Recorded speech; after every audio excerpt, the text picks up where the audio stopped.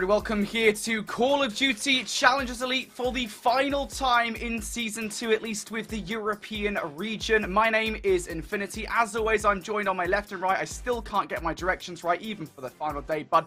But you're here anyway. It's proper, mate, and you're looking pretty swanky. Hey, you're looking swaggered out yourself, man. I love that jacket. I don't know what that button slot up top of your left shoulder is supposed to be for, but you look great nonetheless, yeah. Or your right one, I guess. I don't know my sides either. Fantastic day to be here, Brody. We get to crown ourselves another Elite Season champion.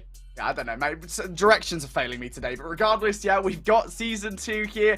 All of it, all 12 teams now. We've got down to our final 3. And today, as you say, we get to crown a champion. A lot of cheddar. Let's get right into it then by talking about that cheddar. Of course, as you said, $50,000 here for Season 2 of Challengers Elite. 20,000 of that will be going to first place, and we're now going to fill those final 3 spots. Of course, 10,000 for second, 6,000 for third as well. The Originals yesterday, they managed to grab that 4th place pricing at $4,000, Andy. Yeah, there's a lot of money on the line. I think, like, even Shift brought up yesterday how we always have, like, this jokingly conversation. It was like, it's a many $1,000 game of Call of Duty that's being played today. What map is it going to come down to? Stakes are certainly high, as we even have a lot of individuals looking to crown themselves for the first time this season. Our Season 1 champions still very much so in the running, at least the majority of them. Yeah, it's been an interesting bracket, I think, so far, hasn't it? Even to get to this point where we're kind of looking at this top 8 with the Originals in 4th place. There has been a couple of surprises, certainly. And maybe, I don't know, can you argue, has it been a surprise that Webberbobs are here in the grand finals? They 3-0'd Aphelion Esports yesterday. I think if you're even going to argue with whether or not they should be here, given kind of the history so far with Aphelion being the reigning champions of Europe, technically speaking, but the way that have done it, Andy, 3-0s all around in the upper bracket is still astonishing. That's what I was going to bring up, is the simple fact that they have 3-0'd everybody in their way. Obviously, you have a round 11 Search and Destroy versus Noctim and Aphelion yesterday, and at least one round 5 for Control that went down on Hotel again versus Aphelion yesterday. 3-0s are impressive, nonetheless. We always talk about how the top 4 are so competitive when it comes down to the EU region as a whole, but Webberbobs making quick work of everybody, at least who they've gone through in the winner's bracket. Yeah, so Webberbobs going to be sitting in the grand finals then. Aphelion Esports, of course, 3-0'd by them in that upper bracket final. They now sit in the lower bracket, but the question has to be asked. Maybe you're new here. This is your first time watching Call of Duty Challengers, maybe perhaps the European region on the whole. Who is joining them in that lower bracket? Who are they facing in the first match of the day? Well, the answer, of course, is La Nave del Mysterio. And this, for me, is undoubtedly the best storyline of the European region so far. Just look at that lower bracket run that the Spanish have made through Signs, Team Notorious, and the Originals. They managed to make their way into the lower bracket final. Now, the Nave story is just interesting. They started off 0-3, even losing to the Aphelion roster, Grandmasters as well, now known as, at least for Noctim, but, you know, it's something to say that you have to win out through your group stage. They beat Fade and International 3-0, 3-2 respectfully, even losing to the Originals in their first series. They lost 0-3. They knew that they had to turn up, and turn up they certainly have. 3-0ing Signs, 3-1ing Notorious. Nobody had that in their bingo card. Then also beating Originals 2-3-5 in that way to beat a map 5 over the Originals. Not something I had at least for Season 2 of the Elite. This La Nave del Mysterio team continues to impress, but they got it done yesterday. They solidified themselves as a top 4 team.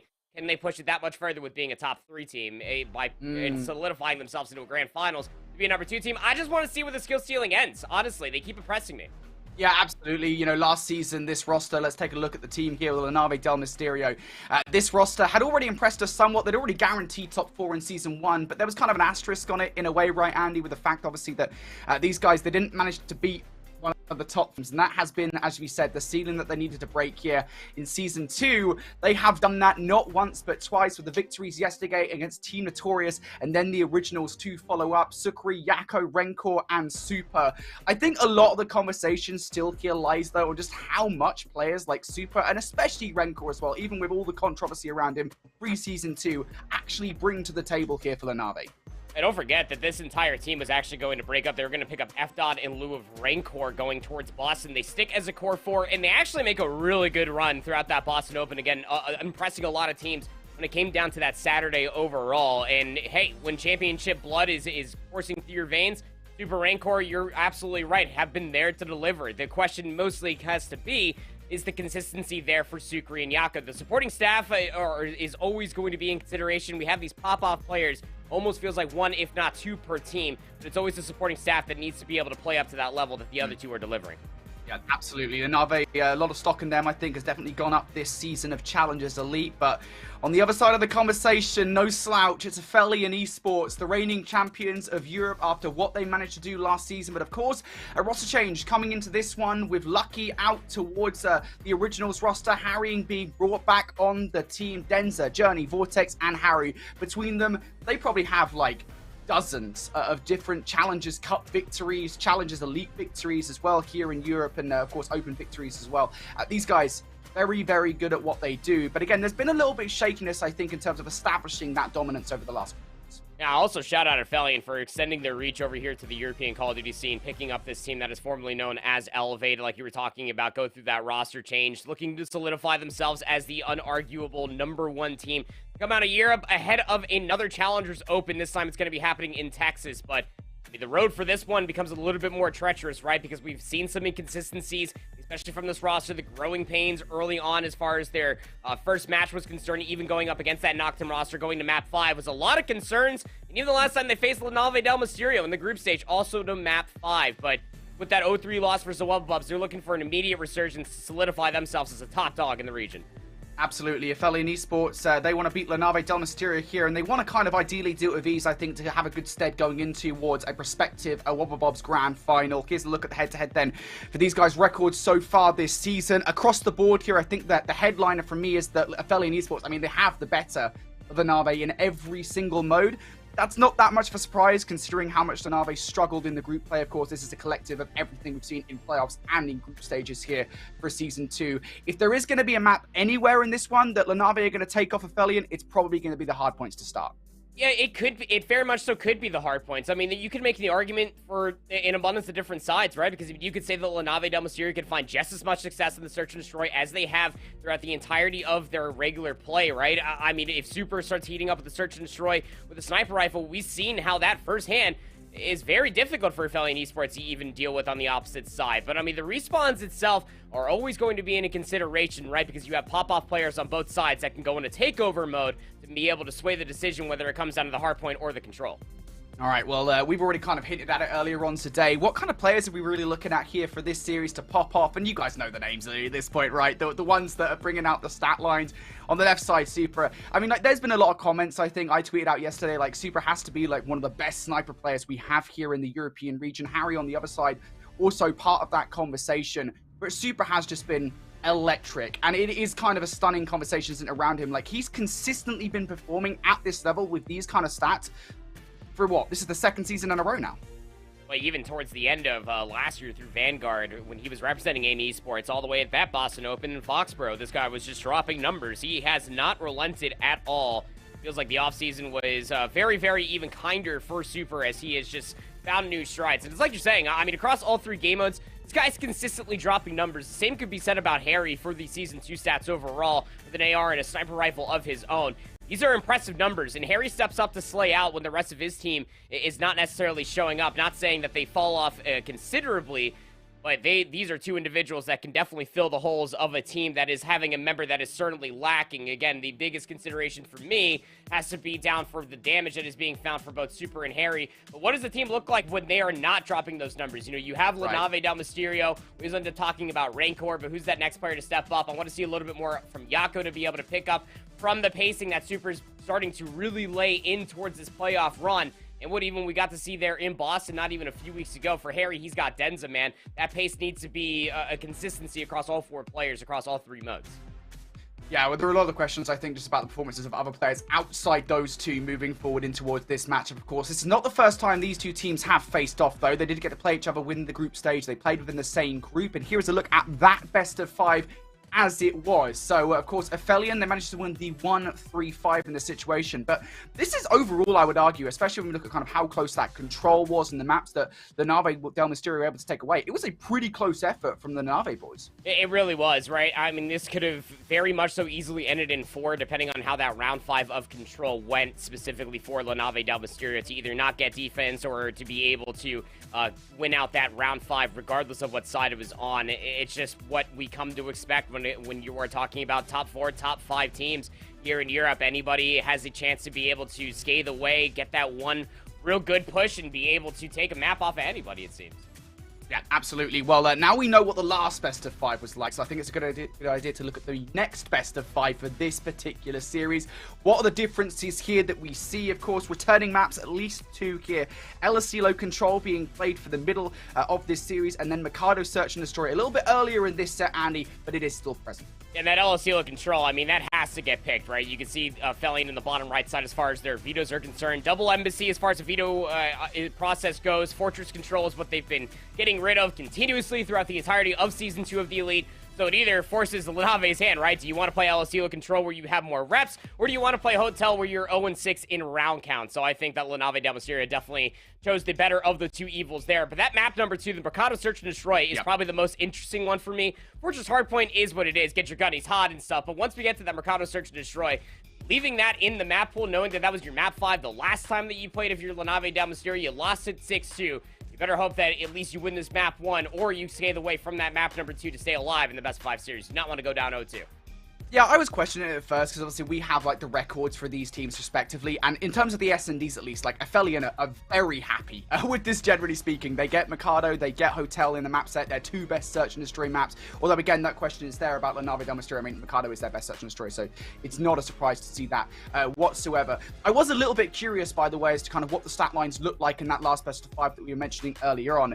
I don't think this is really much of a headline, I'll be frank, because of the fact that Super does this every single series, but he was, I presume, the fact that this stat is being pulled, the best player on the roster at a 1.23 KD versus Aphelion Esports. You know, I will say, I mean, it's astounding that Super manages to pull numbers up like that every single series, almost without fail, but still, it does take at least something to do that against a top squad like Aphelion. Like, that has to be noted. You're not doing that against, like, a Signs or a retirement pending.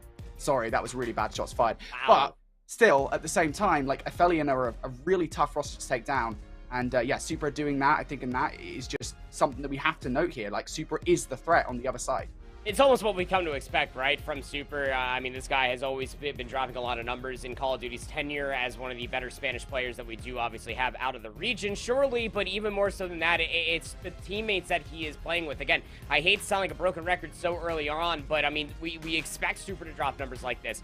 Not just only in the Search and Destroy, because his sniper is the truth, but it's also coming down to the respawns as well. I mean, there's so many different times that Super is double positive, and there's just no help whatsoever. It seems like that almost like a displacement of where the rest of the players are either spawning at or where the play is happening, that Super finds all these kills short, but then he doesn't have any SMGs in front of him to be able to follow up on it. It's not a one-man show, obviously. Call of Duty is 4v4 right now in Modern Warfare 2, but I'm just mostly calling for Mysterio to be able to really fall back into that teamwork and that cohesion that we got to see, especially all through yesterday. Yeah, and this is why we brought up the head-to-head earlier on between those 2 players, because on the flip side of that conversation, you talk about performances from a like-for-like player in Harry, and yeah, 1.35 for Kim versus Linave. And again, we talked about it a little bit there, but I do kind of want to expand on it a little. That big roster change before we got into Season 2, Andy, with Harry joining up with the roster in place of Lucky. I'll be honest, I was confused. I was like, I know Harry's a very good player. That is not what's at question here. He is just as good as Lucky, but I was still confused as to why you would make a roster change after performing the way that they have on LAN and, of course, with the Season 1 championship. Regardless, I think this is, if there is ever a definition for the term lateral move, this is it right here. Lucky and Harry are both very, very good at that role, and Harry has just filled exactly what Lucky was doing for this team previously. They haven't skipped a beat. I mean, you got top 3 at Boston, but it wasn't second place like they got at Raleigh when they were playing with Gizmo and Harry. I don't know. I mean, I still don't even know the full story of why Old Elevate broke up after they got second place to LAG Academy back in Raleigh. But, I mean, hey, nonetheless, you want to make these changes really feel worthwhile, and Elevate did make it feel worthwhile all through Season 1 of the Elite. I mean, they were the #1 team walking into the season as a whole, the #1 team walking into Boston out of the European region as a whole. You just want to make sure that it feels worth it. You know, that you force out the growing pains again. Harry needed a home. Obviously, his previous moves didn't work out for him. It's hard for me not to see it from their side, is why you would want to pick up Harry. I mean, through so many different years, former CDL pro, not saying that Lucky is bad by any stretch of the imagination, just it's kind of that idea that you bring in this guy who's being able to be at the top so consistently. I mean, that's a golden egg that you just found in the dragon's nest, if you ask me. You absolutely take that. Yeah, absolutely, you do. Again, like, Harry was on this roster previously. They found that kind of success at Raleigh, right? So it is just a case of bringing him back into the fold and being pretty comfortable with him on the roster. But we were talking about LAN, obviously. We've got Texas coming up just in, a couple of weeks now, and just next weekend, effectively, is when Texas is going to take place. And it is an interesting storyline, isn't it? Coming to that event, we always talk about kind of European performances on LAN. We've talked a lot about Aphelion Esports. You just mentioned it right there. Second over at Raleigh, third over at Boston as well. These guys know what they're capable of. But on the flip side of the conversation, we've only seen LaNave Del Mysterio once on LAN. That was at Boston. And I'll be frank, albeit immediately, like, I think top 16 doesn't look like that good of a placement, right? It's like, oh, it's top 16. Like, I think when we were looking towards like AIM Esports last season, and that was happening quite a bit early on in the season, we were a little bit disappointed. I think when you talk about kind of the grand scheme of things here, like, that's not bad for a roster that was not getting scrims in Europe at all. Now they finally are. And, you know, again, like, you have to think, like, is that going to be a leapfrog now to make improvements going in towards Texas? I mean, are they going to be in a much better position there? They look like they are here, at least in the European region. So how is that going to translate to Texas? I mean, that's what the scary part is, especially when you already get to see some of the molding pieces that is this LaNave Del Mysterio. We were noting on that all through Season 1 of the Elite. It just comes down to these very minute timings, these minute decisions that you can only get better by pinning the mental gym. And that here in Call of Duty, that is in fact scrimmaging. And without having those scrims at your disposal all throughout Season 1, that's where this conversation really does start to have a little bit of tug-of-war effect. What is the skill ceiling look like for the LaNave Del Mysterio team now that they are getting to practice, now that they can actually go back and rectify some of the issues about that one time when they lost that one map by 16 points when it came down that one rotation, right? It always comes down to that one little decision that I feel like always needed to push LaNave Del Mysterio over that that proverbial hump, if you will, to be a top 3 team, to be a top 2 team, because they have the numbers. You can see that they can slay out and they can hang with some of the best. That was never necessarily the argument. It always came down to me personally all throughout last year with AIM Esports, through this year so far with LaNave Del Mysterio. What's the teamwork look like? What are the fundamentals? Yeah, well, we finally have our game underway here. The lobby is all ready to go. We're starting things off on Fortress Hardpoint for this best of 5. Aphelion Esports, they will be the first team to touch. But again, keep an eye on the AR prowess of players like Super and Rencor going to bring one out to start. LaNave Del Mysterio 1-1 overall. They've only lost this by, what was it, a 22-point loss to Team International on the other side here for Aphelion. I mean, this is your home, 2-1. You want to make sure that this map pick works out in your favor. They got full streets control. You got Vortex being annoying in and around maps. This is a very successful P1, I would say the least, with 35 seconds. It's still counting up. Yeah, absolutely. 35 seconds is a wealth of time considering just how much we regularly expect teams to get off the back of P1. But this P2 rotation off the back of it then becomes a lot more important, doesn't it, for LaNave Del Mysterio to try and break on through. So far, not able to get it done here as Journey going to be inside, picking off all of those LaNave Del Mysterio players. Denza also providing, well, the coverage that we expect Denza to bring to the table. 6 in a row now for him. And as long as he's not running score streaks like we saw Super doing yesterday, that should be a cruise missile for later on in the game. But so far, so good here on P2. This has been a superb game out of Aphelion so far. I mean, it's flawless. LaNave Del Mysterio don't even have a single point. What is going on? And they haven't even been able to contest. I mean, this is just as perfect as it can possibly get. I mean, Denza goes on that 7 spree. Guy loads in with an AR. He gets upside top single. And it's just straight trades that LaNave have only been able to find. I mean, Super is 0-6. This is not the start that you wanted to see, especially after highlighting this player. You got an early kill streak to use if you are Denza. And Harry's already hitting the rotation over towards Nexus while we still have scrap time to soak up at 2. Yeah, this has to be a hold. I know I said they kind of really wanted some form of breakover towards the old hardpoint, but you cannot let Aphelion Esports filter through. They might already let one player sit in the net in the form of Denza, who is 9-1, by the way, off the start of this game. But Super were moving from the middle of the map, and Super are double up as well. So first couple of points now on the board here for LaNave Del Mysterio. You put your first foot forward, but can you get any further than that? That streak is going to come down from the heavens for a Denza. Journey and Vortex have already picked up a couple of frags. So the in is good for Aphelion Esports. They've got to look, but the second is just not there. And Sukri with a crucial double. That's 5 in a row for him now. They will hold. And that is a streak gone now for Aphelion Esports. And Navi will be happy with that at least. Yeah, I mean, the cruise missile was kind of an unfortunate disaster, right? Because where Aphelion Esports were upon their break attempt, they were pushed past maps. So those 2 players that they killed off previously as Vortex Nessus for at least a second, looking for the third, maybe for some scrap time, won't be able to find it. But in Aphelions' last known positioning, with the cruise missile was being pulled in, 2 players from LaNave spawned behind them. So you got to turn and you got to deal with those players before you just kind of walk into the Hornet's Nest. That was Sukri on that previous streak itself here for P3. So Bounce back is certainly on. It's only 30 seconds strong, still trailing by a whole 60 seconds. And the Na'Vi Del Mysterio, once again, do not have control here just yet.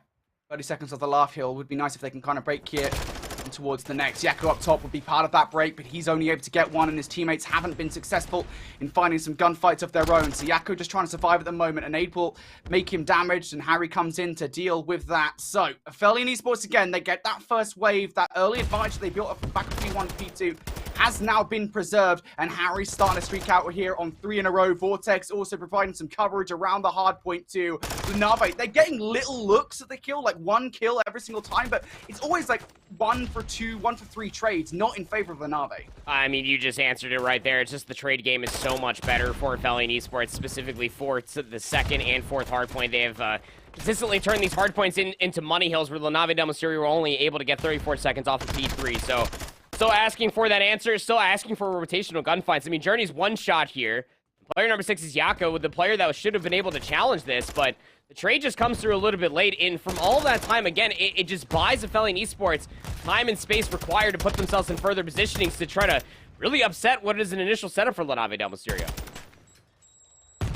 LaNave again, I mean, I've said it so much, but they need to get some significant time on the board. They haven't done so whatsoever so far. P3 has been their only real look. Over towards Blacksmith. Again, Vortex now going to double up. A nice kills coming through from Yakko and Renkor. Aphelion still spawning relatively close to the hill. Vortex trying to get some long-range gunfights and definitely feeling themselves now. Trying to get long-range gunfights with the Vaznev in that position. Now trying to get through though. Middle of the map we go. 20 seconds still left to soak up off the back of Blacksmith, and they're trying to make their way through P1. Trades technically speaking in favor of LaNave Del Mysterio here, so they will get the good look at the scrap time, and actually that push towards Zol will enable some modicum of control over the next rotation too for LaNave. It's just 10 seconds at the end of the first set of hardpoints. I mean, it is still a tall mountain to climb on a map like Fortress. Hey, Aphelion did it, so now LaNave Del Mysterio. Oh, it's a mysterious shift, but you need to get some wind in these sails because it is just not it right now. Denza is double positive, 19 and 8. Double weapon setup. Dead Silence isn't even utilized here, but he catches the attention of so many players just to look at him inside of Art. Harry's still inside the truck. You feel like almost unnoticed because Journey's up top maps damaging everybody before they can even contest Harry here on P1. The coverage is just so good from Aphelion Esports. Renkor, though, comes through for the double. Renkor does not get the third. Sukri will be the one to soak that one up. Yakko flying through for the fourth as well. So this is actually okay for LaNave Del Mysterio. Yes, they're down by 90 points at the moment, but you got to remember what happened to them on the first set of rotations. If they can get control of P2, they will be fine. Supra, though, recognizes that somebody might have slipped the net. The call will be good from Sukri, and that player is dealt with. So wave of gunfights in now for LaNave. They have control of P2 first. Yeah, this is a great setup now for LaNave Del Mysterio. You can somehow turn this into about 40 for maybe 20, if not a full 60. You're going to be in a great spot as Super finds a crucial kill over by Stables. Or at least make sure that you know your players inside of top rails and Arc can look towards the double stairs, look towards that street. That's where the hit might be coming from next. A good first 20 here on P2 for LaNave. Ends up breaking his way through, had the support of players both with him and on the other side of the doors. Vortex does actually manage to go, and with that one kill on towards Sukri, it removes another player from in and around the kill. So LaNave shaken just for a moment there. A little bit of a contest, but ultimately LaNave's still going to hold on. And again, you got to remember that this is going to be a rotation where Aphelion, they're going to have to move away with about 25, 30 seconds left on the kill, and they know it as well. A couple of wayward kills, though, towards the map might give Journey a look towards scrap time, now no longer the case. So LaNave, they're actually well back into this game, much of the same circumstances that we saw Aphelion really pull out a lead early on in this one.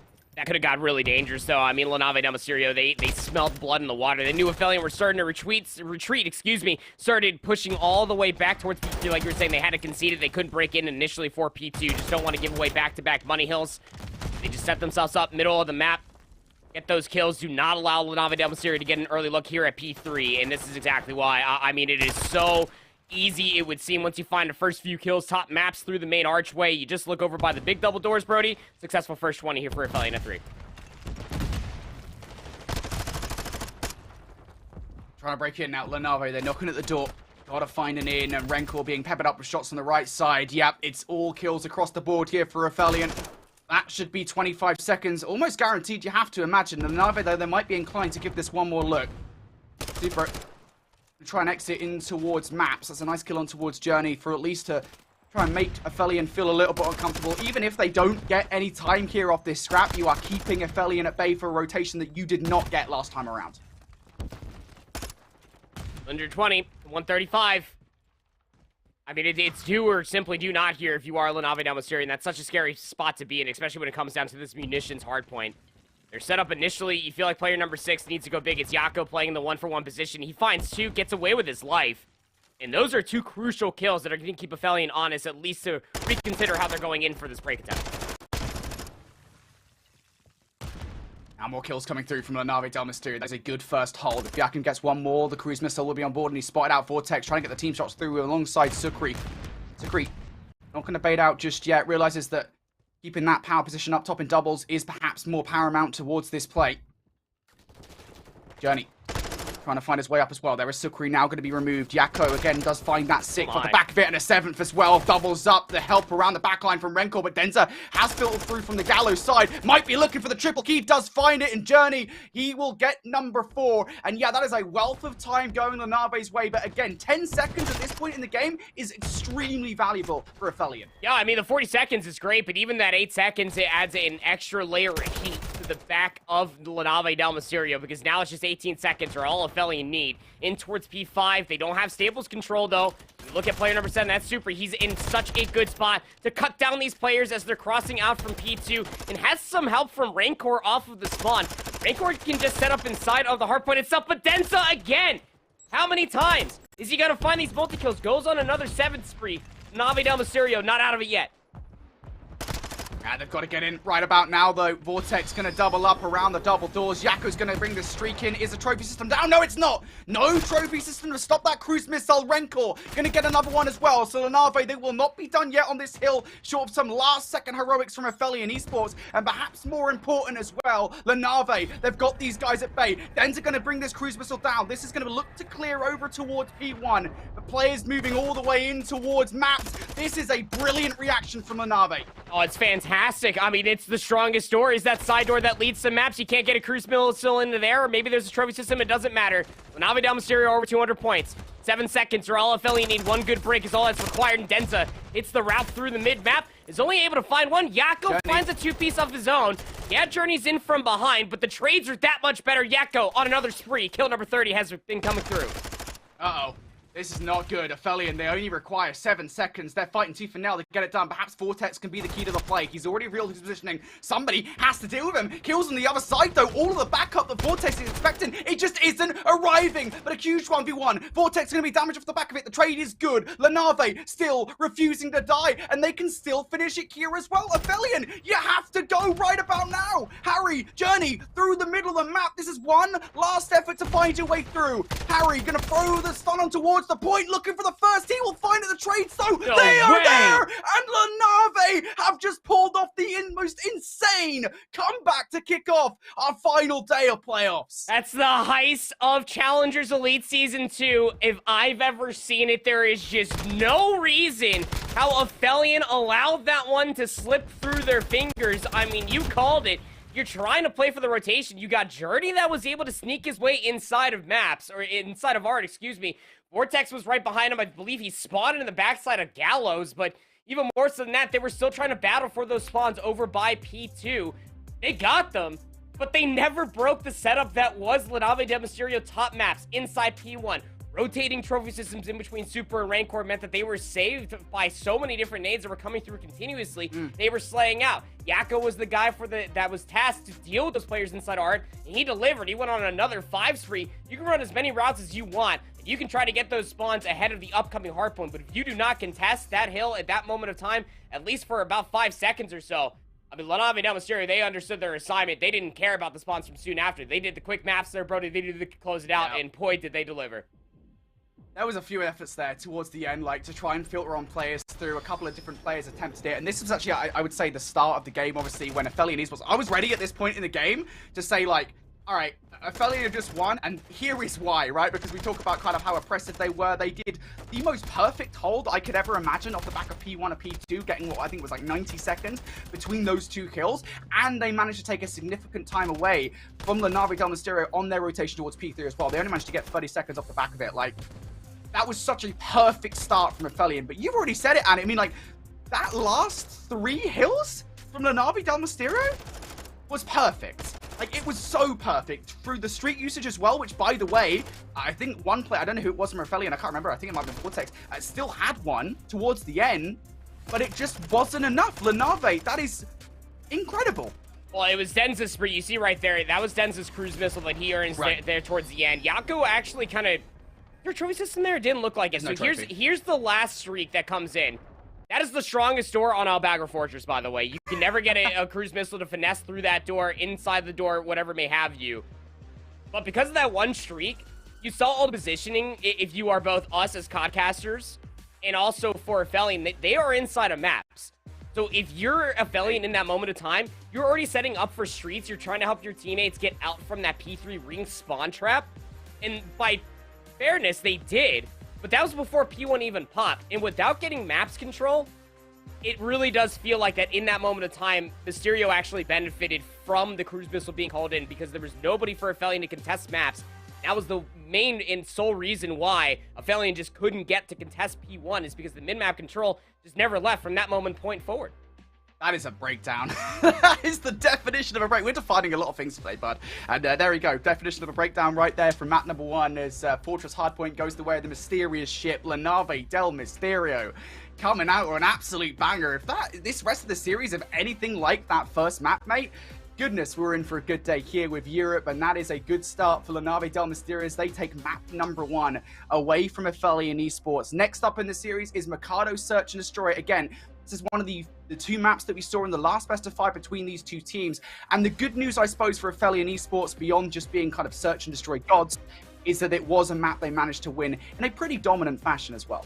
I mean, yes, they were able to win it pretty convincingly. I mean, albeit it's nothing to scoff at, but I mean, you have a lot of time spent in between, what was that, week number 2 of group play, and even in this moment of time where you do have those scrims, they are coming through, and you've been looking a whole lot better if you are this Aphelion Esports roster, or even LaNave Del Mysterio. So, I mean, yes, it was played last time. Yes, it went Aphelion's way, whatever may have you. This is the LaNave Del Mysterio team as far as Search and Destroy is concerned in playoffs. Well, Brody, they have only lost, I believe, just that one Search and Destroy to the original. So they have been progressively getting better, and that was on El Estilo. They lost a 3-6, but you have a 6-0 win on Mercado Search and Destroy. Right. You have a 6-2 versus Notorious of all teams. Again, a very good Search and Destroy team, especially from a team cohesive side of things, even beating Originals in around 11 on Mercado Search and Destroy. We saw that just yesterday. So I think that if you're LaNave Del Mysterio, yes, you might have a certain amount of PTSD when it comes to facing this team on Mercado S&D, but you know you got the hot hand, and especially with how I'm sure that they are talking in a different language than I can understand or speak, that they are more or less saying the same thing. They got to be feeling themselves after the heist of the century, especially off of that map number 1. If they need to regain. Yeah, they absolutely do need to regain there off the back of that map number 1 because... sheesh. There's no other way to say it, is that, yeah, Aphelion will be really frustrated. I think the good news is, though, again, and this is kind of, I'm echoing back to a conversation that I actually had with Alan on CCL the other day, right? Again, at this level, like, I know there is a certain element of, like, having that metal game there. Like, there's a certain element of being frustrated. But at this level, like, the top level of Challengers Elite, that's not going to worry you too much. We say that much. If you've got to this point of the bracket, it's like, right, we know how to regain, effectively, is the word that I'm looking for here. And I think that's especially true for players such as Vortex and Harry, right? You know, we go back to kind of the rosters that they've been on over the course of the years. Like, I think it was Team War during Modern Warfare that, like, if they lost the first best of 5 in a grand final, coming from the winners bracket, you knew they were going to win the second. I don't know what it was, but it was just like a consistent thing with that roster. And that's just kind of been, I guess, part of the personality for these guys, part of the personality for a roster that always seems to be kind of the spiritual successor to basically any roster, really, that Vortex has been on since that period of time. So we know they can regain. We know there's a roster, they're going to be a roster that will put themselves back in a good mental mindset for this game. But again, that conversation has to be had, as you just said, Andy, about these improvements that LaNave have been making. Like, they are now very much a legitimate threat here on Mikado Search and Destroy. They're not a silly team. They're going to have learned from their mistakes in that previous best of 5. Yeah, I mean, I didn't even touch up on the fact that they are 4-1 on Mercado Search and Destroy. That one loss is none other to Aphelion, and that loss happened again week 2. But in the other 4 times that they played it after that, they won them, and they've only lost 7 rounds amongst the other 4 times that they played them. You know, that round 11 versus Originals being the longest Mercado Search and Destroy that they've had ever since losing that one to Affiliate Esports. So yeah, I don't know. You know, the Mercado Search and Destroy comes through. Things are allowed. If you are a Affiliate, I know that they have a fantastic coaching staff. I got to talk a lot with Roper when we were over at Boston, and the guy is smart. And one thing that you have to understand, the way that this veto process did work for Affiliate, it's giving them what is statistically their best map set. But I feel like with the Nave Del Mysterio, and this is something that we've come to expect when it comes out of these players, is that they just turn up, man. And you just never really kind of equate for as far as what that means to be on your best map. Because even for Mercado, right? I mean, you think that just panders to a player like Super, who was going completely AWOL all yesterday. It was really just having his way as far as sniper rifle play is concerned, SMG, AR, Super can really do it all. But also what Yaka was able just to produce as far as that Fortress hardpoint is concerned. It feels like a blue moon has really struck upon us here in European Challengers, because Yako is slaying the hell out right now, and I feel like that's just something that a lot of people are never really expecting. But when Yako fries the way that we saw there in that Fortress hardpoint, you see how much easier it is for the rest of this team, for the Nave Del Mysterio, to follow suit. That has been the problem. I think we mentioned that already, right? I mean, it has been a problem where I don't want to. I know you said not to do this, because I think we've had this discussion previously about like Seattle Surge comparison in a way, right? Where you've got kind of two players that are like having an absolute ham game, and the other two not doing badly by any means, but just not being able to keep up at the same pace, and sometimes that being a problem. It feels like that has been the case for Nave Del Mysterio, right? Sometimes where it's just like, again, Super and Rencor are having these insatiable games, and then Sucre and Yako are just kind of lagging behind a little bit. And you see, again, as you said, once in a blue moon, like yesterday we saw it for Sucre versus Notorious, where he came out and played out of his marbles, and then obviously for Yako we saw that in map number 1 where he can actually play extremely well. But it's that consistency that I feel like it separates you from this top 4 teams that we've been talking about, right? Ultimately that has been the biggest problem for them. Is just like when you look towards the top 4, any one of those players can go off at any given time, especially when you look over towards the Webber roster. The Nave haven't had that. If that can happen, they will really start to run away with this series in my mind, but we shall see. On towards the Search and Destroy we go, and the sniper battles that we already talked about here. Harry and Super already starting to go down. They have a lot of focus inside of Cantina. You know it's not contested. No trophy systems for round 1. Simple reads, though. Denza able to clean up Yako over, but the dumpster, it's an immediate bomb plant coming through. The biggest question, what's Sucre going to do on this very long flank? I assume he's got an AR. I would assume. Still, this is going to be a tough retake here for Nave Del Mysterio. So he needs to get off a snipe. And oh, gets a good look at Vortex there, but the flinch just a little bit too hot to handle. And Harry, well, he'll follow up with a kill on towards Sucre as well. So 1 versus 4 for Rencor. Rencor's been pretty impressive. But 1 versus 4 in that situation, again, I already talked about it, Bud, right? 1 versus 4 with attack trying to re-entry in towards A. It's nigh on impossible. It just mostly comes down to Super finding that pick. Round 1, Mercado, you got no trophy systems. Very hard for the defensive team just to be able to contest the full-on A rush, especially if they don't find any information with their nades. They know they can get Cantina rather uncontested, especially losing that first blood and getting Cantina control. Simple reads for Harry to see Sucre on the flank. He'll just come through, lickety-split. Simple as you like. Nave Del Mysterio looking to answer back with an A push of the round. Trophy system's not going to be down here in round number 2. See whether that comes and helps out Nave Del Mysterio on their offensive effort. Well, that most certainly won't, as Denza draws the first blood, but trades are good here for Super. The effort to try and get control of Cantina. Harry might well still be the playmaker here towards the backline. Vortex also pushing through. There's a lot of trades happening. And again, ultimately is in favor of Aphelion Esports. Sucre now left up in a 1 versus 2, and he has to go back and retrieve that bomb. That has to be his first priority. Now, where does he go with it? You know what I'm looking at here, Brody? You're in a 1v odd situation. Sucre's got a trophy system. Harry Den's on the opposite side. You're mostly going to concede the A site. Look through the mid-map and just make sure the rotation isn't coming through. I'm sure that they're probably thinking that the timing might be available. That's why you see Denza just lurking in the cuts, just making sure that nobody crosses through the courtyard. His push is on, though, and he's going to make a lot of noise. Nobody in immediate position, but he has so much to clear, not a whole lot of time left to do it. Yeah, I'm kind of surprised in a way that Sucre there in that position didn't try to wrap back around towards B. I thought that might be the play from him. He had well enough time, to be fair, to make it happen if he chose to do that immediately. But again, decision was not made and decided to go back towards A, thinking that maybe he just won the mental game and cleared the site. But that's just not going to be the case. Yeah, I mean, worst comes to worst. That's why I was talking about the timing that could have come through for the full-on flank back through Forklift, but you got numbers at that point. 2v1, you just play retake, play for the trade if the post plan comes through top 10. It's not meant to be. Denza is on 4 in a row. You can see he is continuing on with his heating up momentous that was that map number 1. Another A hit coming through. Denza getting bullied by nades and stuns at the moment, but does have the coverage coming through now, and Vortex for the double. Lovely from Vortex. Now 3 versus 2. Denza doesn't dive now on 5 in a row, looking for number 6. Do not ego Chalice, mate. You are 1 away from a cruise missile. That would be silly. He is still throwing the widest Lady Gaga shoulders I have ever seen in my life. And now Rencor in the 1 versus 3. He's going to go for a long route. Gonna look to jump outside the map, probably. See you. Lady Gaga shoulders, huh? Do you do you, I don't know. I mean, what do you have like a ruler for that or something? Like how do you gauge how far shoulder Spaldings I guess can go? Well, like there's Lady Gaga and then there's Margaret Thatcher. Okay, all right. That's what I like. That's like the scale, right? And you're somewhere like Lady Gaga's like a 6 and Margaret Thatcher's like a 9. I don't know who it's a 10. I'm trying to find some level 10 Spaldings. You saw Denza's stat line there, by the way. 0.94 versus LaNave previously. He's at a 1.28 KD with an opening dual win percentage of 67%. So if he continues to heat up, he needs 1 more kill here, Brody. He'll get himself a cruise. Yeah, they really have to play for this, to be honest, even though they're 3-0 up. It would be the dagger, you have to imagine, especially with how little success LaNave has seen on their offenses thus far. And it seems like the same thing's happening here, to be honest. They're just stuck on the other side of Cantina. They're trying to find their way through. Denza's just on the other side of the door, though, as soon as they swing this one open.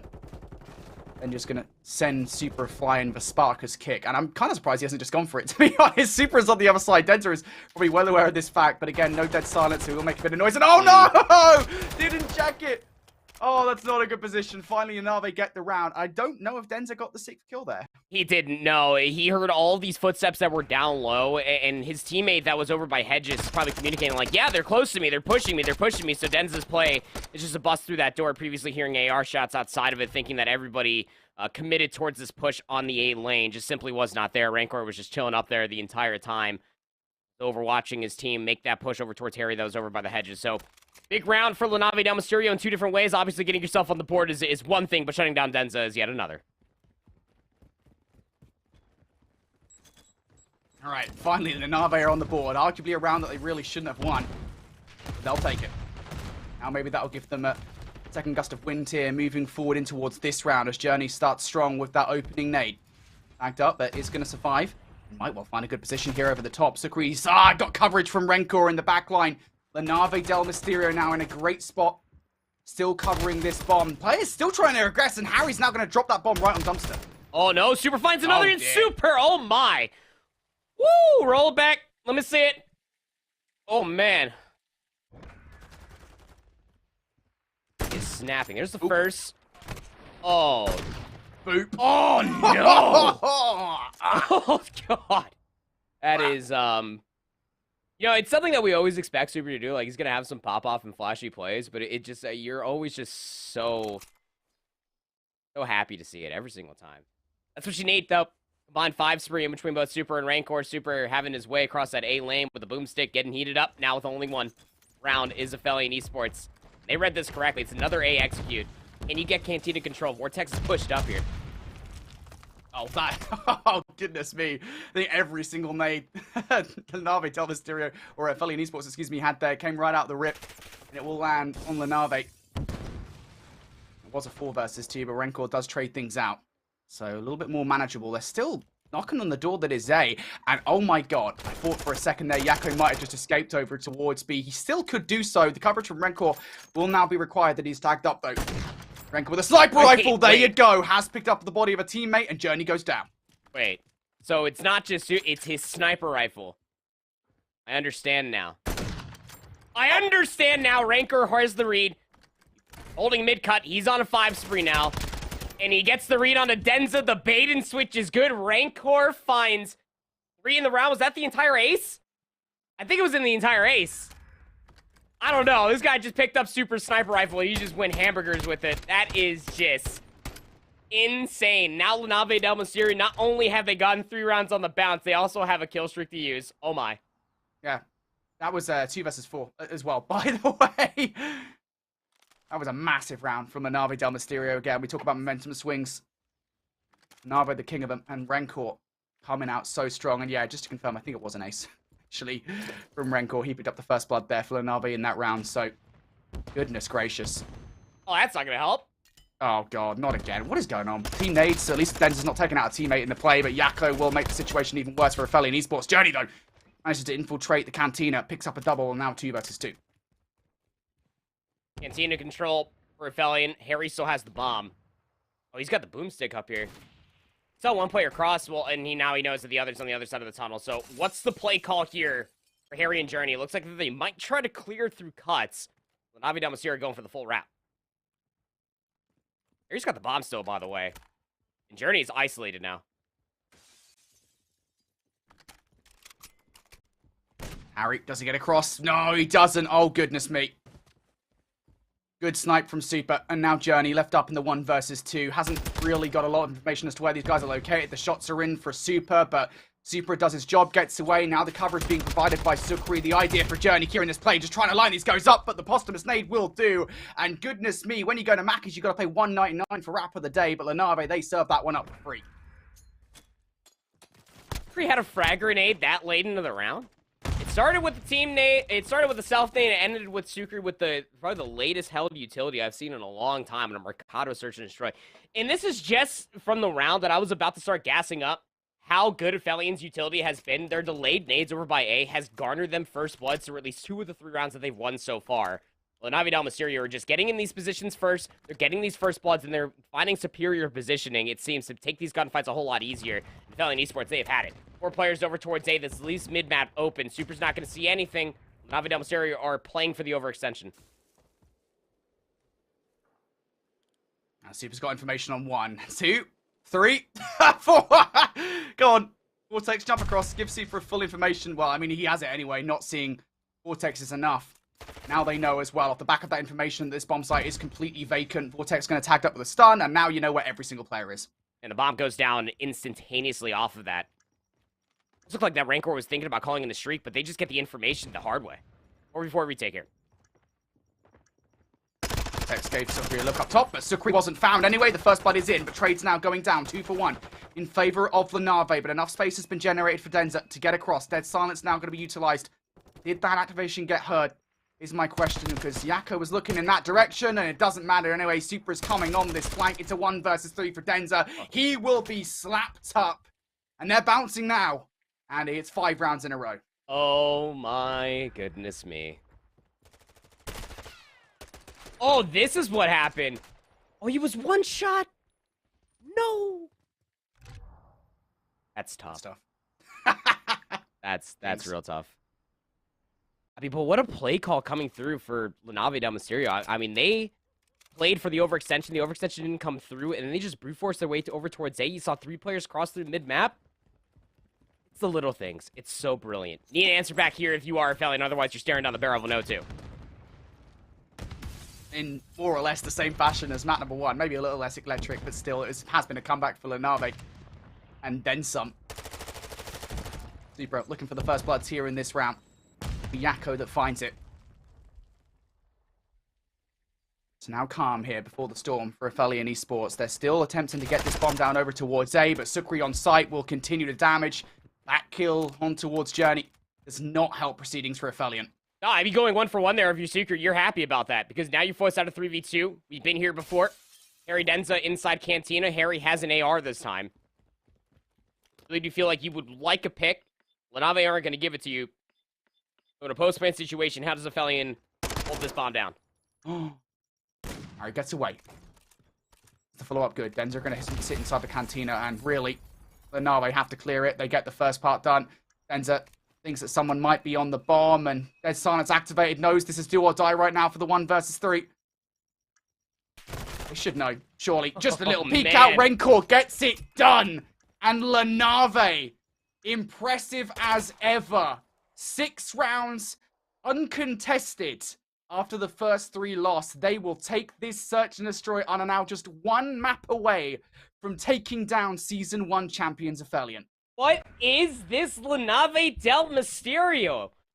I mean, you lose the first 3 rounds, I would say pretty handily. I mean, they didn't even find a kill in round number 1. And round number 2 was a Sir Follow Suit that was like a 4-for-1 overall in the trade department. And then Super has just a crazy, impressive search and destroy round defensive or offensively with the sniper rifle where he's just snapping onto everybody. And then a 2v4 retake happens. I mean, I don't want to say that it's a breakdown 2 maps in a row, but it just feels like it's that one little part that happens in the map that just flips the switch for La Nave del Mysterio. It was the ace for Rancor. He gets the streak. They make a very good push happen with that offense soon after that happened. And Aphelion just were nowhere to be found. They got lost throughout the entirety of the map. Their first bloods were not being found anymore. Those nades were being shut down. All of these pushes that were happening over by Cantina were just not forceful anymore. This La Nave del Mysterio is playing with a certain level of sauce right now. I don't think we were ready for. It was crazy, honestly. I mean, those first 3 rounds, I think, are just going to be characterized by Aphelion. I mean, it was just classic A-hits, right, where Aphelion just won the trades more often than not. And then things really started to change, as you said, as we got into that 4th round where La Nave were just like, right, enough is enough. We're not falling foul of this anymore. Still Super get the double there with the sniper rifle. Rancor, of course, getting this disgusting 2 versus 4 alongside Jaco. That was an ace for him in this round. Electric plays from him. And then to continue to follow it up with great play after great play. Of course, that was a round where Aphelion started off with a team nade, self-nade. I don't know what you characterize that as, but it went through anyway. Self-nade did not help, I think, in the situation is the bottom line. But still, you cannot deny what we just saw there from La Nave is such a great set of adaptations from them in those back 6 rounds. And you have to imagine it, again, to a certain extent, Andy, that there are adaptations from that first search and destroy in that first set earlier on in the season as well. I brought this up before we even went into map number 2, that this is a map mode combination through Season 2 of the Elite. The La Nave del Mysterio lost once. It was to this Aphelion Esports roster back in week 2. They lost it 2-6, and then they didn't lose it ever since. This is now their 5th win in Season 2 of the Elite, and as emphatic as it truly does come, 6-3. 10-4 for Rancor with an ace behind him as well. We always end up talking about, yeah, if Super has a pop-off moment through it and a really good search and destroy, it's really hard to shut down. He went 6-4, and that is a beautiful KD ratio, but it was the way that the rest of his team has really kind of followed around him. Yes, Ace, Sucre, 4-8. The guy was playing his job, and he did his role wonderfully. It's Jaco that shows up for me even more so than that, Brody, is that even with carrying the OBJ, even being that first one into Cantina with an SMG, it's not easy with the way that the rest of La Nave del Mysterio play around Jaco's SMG itself, but he gets it done. 6-5 was a force to be reckoned with on that map, and that says a lot when Denza starts off the search and destroy. What, he was like 5-0 at one point? Yeah. Yeah, I think it absolutely does. We have to make that point, right, ultimately, but here we are at the map set, and ooh, I think deep doo-doo would be the way I describe this right now for Aphelion Esports, because we characterized that map before we got into it as a map that Aphelion really needed to win, right? They won it in the first set. It was a big map for them in the final. I think it was 6-2 was the scoreline. Yeah. Complete flip of the script, especially after what happened in map number 1, where it was a complete breakdown. Now we move over towards an LSC low control here again. This is the other map that was in that first best of 5 during the group stage, and that was a La Nave del Mysterio victory. Dude, I don't know, man. This is crazy. Just think about the storyline here, the whole context for a second. Like, we come in a Season 2, and we come out really of the group stage. I was not impressed with La Nave during the group stage. Like, they were just La Nave to me. I'm just like, yeah, right, this is La Nave del Mysterio. They're still struggling with the same things. Only 2 players on the roster really turning up in every single game at most. And, you know, I don't see them breaking top 4. We get to the playoff bracket, and now we're facing down the barrel of, they beat Notorious, they beat the Originals, and now they're 1 map away from taking down the Season 1 champions. Like, yeah. I mean, this is just like what Visions was talking about yesterday. It's okay, you beat Team Notorious. We knew that this La Nave del Mysterio team could always contest to be top 4. Now they're contesting, they contested for top 3. We always knew that they had it in them, for sure. But now they're truly making the argument that they are a top 2 team in this region. And it's, I mean, look, I mean, the practice is obviously there. It's being showcased quite wonderfully. The cohesion is being exemplified to such a high degree. So I go back to the point that I asked everybody, you as well, Brody, production, myself included, and La Nave del Mysterio. how high does this skill ceiling go? Because everybody is just playing so well at this point. Again, you know, 7-point victory as far as Fortress Hardpoint is concerned. They should have lost that by about like 60, 70 points. They bounced back in a massive way.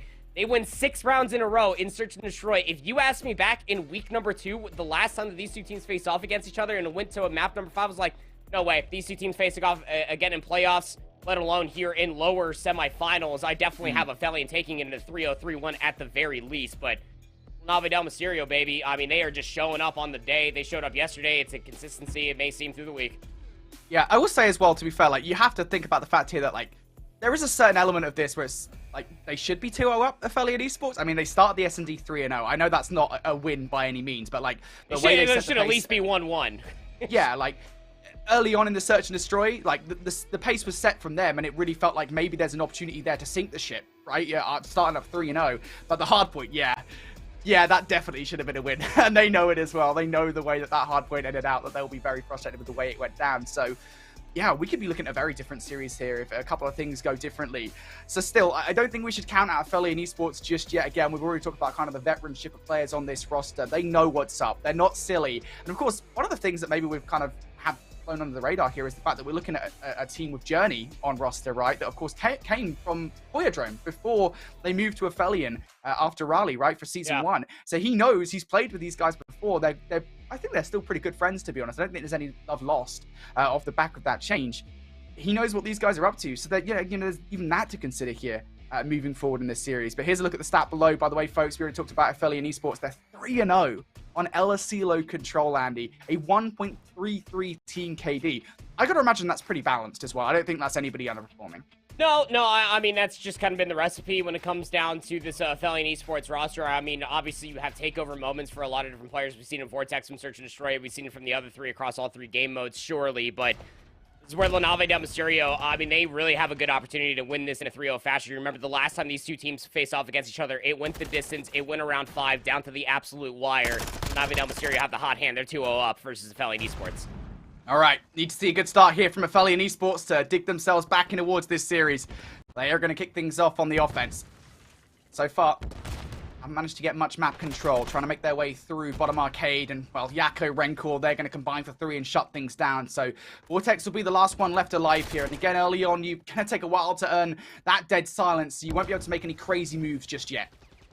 Top tower position is being held for Rancor, so if an A-push starts to come all the way through this lane, it's not going to be an easy one. Even trying to poke for information across this mid lane over by the fences isn't exactly coming through.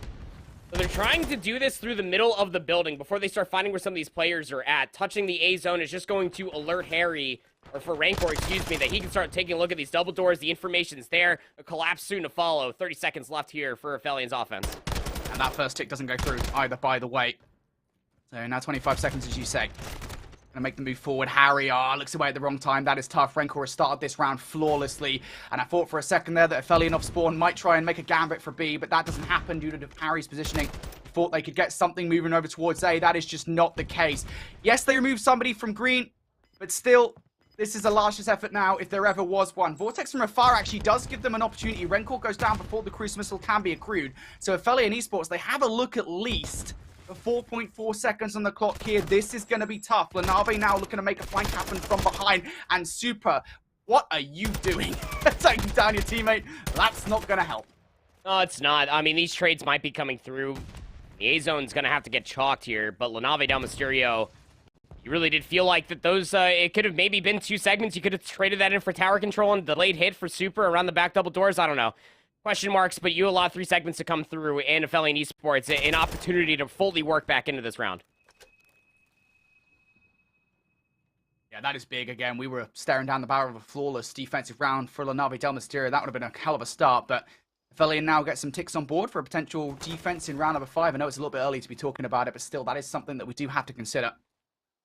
Now Aphelion want to try and send players on the flank. That is the way that you handle this if you are Aphelion. And Journey will be one of those players. There should be a trade from Yakko, and there will be. But as Denza is still hanging around the joint as well, and Vortex managed to pick 1 kill up towards the field side, there is still an opening in the last 20 seconds, but Denza gets decimated by Yakko. And now the furthest player pushed up is going to be Harry on the point. They are still alive over there, to be fair, picking up 1, but the second just not through.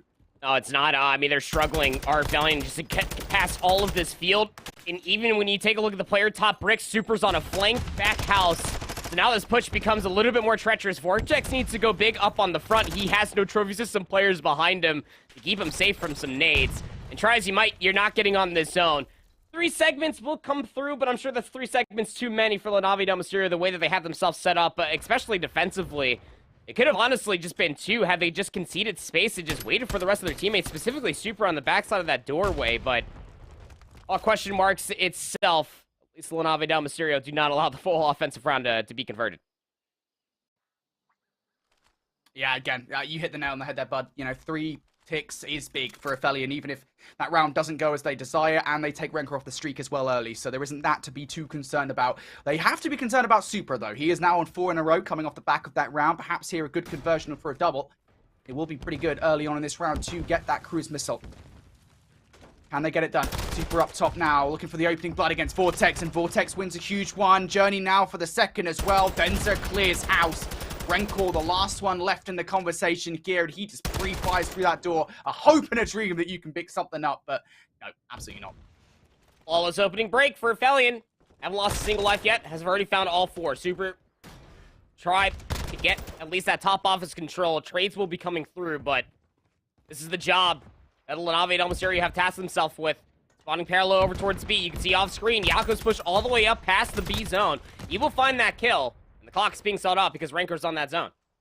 Yeah, I like this decision-making coming out from LaNave Del Mysterio. They recognize that they don't really have enough control over towards A to make a conceited effort just yet, so try and waste some time, stop the clock, get a tick of progression on B. That first tick will not come through, though, as the point will be cleared by Vortex and Harry. That's frustrating.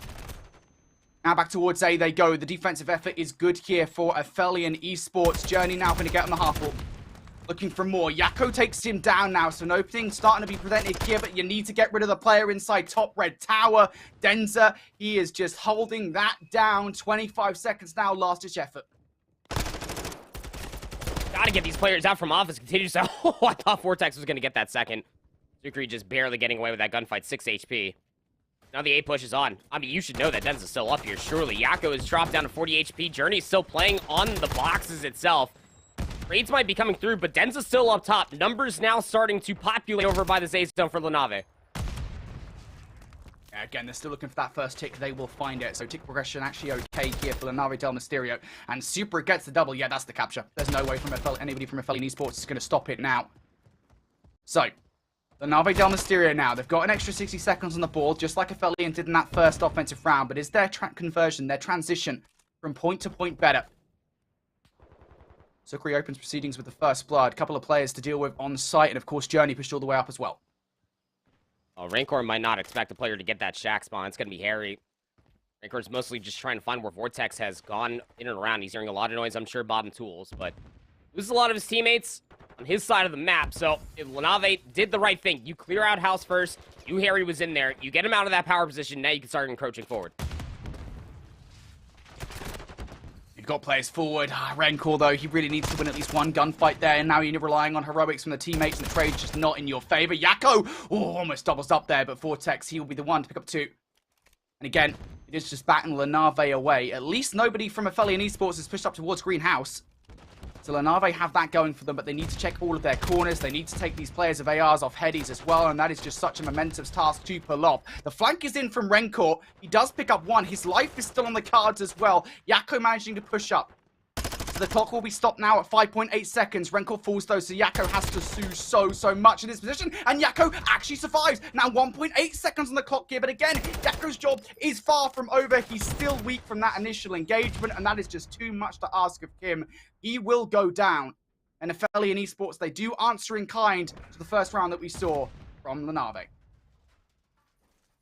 I would still coin that as an absolute dub of a round, if you ask me, for LaNave Del Mysterio. You get that 4 tick. You know you're leading in that department. If this continues to go defense, you definitely want that side if you are LaNave Del Mysterio, especially with how things open up for their opening breakoff. But it's so hard to truly claw your way back from that steep life deficit. Even there at the end, you saw it was like 12v4, no respawns remaining for LaNave Del Mysterio. That was from the flawless opening break that Aphelion had, but didn't have, I guess, such resistance when it came down to the opening breakoff. Upon their defense, looking to have a similar effect here as far as an offense is concerned, and it's just not meant to be. 2 for 2 trait. You're going to have to be okay with this Kegs positioning for now if you're a Fellion. Well, I like this effort, I think, early on from Aphelion, just generally speaking, to try and get some modicum of control over towards B. But it's not fully secured just yet.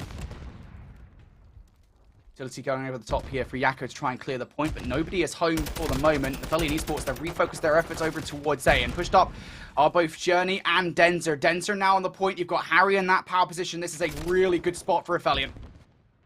It is. Get players on the A zone.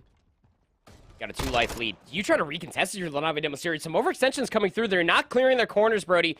Vortex just playing in that 1-for-1 position. He was inside tools. He'll get one for free. And Harry's still cleaning up players around the bottom side of A. It's just one player that was over there previously, so maybe La Nave Demo series thought that there was going to be players lurking in these very annoying spots, but this is playing into Aphelion's hand. They have basically set La Nave Del Mysterio up for failures. They're just continuously walking into their line of sights. No power positions really to speak of. La Nave Del Mysterio, fortunately, allows 60 seconds to come all the way through, and they're losing so many lives on this rotation over towards B. And that was significantly earlier than anything we saw from those A captures in the first couple of rounds, right, Andy? I mean, what, there's a whole few minutes or so on the clock here. First 30 seconds or so have been wasted away, but relatively successful for Aphelion Esports because Journey's going to open up proceedings with the first blood. Denzer still hanging around the garage as well, and hold your horses for a second here, folks. This is a really good position for Aphelion now. Harry going to double up for another one on Nave. They're spawning in Nadia, and this now looks like an offensive capture on the cards. Aphelion, they are rightly going to stack the point. The kills are good. This one is done. Lanave, you're getting nowhere close, and that is a surge and a half from Aphelion Esports. A crucial round for survival. I mean, that is just absurd. I'm mostly just looking at that A-zone capture and just the long play that was that. I mean, Aphelion really played the long game there. I know they hopped on the A-zone very early, and you're right to point out that was a much early capture of the A-zone than what we've seen in the previous 2 offenses to that one. But the way that Aphelion were capturing A, they knew that La Nave Del Mysterio were going to overextend, especially off of Vortex, playing that 1-for-1 position inside of Tools.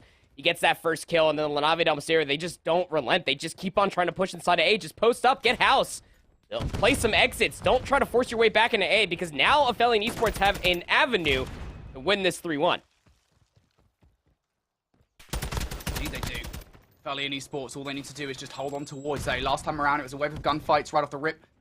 Not so successful here. It will take a little bit more effort to get it done. And oh, Harry actually spots Renkor in the corner, but Renkor's still going to take him out. And now it's the 4-stack for Lanave. Supro wants to get ahead of the game here by getting him towards Checkers. I think he's been spotted out there by Vortex. It's still a 1v1. Vortex has to win this, and no, Super actually does. So A is going to be gone here. A late Frank from Denzer will not go through. And we were talking about quick captures in the prior round. Well, how about that one from Anave? Yeah, 2 minutes, 5 seconds on the board. 26 plays up against 23. The biggest problem right now, if you are Aphelion, is you have 2 players that are in and around your bottom kitchen, or your top kitchen, and around your bottom blockers. So you mostly got to be clearing away these players. And, well, Harry will at least find Renkor, but they've lost track of Super. This is okay, so long as this battle that is taking Sukri a long time to clear away house, if Vortex can get this positioning, you can really shave a lot of this time off the clock.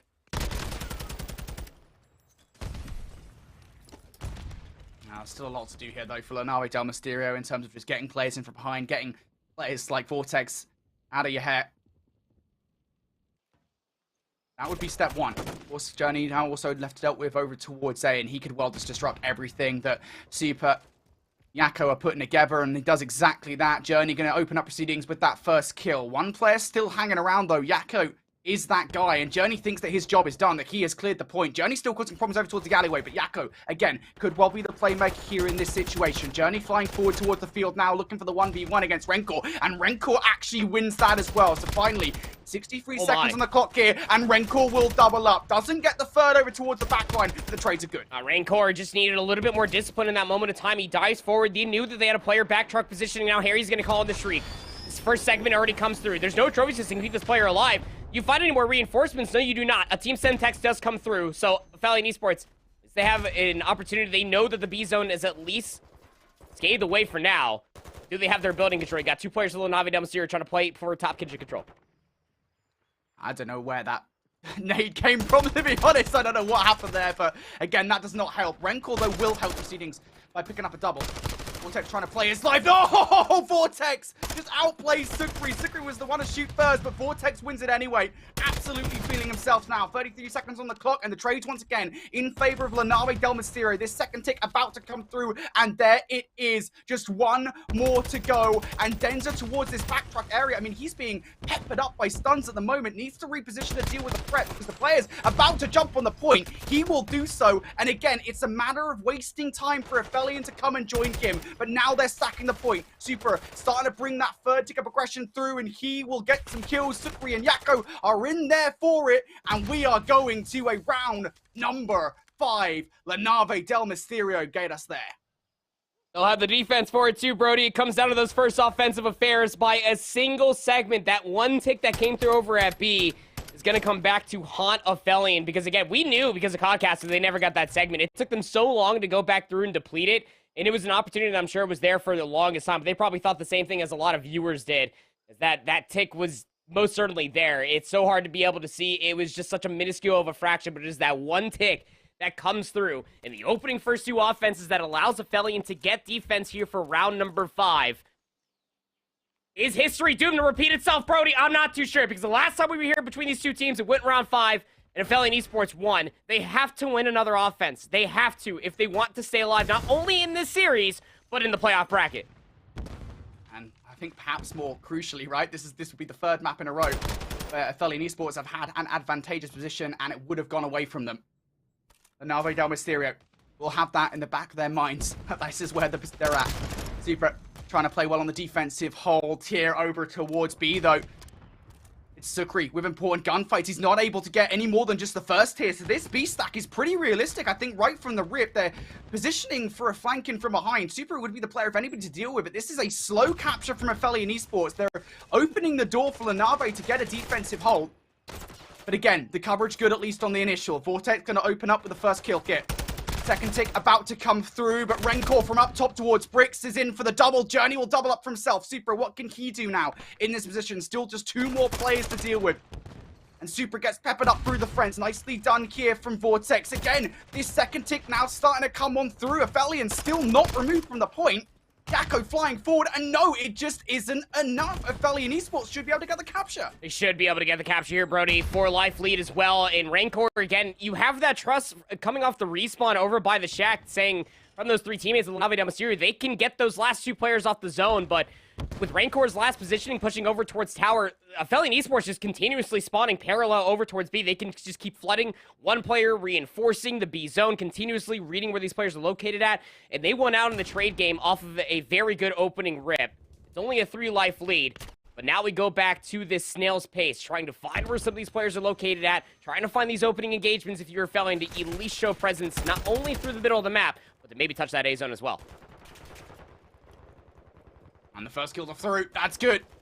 Aphelion starting to get a foothold over towards A, and I guess more importantly, this power position for Journey would be crucial. Actually decides to just jump down on the point to get this first tick through. Harry with the double over towards the other side, and Harry actually gets a triple. So now Super has so much to do inside the point. We're on board with Harry, but Super is inside the point. He is the player that needs to make the play, and he does not do it. Journey in for the double. Harry just zoning off these guys, and that should be it. I don't think anybody is going to be able to touch in time. Yakko will fly towards the point, but it is too late. Aphelion, clutch shot when required. They do not let this one slip away from them. History was, in fact, doomed to repeat itself. We go to round 5, and Aphelion Esports won it. With LSC look control. But it's Harry. I mean, when I was talking about that snail's pace, I was mostly looking at him on the minimap. He was on this back cliff positioning continuously. Just finding kills as LaNave Del Mysterio were trying to get their window control, trying to get their top party control, trying to at least maybe look for an avenue to maybe flank through the fence alleyway. Harry was just the guardian. He was making sure that that flank not only was secure, but nobody was able to get up top bricks, top party, whatever may you call it. It was just a fantastic positioning to have for yourself. Right as soon as that B zone got captured, all of Aphelion Esports, you felt like 2 players would rush straight through the building. The other 2 players wrapped all the way around to force out that spawn trap all the way into the backside of Shack. And they dealt with Rancor top tower. That was the last player that they had to deal with. Yeah, Super slipped the net, and he might be able to make some heroic plays. I think he found like 2 off screen when we were looking at Harry's kill spree. But like, if you don't get Harry out from that positioning, it is just shooting fish in the barrel for Harry in that positioning with an AR. He was lighting them up as they were trying to cross through that back map.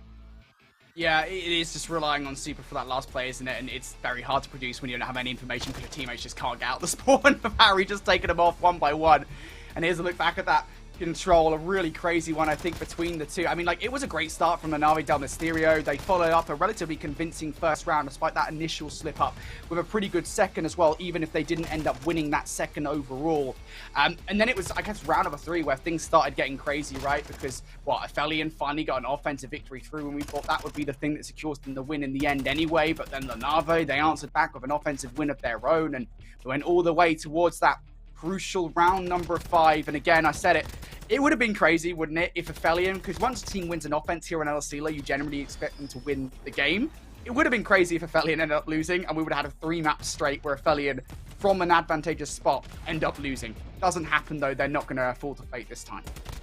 How many heists are they allowed to get away with, really, you would think, but for Aphelion, again, a must-needed map win here in lower semifinals. They get the job done.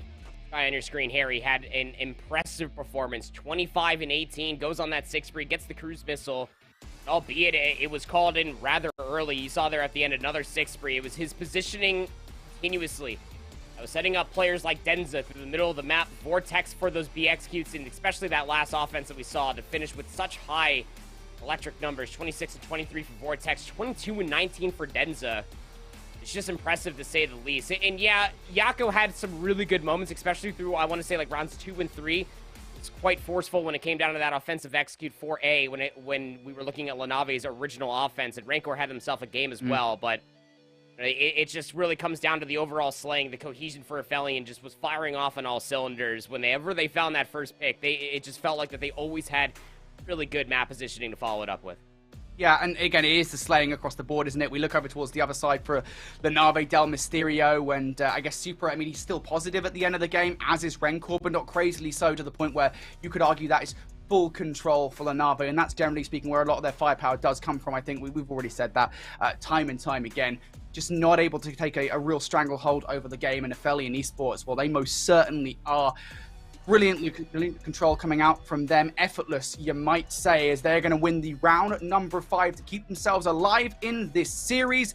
Next up on the docket is going to be a Hydro hardpoint between these two teams, and Aphelion are 2-0 on this map weight combo. Yeah, the Hydro hardpoint is interesting. They are 2-0, and for LaNavi Del Mysterio, they are 1-1. And what's interesting to me is that they're 1-1 versus the same team. They were able to beat Team Notorious, again, in that very impressive 3-1 win. They took both the hardpoints, and the Hydro hardpoint was only won by 25 points. They also lost to Team Notorious in week number 1, 106 to 250. If there's one thing that we definitely can take away from this LaNavi Del Mysterio is that you can't really justify how they looked week 1 and week 2 to what they might look like right now. So it all comes down to how they're playing on the map. Starting off with the favorite side will be LaNavi Del Mysterio. Holding mid-map is an absolute pleasure if you are spawning on that side of the map. All right, well, as you say, LaNavi Del Mysterio have an advantage off the start by spawning on that side of the map. They lose a couple of kills to begin with, so that's not going to help. Aphelion will take a couple of seconds of time before being removed from the opening nades. Again, no trophy systems to help out. Some of those nades being thrown in the direction. Finally, Journey will now have one, but not going to utilize it here just yet. Here you go. You can see the stat line now. Aphelion 2-0 on Hydro hardpoint. Having some success previously. Now looking to aggress towards P2. And, well, there's a couple of kills coming through. Water route being made here by Denza, but Super should see him in the water. And Denza's pissed up. Apparently, bullets do go through water here. No clogged guns here, as far as Hydroelectric are concerned, but I see a lot of teams and players, and in particular on Hydro, they have this class specifically for pistols, that way you can shoot in the water rather than having to swim towards a knife fight. So, first kill does come through, but the setup isn't exactly broken up, is it? LaNavi Del Mysterio is still holding strong. They'll be able to at least guarantee the first 20. Here they come. Vortex around the back line. Aphelion aggressing through Dome as well. Vortex for the double. Looking for 3. Oh, the shot's in for a Rencor. Denza should close that one out, and he does. So, takes 25 seconds, but Aphelion, they flip the map. They get control. And this is one of those awkward spots, isn't it? With 35 seconds left, how much did LaNavi actually put into this? And we have our answer. You can see the way they're positioning on the minimap already. They've given up. There's no reason to overextend, especially for P2. We're still in the early stages here of the first set of hardpoints. Hold mid-map.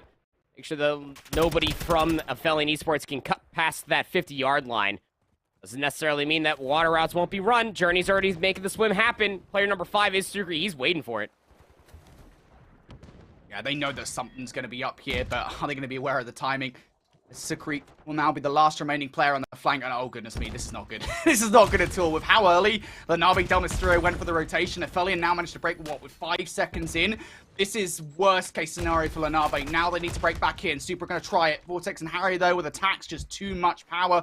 Journey just going to go for a swim in the water to try and deal with all this pressure. Rencor, the last one left alive, is going to play his life here for the moment. Might well be able to enact this flank too, but Denza with a read does take him down. So the first wave of kills is good for Aphelion. And again, they now need to follow up for a second, but either way, they'll be happy with how this one has gone down as Sucre picks up 3. Oh, absolutely. I mean, while we were watching Journey get his swimmies on, everybody else for Aphelion Esports just gets to the middle of the map. You saw Harry was also pinching back Jenny hardpoint as well. So he was able to find himself one. Everybody else from Aphelion Esports cleaning up, and then the spawns flipped instantaneously. LaNave Del Mysterio didn't even get a single second off of P3, and they were set up first, even to the middle of the map. It's those water routes. Keep getting away with highway robbery here on Sarqual Hydroelectric, but Aphelion Esports find themselves in familiar territory. It's starting to look like the Fortress map 1 all over again. They have a 70-point lead. LaNave Del Mysterio set up inside P4. They need to hold here. You cannot be broken. I know we say that quite a lot, Andy, but looking at the context of the game right now, you cannot let Aphelion start to run over here. And the first couple of kills through, Harry in for the double, 10 and 5, looking for the third. He doesn't get a favorable gunfight against Yakko, who of course has a better weapon for the situation, but around the backline now the spawns will flip. Denza and Vortex, they get it done. And again, it's a little later this time around, but that really needed to be a full 60 for LaNave, and that's why you're seeing them still hit this a little bit late. Super and Rencor gonna give this one more look. Journey well aware of the fact that somebody's still hanging about the joint. Super not actually that damage from that gunfight. Might well have a good look here at Vortex, but no. 10 seconds now going the way of Aphelion Esports. Again, a good amount of time for them. You already have Harry playing for the future. He's all the way in the backside of tiles, just waiting for this push to come all the way through, or maybe trying to block some spawns. And Vortex actually spawns in behind everybody, so where Rancor thought that he cleared away the spawns, it is not, because there's still players trying to hit from the front, but the read is here. Super trying to jump back into small just to try to help out his team hold this from the front. But again, the task is at hand. LaNave Del Mysterio cannot get broken up early once again. They need to hold. So Korean Super already picking things up with a couple of kills, but again, these spawns can be kind of janky here. On this hard point especially. Got a lot of places to look at. Sucre, though, laying down in an unconventional spot. He'll be taking down Harry. And the closest player position to do anything here is going to be Vortex. Sucre doesn't actually expect that and runs out of bullets for the gunfight. So Vortex now gives himself a good look at the back 15 seconds or so. Out of position. Yakko will actually win that gunfight in the corner, but the trade should be good around the backline again. The respawn's good for Aphelion, so they will get a good look here at the last 10 seconds or so, but that is a good chunk of time for LaNave to keep themselves in the conversation for this game. Oh, yeah. I mean, you know, a 40-point differential comparatively to the 70 that we had going in towards P4 is definitely much better, I would say, but now it just needs to be a consistency coming back in towards the second set. Harry is 13-9. Vortex is 12-9. Needs to be answered back on the opposite side. Yeah, Yakko's 7-12. Very difficult to be able to find a lot of value with an SMG, but Rancor is 12-8. Something that you need to rally behind. Even gets the snap. Is able to stay alive inside the mid-10. Inevitably goes down. These straight trades are only benefiting Aphelion Esports on their virtues. They're trying to not only cut past mid-map, but to be able to contest some time and potentially take a look at P2 spawns early. Yeah, I was going to say, as soon as somebody goes down from Aphelion Esports, they'll be knowing about how the spawns are working. Or maybe not, actually. You know, LaNave get a small spawn out over towards P3, and then off the back of that, Denza spawns out as well, but players reaching in towards P2 already. You can see it on the mini-map there. Vortex in that position. Journey also over there, and LaNave win the gunfight inside the market square too. So they're okay for the moment. One player has positioned themselves towards P2. That's Journey, who has a ton to do here. He should be overwhelmed from the water side. That's why he's laying down for a second hit, so he doesn't get shot up from there. But again, just so many different angles, and now just going to peek up here. He should be taken down. Actually gets one before he goes. So now the numbers in favor with Aphelion off the back of that play. They have a 3 versus 2 on the point. Now a 3 versus 1 as Rencor goes down. What can Supra do? Only in for 1. They're not done just yet, though, as they're still close by. The ARs were in position to even try to get their trophy systems down for Aphelion Esports, so the Semtexes are going to ring on true for LaNave. They have a good look here for 25 seconds. Do Aphelion even want to hit this one more time? It seems that Harry might be considering it, but yeah, that's the right call. You had to be careful. Said Harry, maybe he can contest Dome. He's able to find Sucre, so that's a power position taken away for LaNave Del Mysterio, but you can see that 20 seconds. You're going to have to feel okay with the 10-point lead that Aphelion have and set yourself up for P3. LaNave Del Mysterio. Now right back level here with Aphelion Esports. Vortex. They're getting towards the hill to soak up some time now towards the backline. Journey ready for some of these LaNave Del Mysterio players.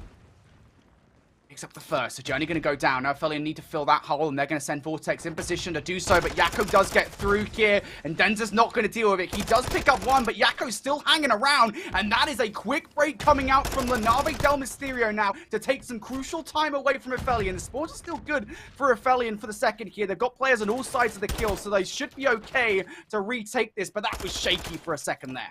It was, but at least you hold off. You go all in for the speed 3 setup. You're going to walk away with the majority of the time. Lead continues to grow. LaNave Del Mysterio back over towards P4. If you remember in the first set, not necessarily friendly to them, but this is where they actually started their comeback, more or less, as far as this map number 4 is concerned. Aphelion Esports, the wheels have slowed down ever so slightly through the second set. Your usual suspects, if you will, Brody, from that first set, Harry and Vortex, have slowed down considerably, but you can never count Aphelion out. Now Aphelion still in for a look over towards this hill. You can see it, number 4 on the mini-map, trying to make that route through the water. Journey's going to play, if anything, that does upset this. So they're aware that something's amiss. Somebody is missing, and it is Journey. They'll be counting the names. And there you go, Journey finally pops up now for the first. Just trying to distract and play his life while the rest of the team arrive through ruins. And inside the hill, Denza will actually win a crucial one-on-one. Rencor towards the backline now finds himself all alone. Needs to take down one and just cannot do it. Journey has the better coverage along that shoreline. And Aphelion, they are in for a crucial 25 seconds here. LaNave know they can still go for this time. A couple of players in close proximity, but they also have to keep an eye on that mid-map to make sure nobody rotates. It'll be the double century mark, whether LaNave Del Mysterio will like it or not. That lead continues to grow. And it's like you were even saying there as well, Brody. I mean, you look at the time that's left for P4. You even want to hit this, you got to set yourself up over by P5. You can walk away with 40 points here and keep Aphelion at bay. And keep things just about even going into a third and final set of hard points. And look at how much respect now they have given Aphelion. I mean, Sucre is playing all the way back on this rock. He's expecting this shoreline and river push. There's a second player to try to contest him from it, and his teammates pick up kills in the front side of the hard point. Good assistance will come through from Rancor on a 3 spree. They'll at least keep the initial 20 alive for LaNave. Again, crucial time for LaNave Del Mysterio. Inside the water, Super's being peppered up, but he actually comes back up top for the kill. Caught in the reload is Journey, not ready for the gunfight, and now LaNave pressurizing, but from the front line, it's Denza and Harry. Trophy system will go down here. Now protect from any more nades, but Sucre just doesn't care, goes right through the bullets of Harry, all Neo-like. Having absolutely none of it. LaNave now back in for the back 15 seconds or so. And this is a very good spot for LaNave Del Mysterio. They get that 10 seconds, and again, they are on the right side of the map for the P1, P2 rotation.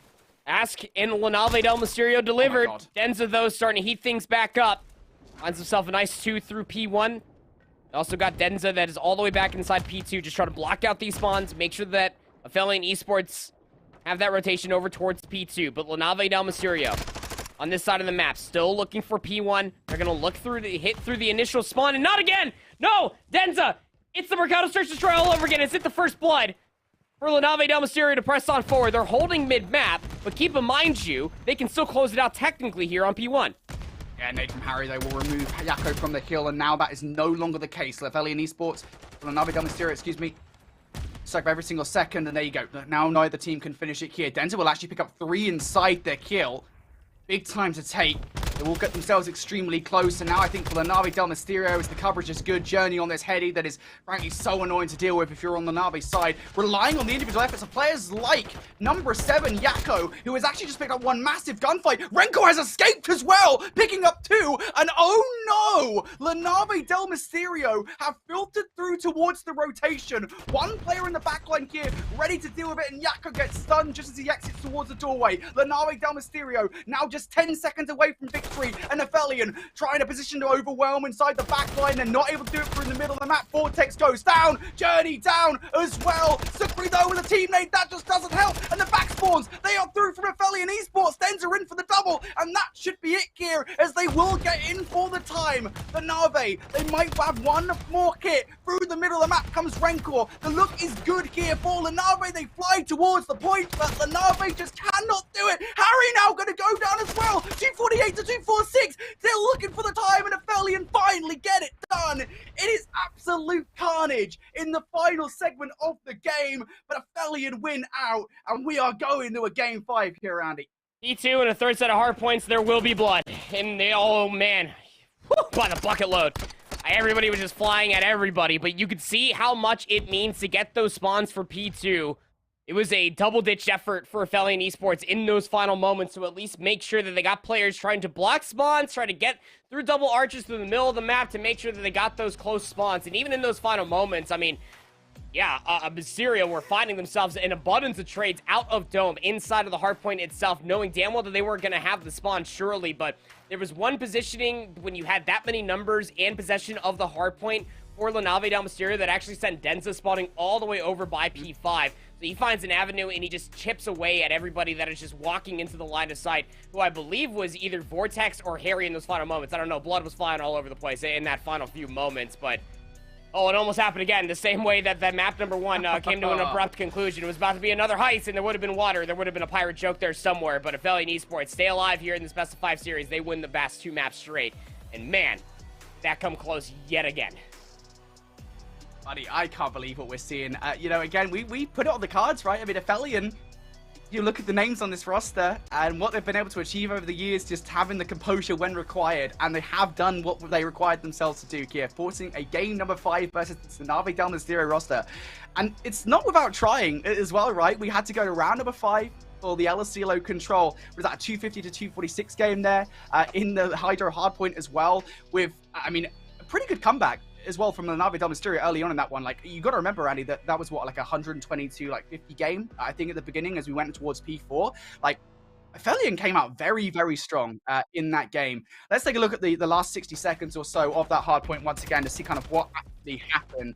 And the mini-map for me, Andy, again, it's this early play from number 7, Yakko. Like, he gets 1 kill while all the carnage is going down. Like, it looked like Aphelion were in really good stead, but Yakko just opens everything up. But look at the trust from Vortex all the way in towards the back, just anchoring things out, just communicating to his team. I found one.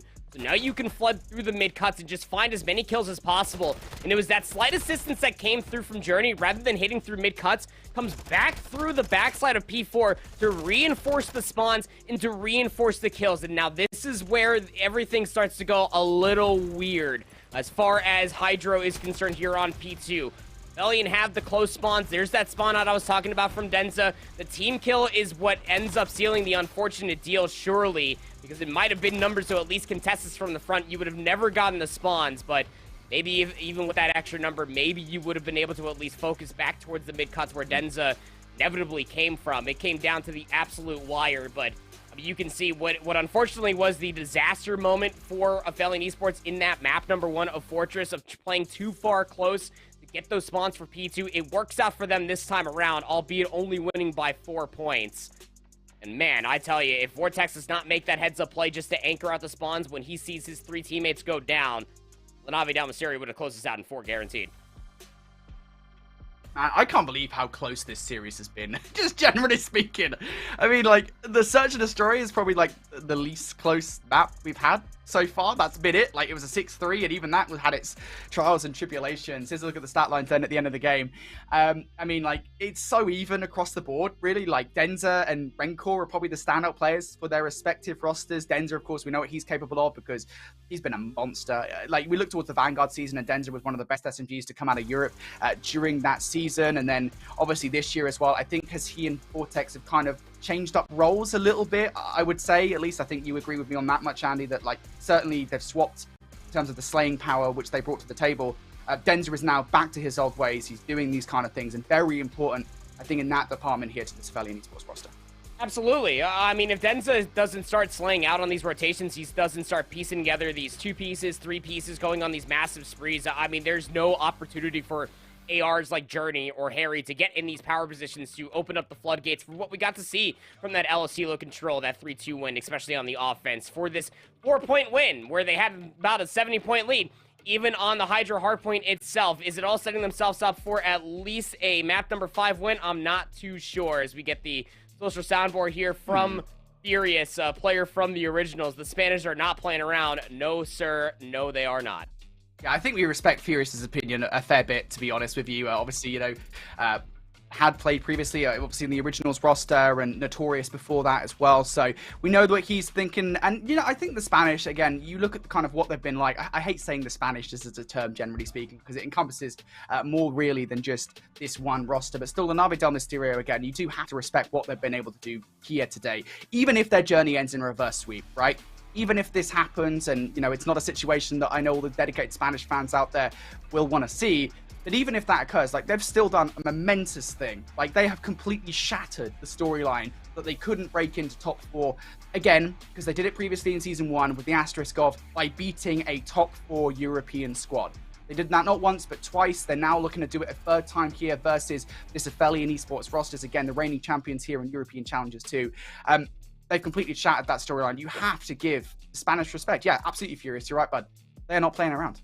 They're not playing around, but they need to be able to continue on with what such strength we got to see from the Search and Destroy in their map number 2. I mean, that was their Search and Destroy map pick. Now we go over to, for this Aphelion Esports roster, this is their map 5 pick. Yes. They played at least that if this goes map 5, we're going to be in the comfort zone when it comes down to Hotel Search and Destroy. 3-1. Last time they played, they lost a round 11 versus Awebabubs, not only just yesterday, as we have a map 5. Both are 2-1. Map 5 head-to-head. Aphelion are 1-0, considering that what happened in the group stage. Obviously, this went map number 5. It ended on a Mercado last time. This time, it ends over here on a Hotel, or it ends on an Asilo, excuse me, rather than this time ending on a Hotel. But lots of round 11s. I would say that if you are the Originals, you've been here before, you've been on Hotel a continuous amount of times. We know that Hotel needs to be almost like a bread and butter. We know a lot of teams end up playing it. Well, Nave Del Mysterio through Season 2, they've only played it once, and the only team that they did play it on was Team International, so take this with a grain of salt if you will, but they did win it nonetheless. No, I will say as well, this is a conversation we haven't actually had yet. I am a little bit surprised at the veto here for Aphelion Esports, or for Nave Del Mysterio, excuse me, because I believe the veto that they went with was Fortress. And I didn't understand. It's been a hard veto all season long. Yeah. Yeah, I don't know, man. Like, we've had these conversations about hard vetoes before. Like, yeah, I kind of get it. At the same time, like, if you just aren't good at a map, there's no real point of playing it. But at the same time, it weakens your map pool, especially in a game mode such important as Search and Destroy. Like, in having that hard veto, you have given the 2 Search and Destroy maps that Aphelion would have wanted. Yes, they didn't win the Mercado, but still, like, that is the really big downside. Like, it cannot be understated. You've given them Hotel, Search and Destroy, a map that you yourselves aren't really that comfortable on, and you know for a fact that Aphelion are. This would be the one slip up, if there was any, in the veto process that I would say is that thing. And again, it comes down to the conversation. I know you and I do talk about it off air quite a lot. It's like, should teams really have hard vetoes? I know some, like, there was a hard veto on Hydro, hard point for basically the entire Season 1 for Europe, but still, yeah, here that is, at least in my mind, something where this does put it a little bit in favor of Aphelion Esports, even beyond this kind of the map 5 success for Aphelion.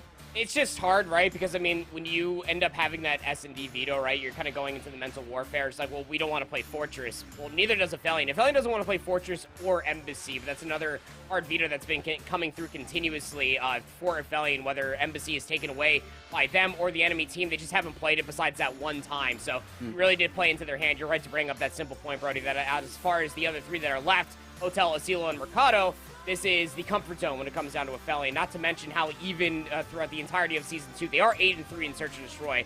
It does need to be talked about. Search and Destroy is obviously a very good game mode when it comes down to Aphelion. This is where you're really taking a look at Vortex, player number 7 in this lobby. To work on some of those intangibles and Denza to slay out. 2.14 in Hotel Search. That is a good KD to have. On Denza hit. See if he can run those routes that we know he's kind of famous for in the EU circuit. So far, things pretty slow on this round. Nave Del Mysterio looking for an opening through the mid-map is where they're trying to achieve it. And Journey, I didn't think he might have by the nade there, but instead it's Vortex that does go down. And, well, it's not going to come by the way of the nade, but Journey goes down anyway, and now advantage most certainly in favor of Nave.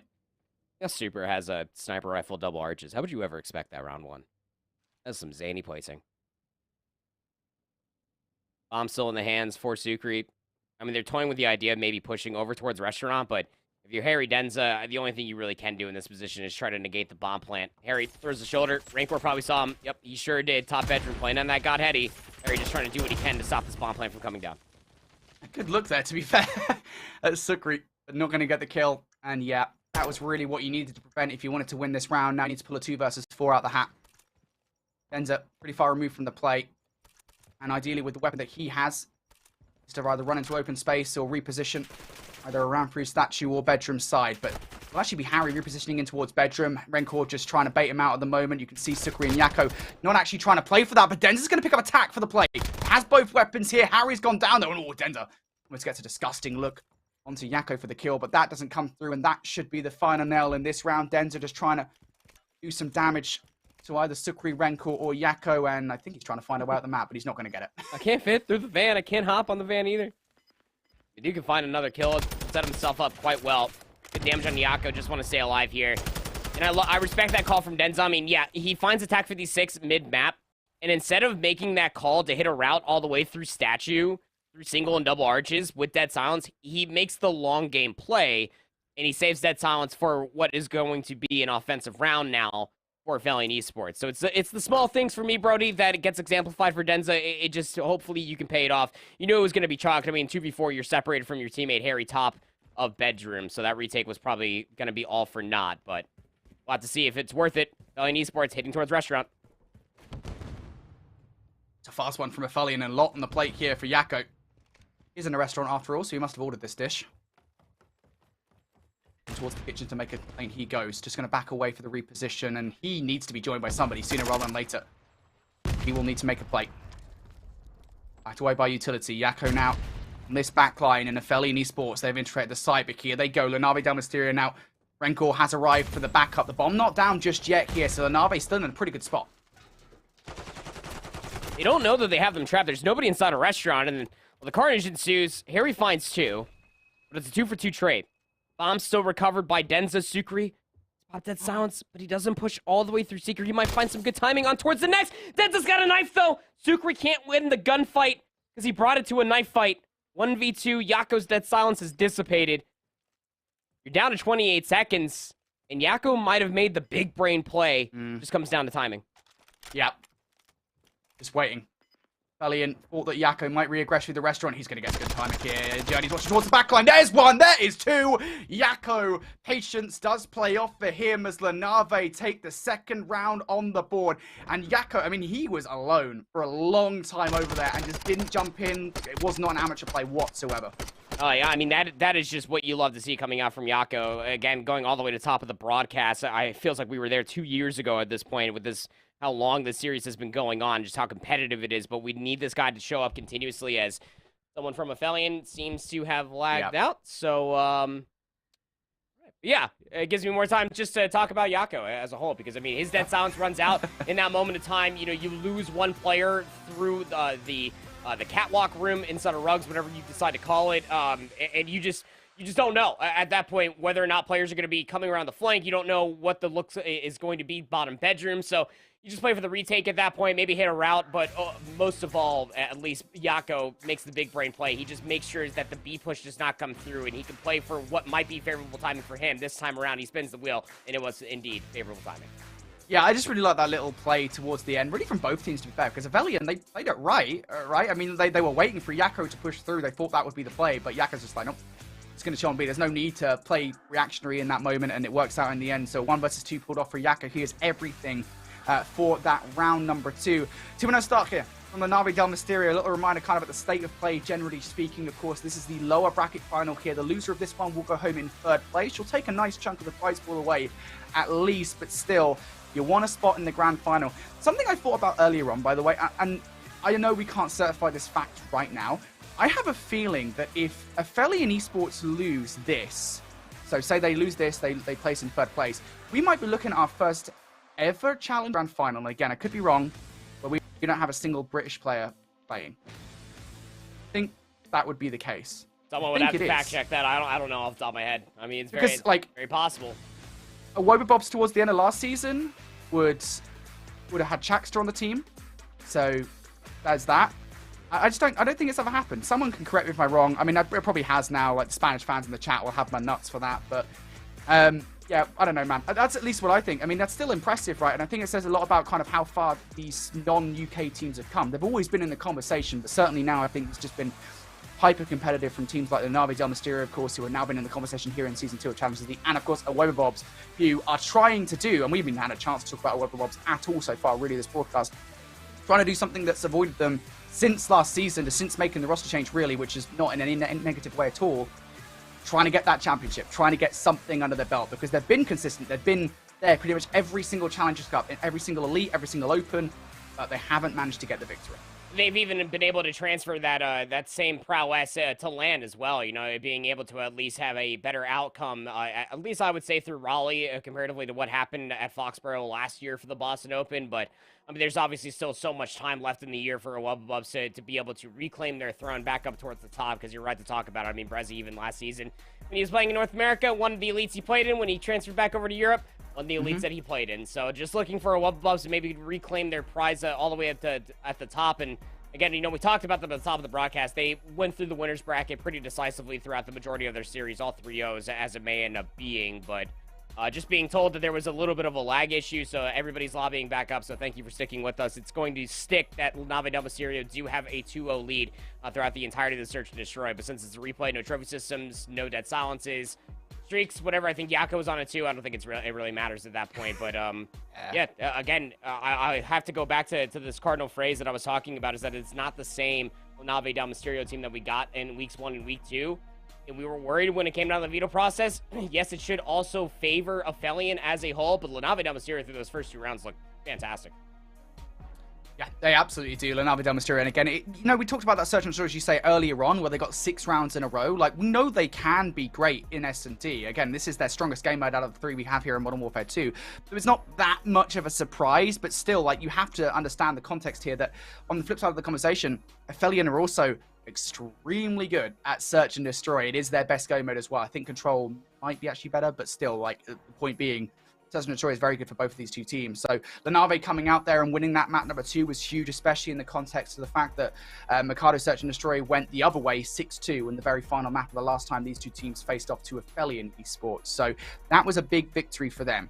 Start this way on Hotel Search and Destroy. Again, it shows, I think, some serious improvements across the board, really, I think, for this squad. Again, we have to make that point that Na'Vi Del Mysterio, I think, prior to Season 2 of Challengers Elite, obviously, again, there is that element that we have to consider where their scrims were non-existent effectively. But still, like, the improvements now that they've made they've been super noticeable. Yeah, it has been blatant. I mean, when you take a look at the start of Season 2 for Na'Vi Del Mysterio, you lose 0-3 to Team Notorious. You lose 1-3 to Noctum. And you lose map 5 versus this Aphelion Esports roster. And then you start to win out, only losing to Originals. But as far as playoffs are concerned, they have never looked better since losing 0-3 to the Originals. That's where you start to see that practice blatantly coming through. 3-0 versus Signs.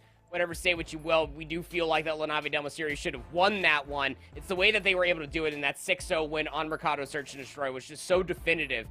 For Notorious being able to beat them in 4, nobody saw that one coming. The Spanish has been progressively been powering up, I want to say, more and more ever since, like, I don't even know. It can date all the way back. Someone can obviously history and fact check me, but this Spanish roster in particular through this year has truly never looked better, Brody. Yeah, absolutely. Na'Vi Del Mysterio now at the height of their game, but they need to beat Aphelion Esports, currently 2-0 up in the Search and Destroy. While we wait for everybody to get back in the game, we're going to go to a very quick break while we wait for the mysterious ship to get back together.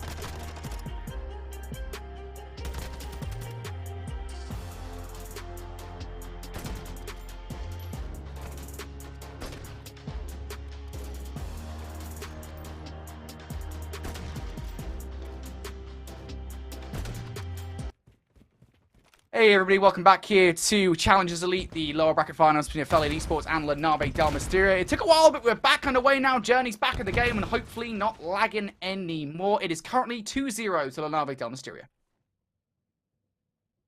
Offensive round here for them. Trying to get bedroom control. It's a lot of noise that's being made. Remember, remake of the lobby, no dead silence, no trophy systems. Everybody looking for a pick. All right. LaNave Del Mysterio. Looking to move forward here in towards the bedroom. Yakko is in a pretty good spot. It's the player below.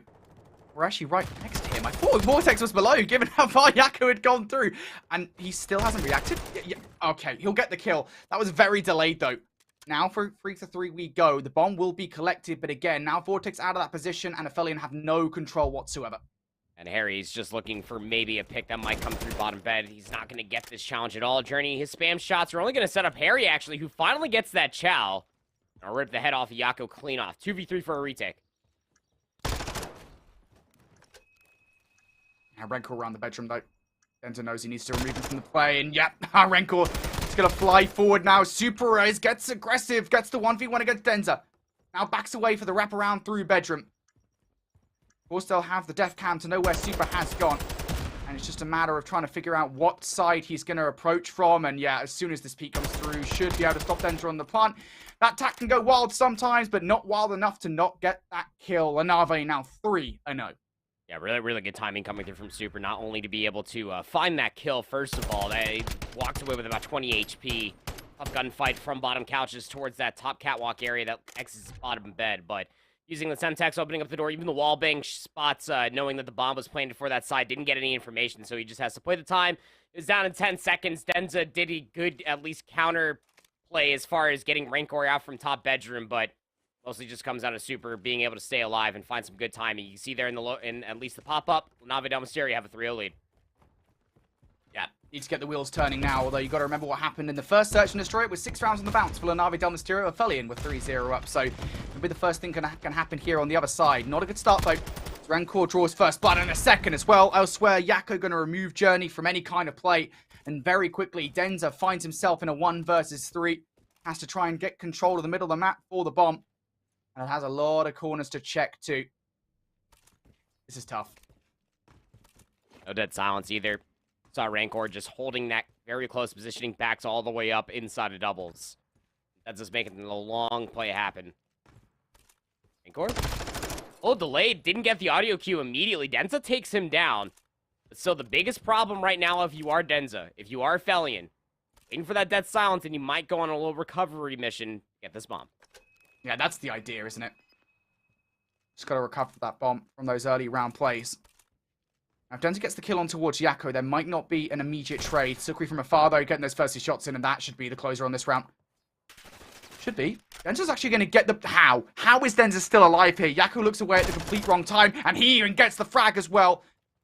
But in this play, Sukri knows that Denza has to go for the plant or play for the kill. Sukri should get a look at this bomb and then just run away. You can see that look on the minimap. No time for Denza to make this play. And again, that bomb dropped down on those initial trades in the middle of the map. That is almost impossible for Denza to actually make work. And you saw Denza kind of dancing around, going a little circular motion once he exited Statue of Lobby. He thought that the bomb was down on the plat that leads down to the atrium, but it was actually dropped on the other side of the staircase. So kind of thwarted all of Denza's immediate plans. Pop dead silence, get that bomb real quickly, maybe rotate over towards B. It was right into the line of sight of the last player that was left alive for LaNave Del Mysterio, as that now they have a 4-0 lead. Denza went all in for that dead silence play. Now they have to hold off LaNave Del Mysterio. Here they come. Through the restaurant side, 2 players to deal with. Denza and Journey. Just trying to slowly but surely clear house. So LaNave not entirely sure, or Aphelion, excuse me, not entirely sure where the player's coming from just yet. Again, that stun going out from Yakko. Just looking for any information. LaNave not getting anything. I love this call from Journey. Didn't get pushed immediately, so he left Denza back on his lonesome inside a kitchen, knowing that the rotation very much so could be on. Keep in mind, I mean, Sukri was throwing a lot of utility over towards A, so both 5 and 6 on the minimap. Vortex and Harry still playing top and bottom bed. Waiting for this push that might end up coming through. They're actually just both stacked up bottom bed. It's actually a hilarious capture. Yako has a lot to do here. Yeah, the team shot should be good for the kill. Well, actually, no. Harry's going to have to back away, and also got the information you have to presume. S's FOV is really short, that someone's staying down low, and there you go. Yako, off the back of that info, does take down Vortex, and they have just the pick of the crop as to where they want to go. Sucre to completely blows this round wide open. This game wide open as well. Harry is in a 1 versus 4. He's peppering up these players, bud, but getting those kills, even a single frag, is just too much to ask. LaNave Del Mysterio are 1 round away from flawlessly wiping Aphelion out. It was such a cool call, too. I mean, Yako flies in, he gets damaged, the nade tags Harry.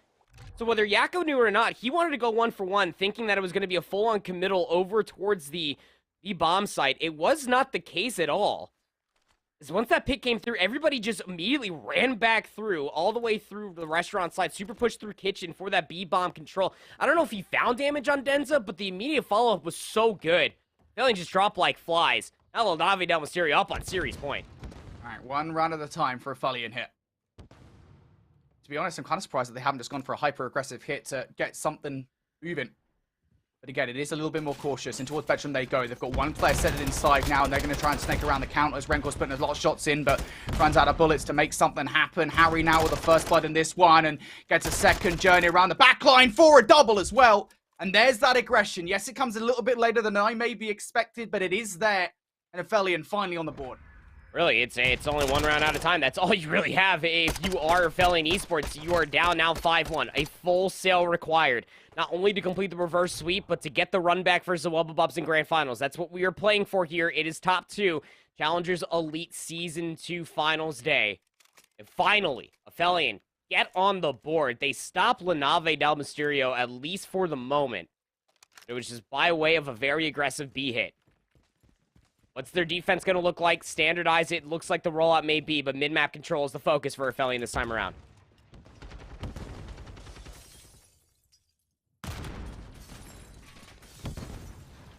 A lot of utility going out early on in this round. Doesn't phase Aphelion. Neither though, they're not stupid. Not going to give anything away for free. They're quite reliant though. Super managing to pick off one of these players that gets over aggressive towards the backline, and actually now the coverage is through from Yako. Should be good for the numbers, and Vortex goes down. The trade is not immediately in for Denza. He backs away. Denza wasn't in a position to try to trade for Vortex. Yako gets some insane timing, and Rancor with a sub. He also cleans up couches. Oh no. Rotation is about to be coming through. The bomb in the hands for Sucre. Denza's going to make a counterplay. Dead silence through Fridge. Big play from Denza. Here we go. Are they ready for it? 1. There's only 1 though, and that's it. And all the hopes and dreams of Aphelion Esports relies on the new kid. It's not gonna happen. Harry's return will not save them here. LaNave Del Mysterio bring Aphelion back down from orbit, crashing into the ground, and they will be out in 3rd place. LaNave continue to slay the lower bracket.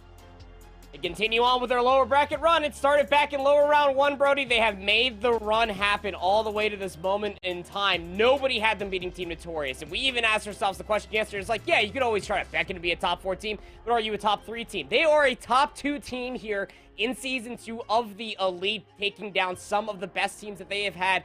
Even more so than that, we are now guaranteed a new champion as far as the Elite Series is concerned. It was the majority of that Aphelion roster previously for Elite Season 1.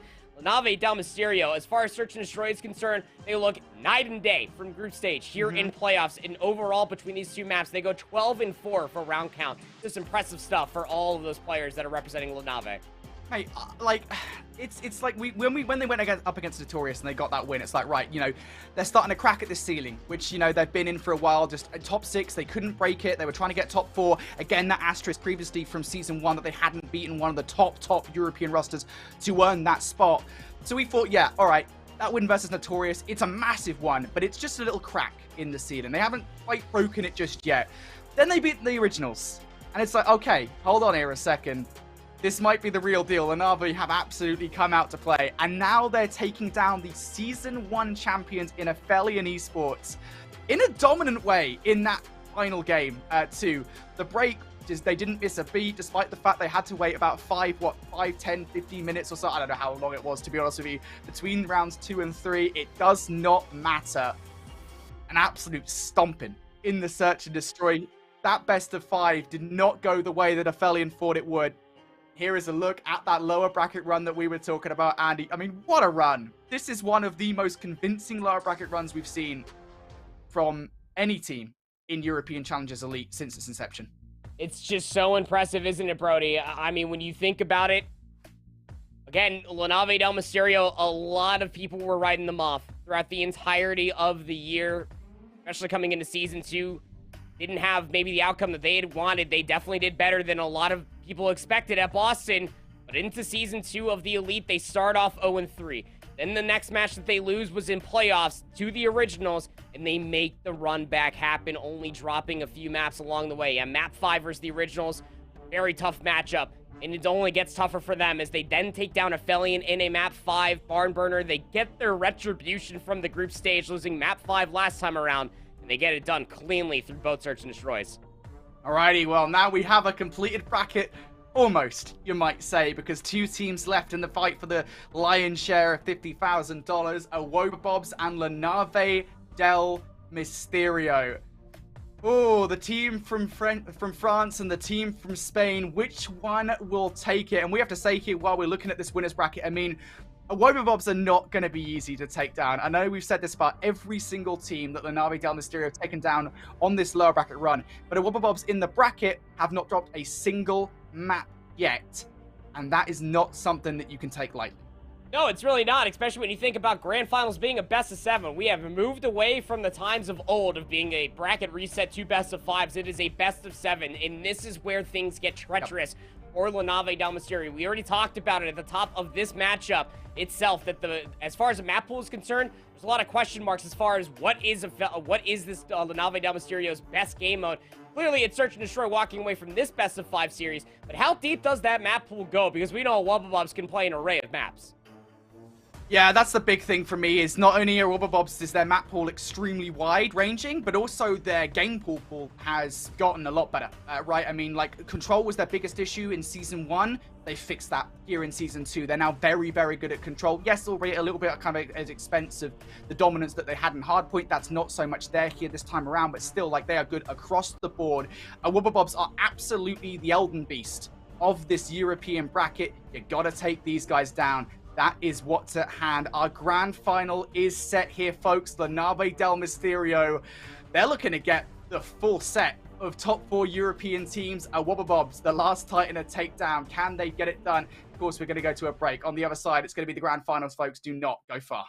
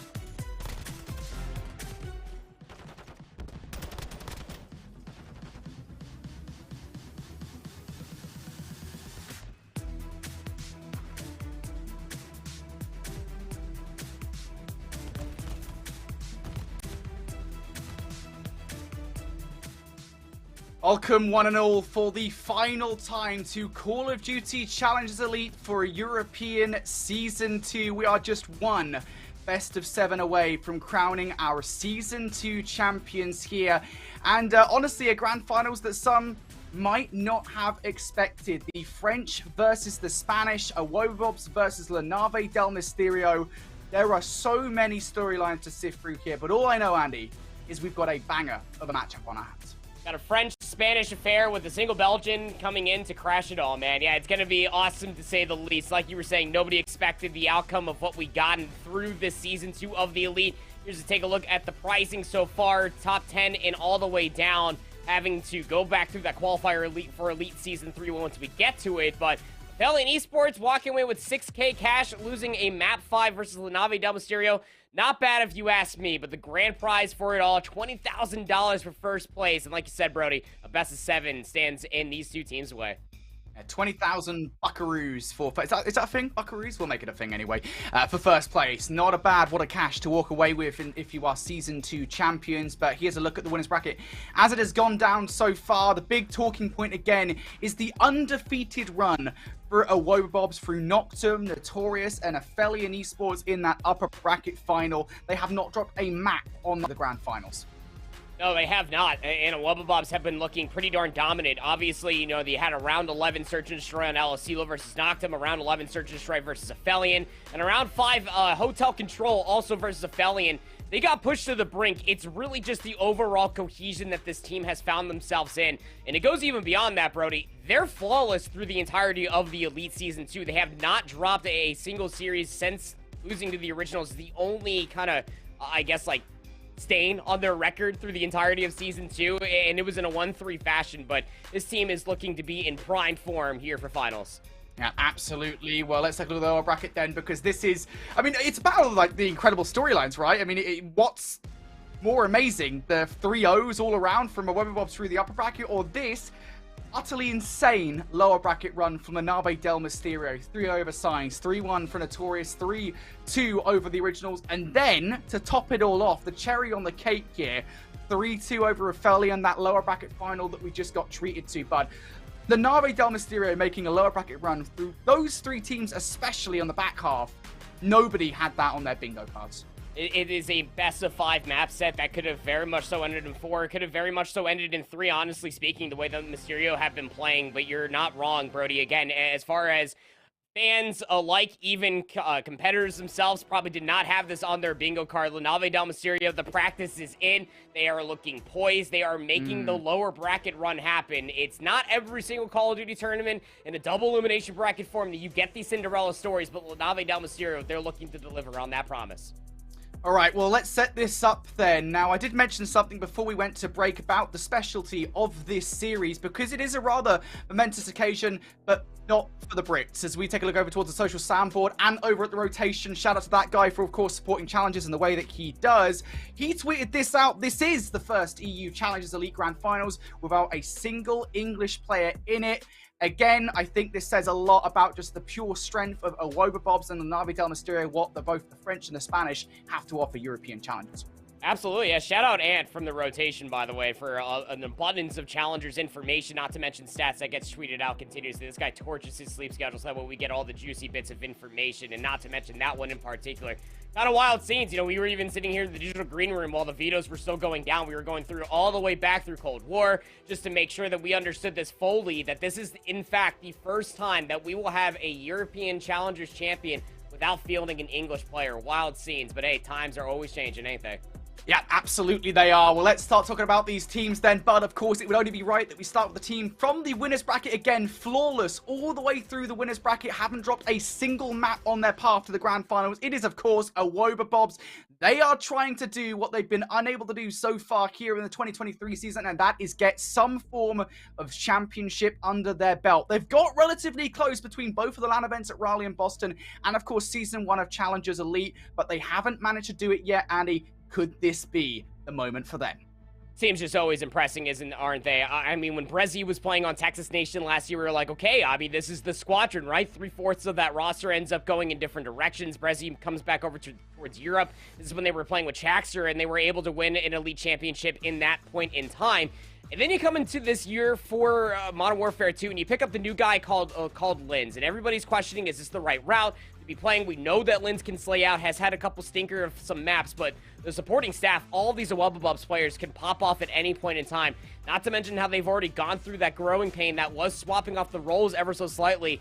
Don't be surprised if this is your first time watching Brezzy in a long time. This guy might pick up a submachine gun here and there. Yeah, and I think the stunning thing about this Awebabubs roster is just, again, I always talk about kind of this feature of any given good team. You have to be able to have all 4 players firing off on all the cylinders, all of them having the propensity to go off at any one given time. Linz, the new addition to this roster, just rounds out a team of players that can do absolutely that. So this Awebabubs roster, they are scary in the grand finals. A daunting task for LaNave Del Mysterio, but they are no strangers to pulling off such momentous tasks. As we take a look over towards their roster, of course, you guys should be relatively familiar with them at this point. Sucre, Yako, Rencor, and Super. Look, we put a lot of stock into Super and Rencor for what they've been able to achieve with this roster, but everybody has played their part, at least in the story, for this team to get to this point.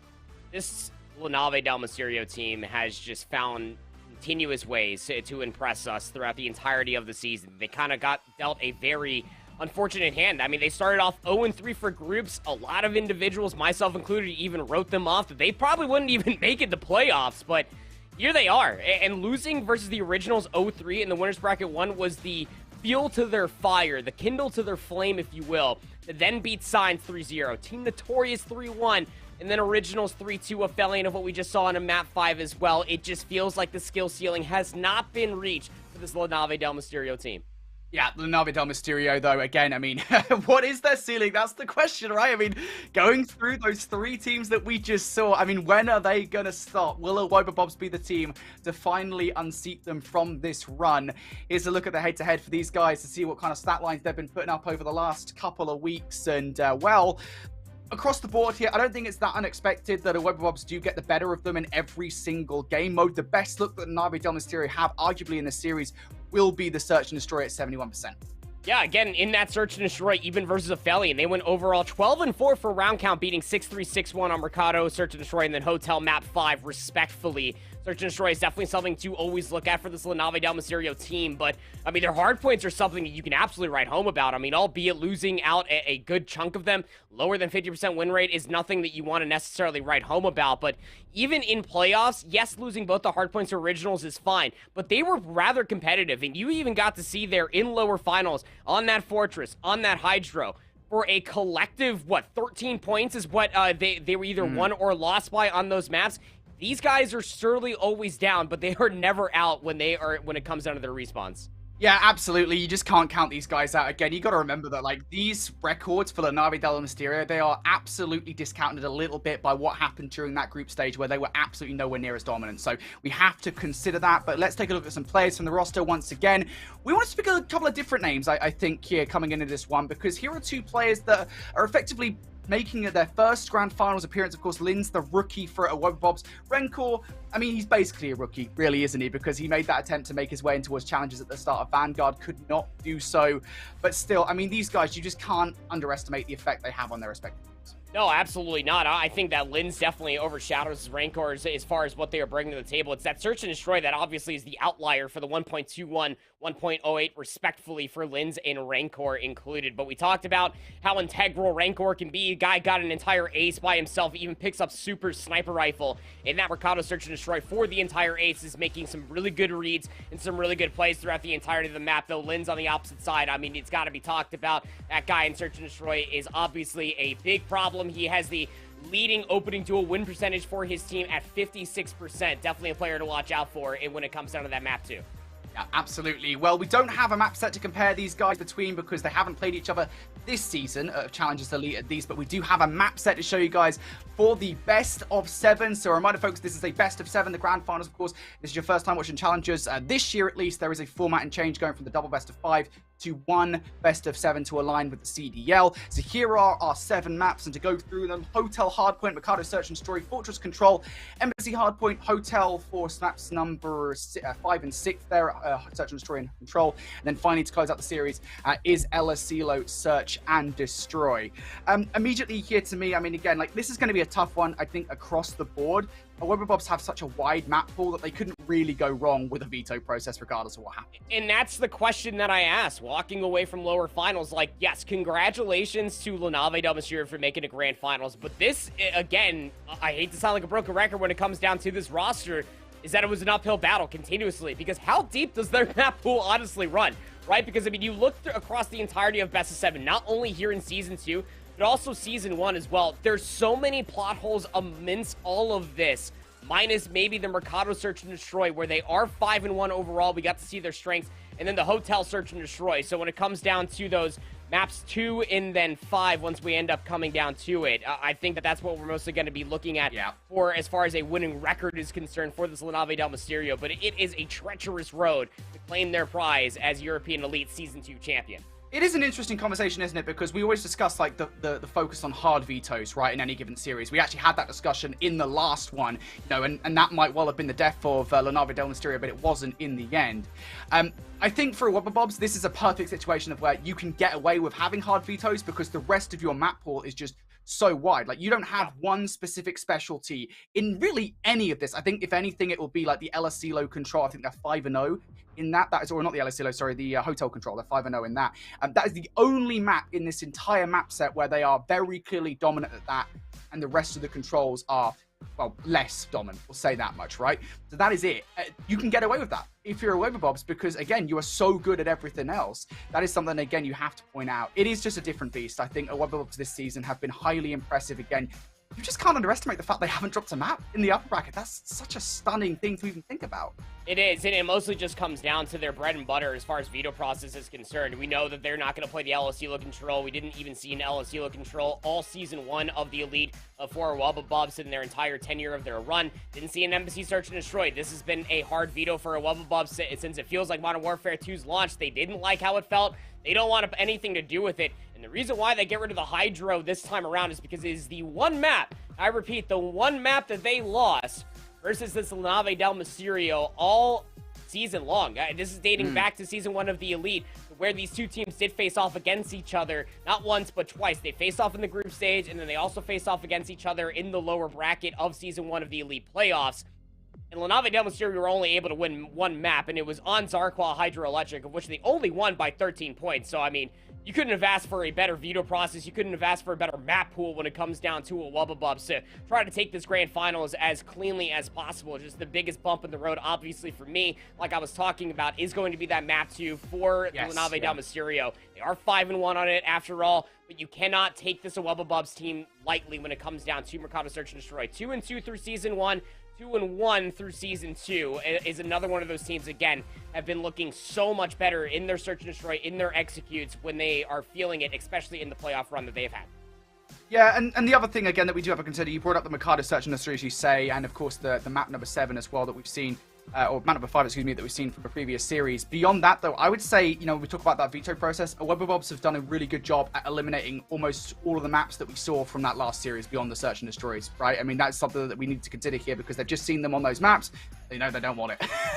They can feel a little bit uncomfortable here with this best of 7 map set. That is something that we do have to consider. I will say, by the way, folks, right now we are taking some social soundboards. If you guys want to go and get your word into what you think about this grand final, who you think is going to win. Of course, the Twitch tap poll has already surpassed. I'll be intrigued to see which team is actually coming out on top of that one. But you can get involved in the conversation by tweeting us with the hashtag #ChallengersElite and adding WeAreClutchGG, the @ in there as well. We might get your tweet on stream later on during the show, but it's grand finals time. But best of 7 is about to get underway in the immortal words of Alan. I hold shift on a Frio.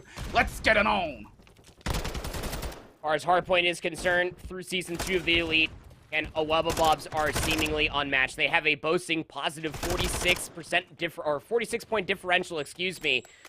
LaNave Del Mysterio have a negative 15. A lot of their hardpoints have been close, but it's all about controlling the pace of the middle of the map, making sure that spawns don't get too haywire, and that's why Super's trying to pick it up through single and double archway. You also have Yakov off the respawn trying to anchor out the spawns. This is a good place to be if you are LaNave. Yeah, LaNave very happy with the positioning at the moment. Just trying to get the rotation in hand. That's a nice stun check on towards Brezzy. Now they know where Brezzy is located. Brezzy will have to try and escape through that back hole towards the spawn line. If they do, Sukri should be there ready to deal with it. Here we go. Looking out, looking for some of these gunfights. There is one down, decides to throw out a trophy at the wrong time. No fast hands, so it's a pretty slow deployment of it, but still manages to win at least one gunfight. But now the floodgates have opened towards the backline. Abuser tries to throw his trophy out. Earlier trophy will stop that from happening, but it's okay. Cobra, up the stairs he goes, and down goes Jacko and Super as well. It's a Wobbabobs. They're in, and Cobra picks up the trophy. And they even clean up Sucre, like you were talking there, Cobra, for the third in this life to be able to clear away Spa. And now the setup is a good one if you are Wobbabobs. You have the crossfire setup here inside of Pillars. This break was brought to you by Brezzy's previous position inside of Jules. You got to get Cobra out of this position. You're finding kills, yes, through the front, but you are walking into the trifecta of a blunder that is a Wobbabobs off that last break. Lenave will chalk it, set themselves up mid-map ahead of this kitchen rotation. Good play coming out from Lenave Del Mysterio. Now they know that this is the best play they could possibly make. Big stop there. On towards one, but elsewhere, Cobra, we talked about earlier on, actually getting in towards that hard point, is now finding the 6th kill required for a look towards the cruise missiles. He has that for later on during the play. This is kind of concerning, I would say, for Lenave Del Mysterio. They did not get the time they wanted off the last hard point. They rotated early towards the new, and now they're facing down a potential break coming through from a Wobbabobs towards the backline, though. Renkor tries to take down Cobra. That doesn't happen. Cobra now in 7 in a row and 8 in a row as well. How on earth has he gotten away with that? Supri will pick up a double inside. Mike will have a look for the triple, but is denied. Cobra towards the backline. Once again, a second huge play here on Hotel. Cobra with an AR in his hand. Again, that is that roll spot. That's why you're seeing Brezzy with an SMG at 6 and 6. Cobra goes on a massive 8 spree. We'll see when that cruise missile does get utilized, but it's a late break, but a break nonetheless for our Wobbabobs as they're still battling over 15 seconds. Yakko trying to make an argument for the scrap time, much like they did over by P2. Does not stay alive for much longer as Brezzy will clean him up over by the host stand. So now the rotation over towards P4 is on.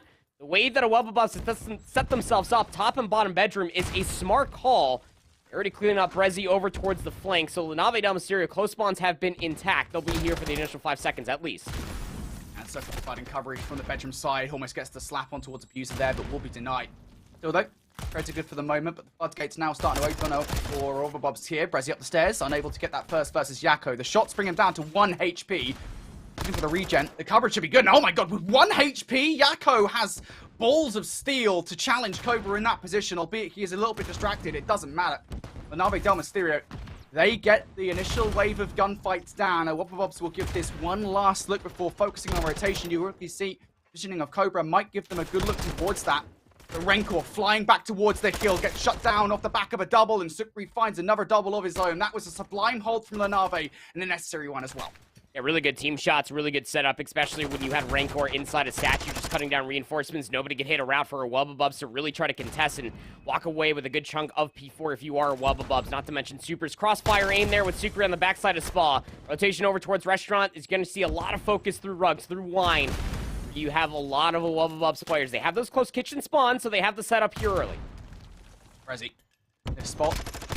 Lenave might not expect it when they do come through that area of the map, but they're going to have to be careful here as they push through rugs. Here they go. Trophy system down. Now it's going to be the exit. Brezzy finally jumps off that area. Abuser's already picked up 2. Brezzy in for the double, so the first wave is good for a Wobbabobs.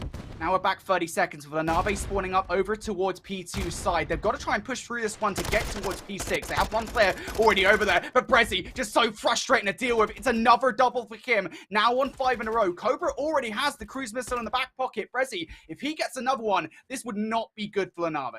Brezzy really moving around like he is 18 with that SMG in hand. 14-9 on a 5 spree. The chance to be able to get another cruise missile is upon us if you are Wobbabobs. Remember, Cobra went on that 8 spree back when we were rotating over towards P3. Brezzy's just going to play in the corner over here. Dead silence. He's going to get snuffed out. So, big kill for Renkor, whether he knew it or not. But Lenave Del Mysterio, during that previous hardpoint, Brody, you saw what they wanted. They sent one player through lights trying to at least contest Valet, while the rest were trying to hit through the hardpoint itself of old. So that way you can get control of the west side of the map. It all goes completely wrong. A Wobbabobs starting to streak together time.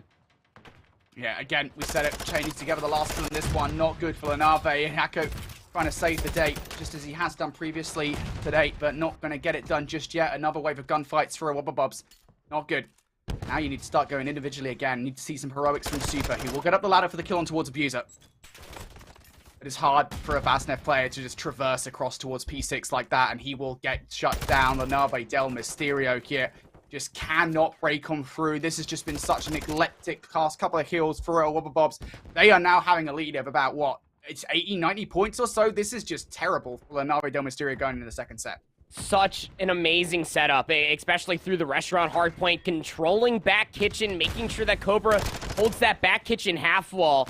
It's that power positioning that sets up the crossfire that you know at that point, if nobody's coming through kitchen, nobody's pushing through atrium, the hit is mostly coming from bottom bedroom and bottom valet. That allows the Owubba to string together what felt like almost 100+ points in between P5 and 6. Going into the second set of rotations, trailing by about 80, are La Nave Del Mysterio. They're trying to win the battle on a multitude of fronts. They are still holding on to those restaurant spawns, yes, but they are struggling just to find their way in comfortably for P1 at the very least. Yeah, and they have to be cautious about players filtering through towards P2 as well. I mean, yeah, they're losing gunfights on P1, and yeah, this would be nice time to get if you're La Nave, but I think more urgently, make sure that no players do filter through, and that has already occurred. Linz sits over towards the next hill. Brezzy now opening the way through Chandelier's site.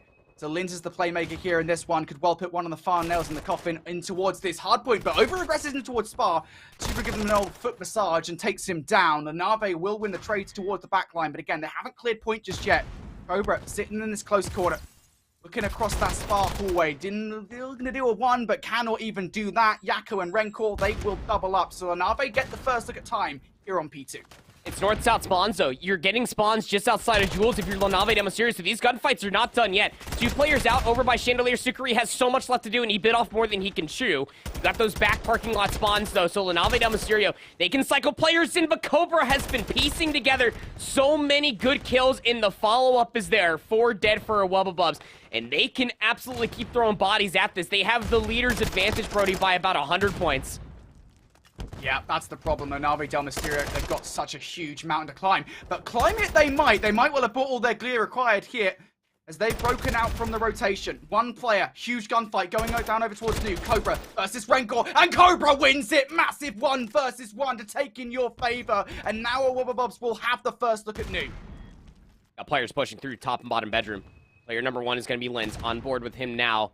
Just playing in this position, back car. How would you ever expect that? Even Popstead Sounds knows that you're on the other side of the van. Sucre takes the gunfight, and Linz is shrugged away. Will inevitably be traded out, but that wastes so much time. 20 points required for Owubba to take map 1.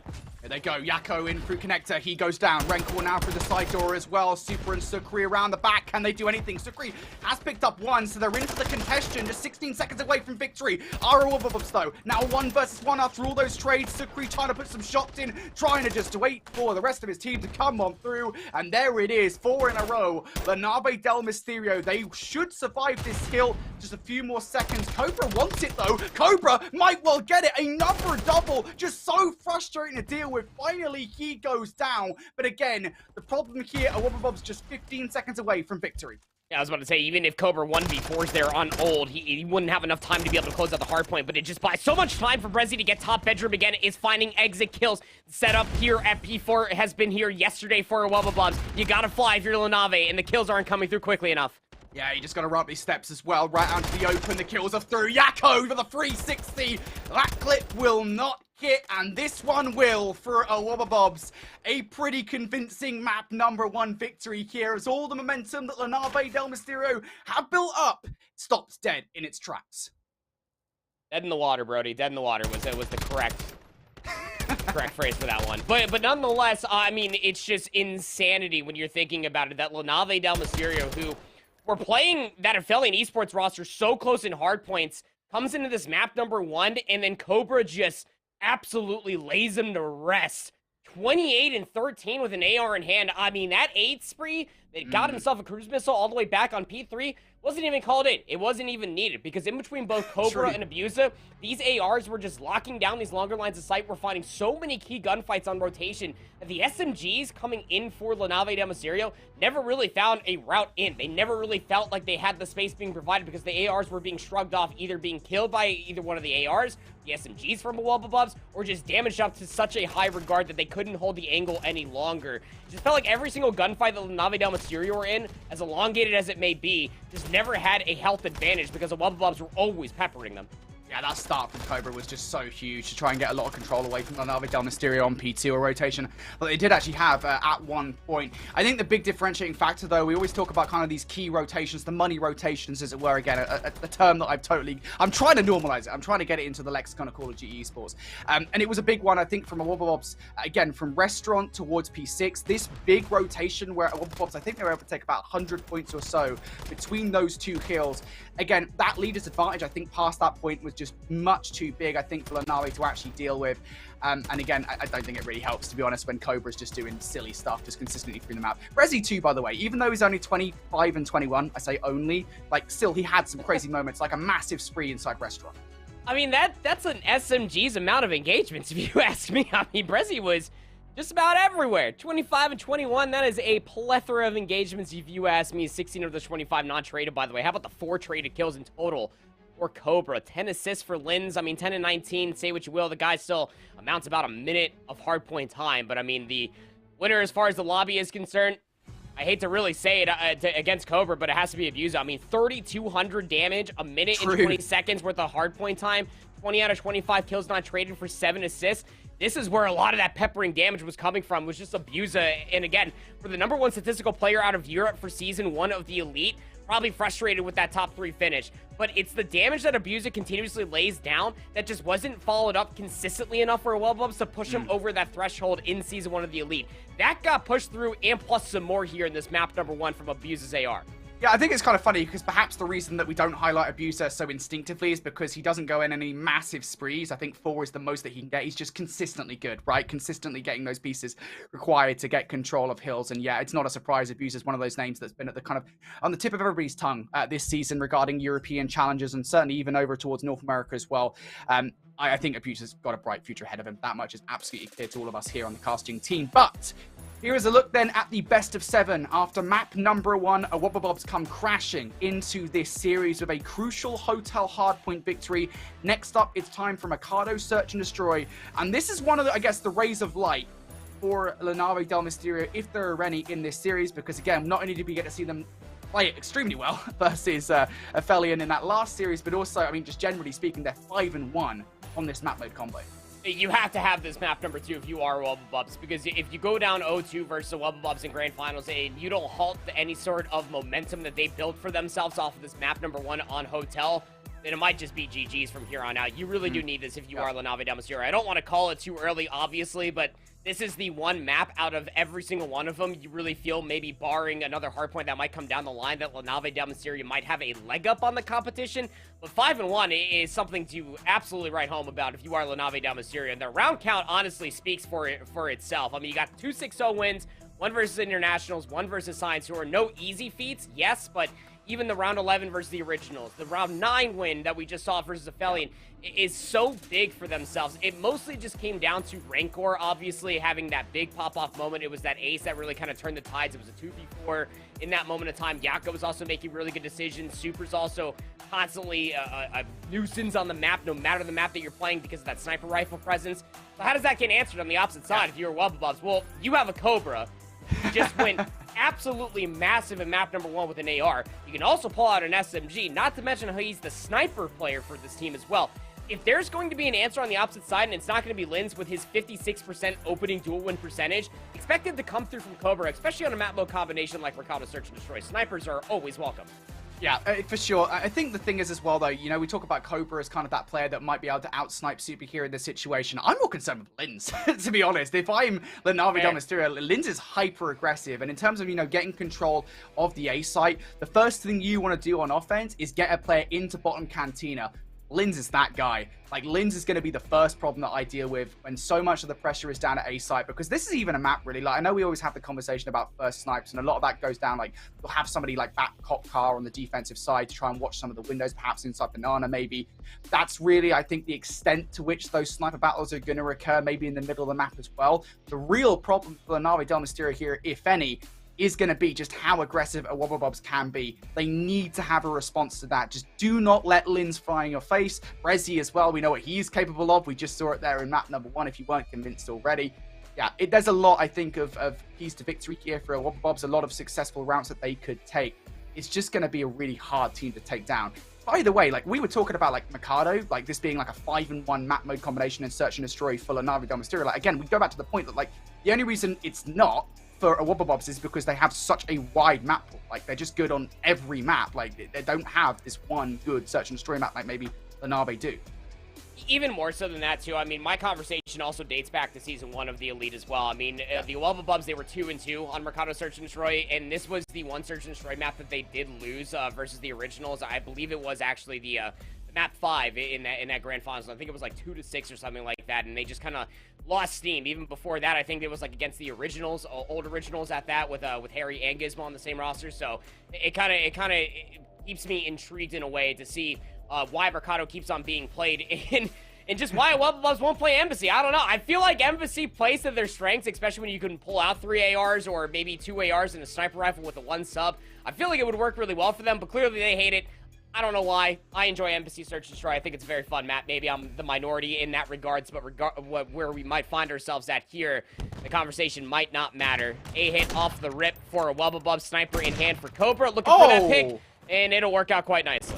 Well, Super does get the trade, so that's nice. Yaki for the middle, so brings things back to level. And of course, the retrieving of the bomb has to go through and... okay.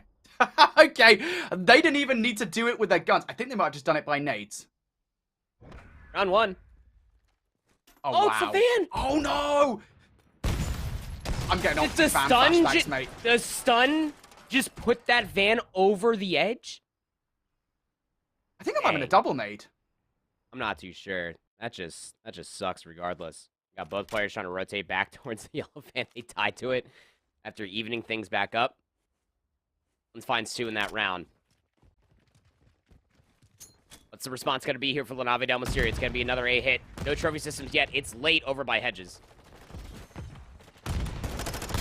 Talked about the aggression in towards Cantina. It's the SMGs again. Prezi going to draw first blood in the second as well for Wobbabobs.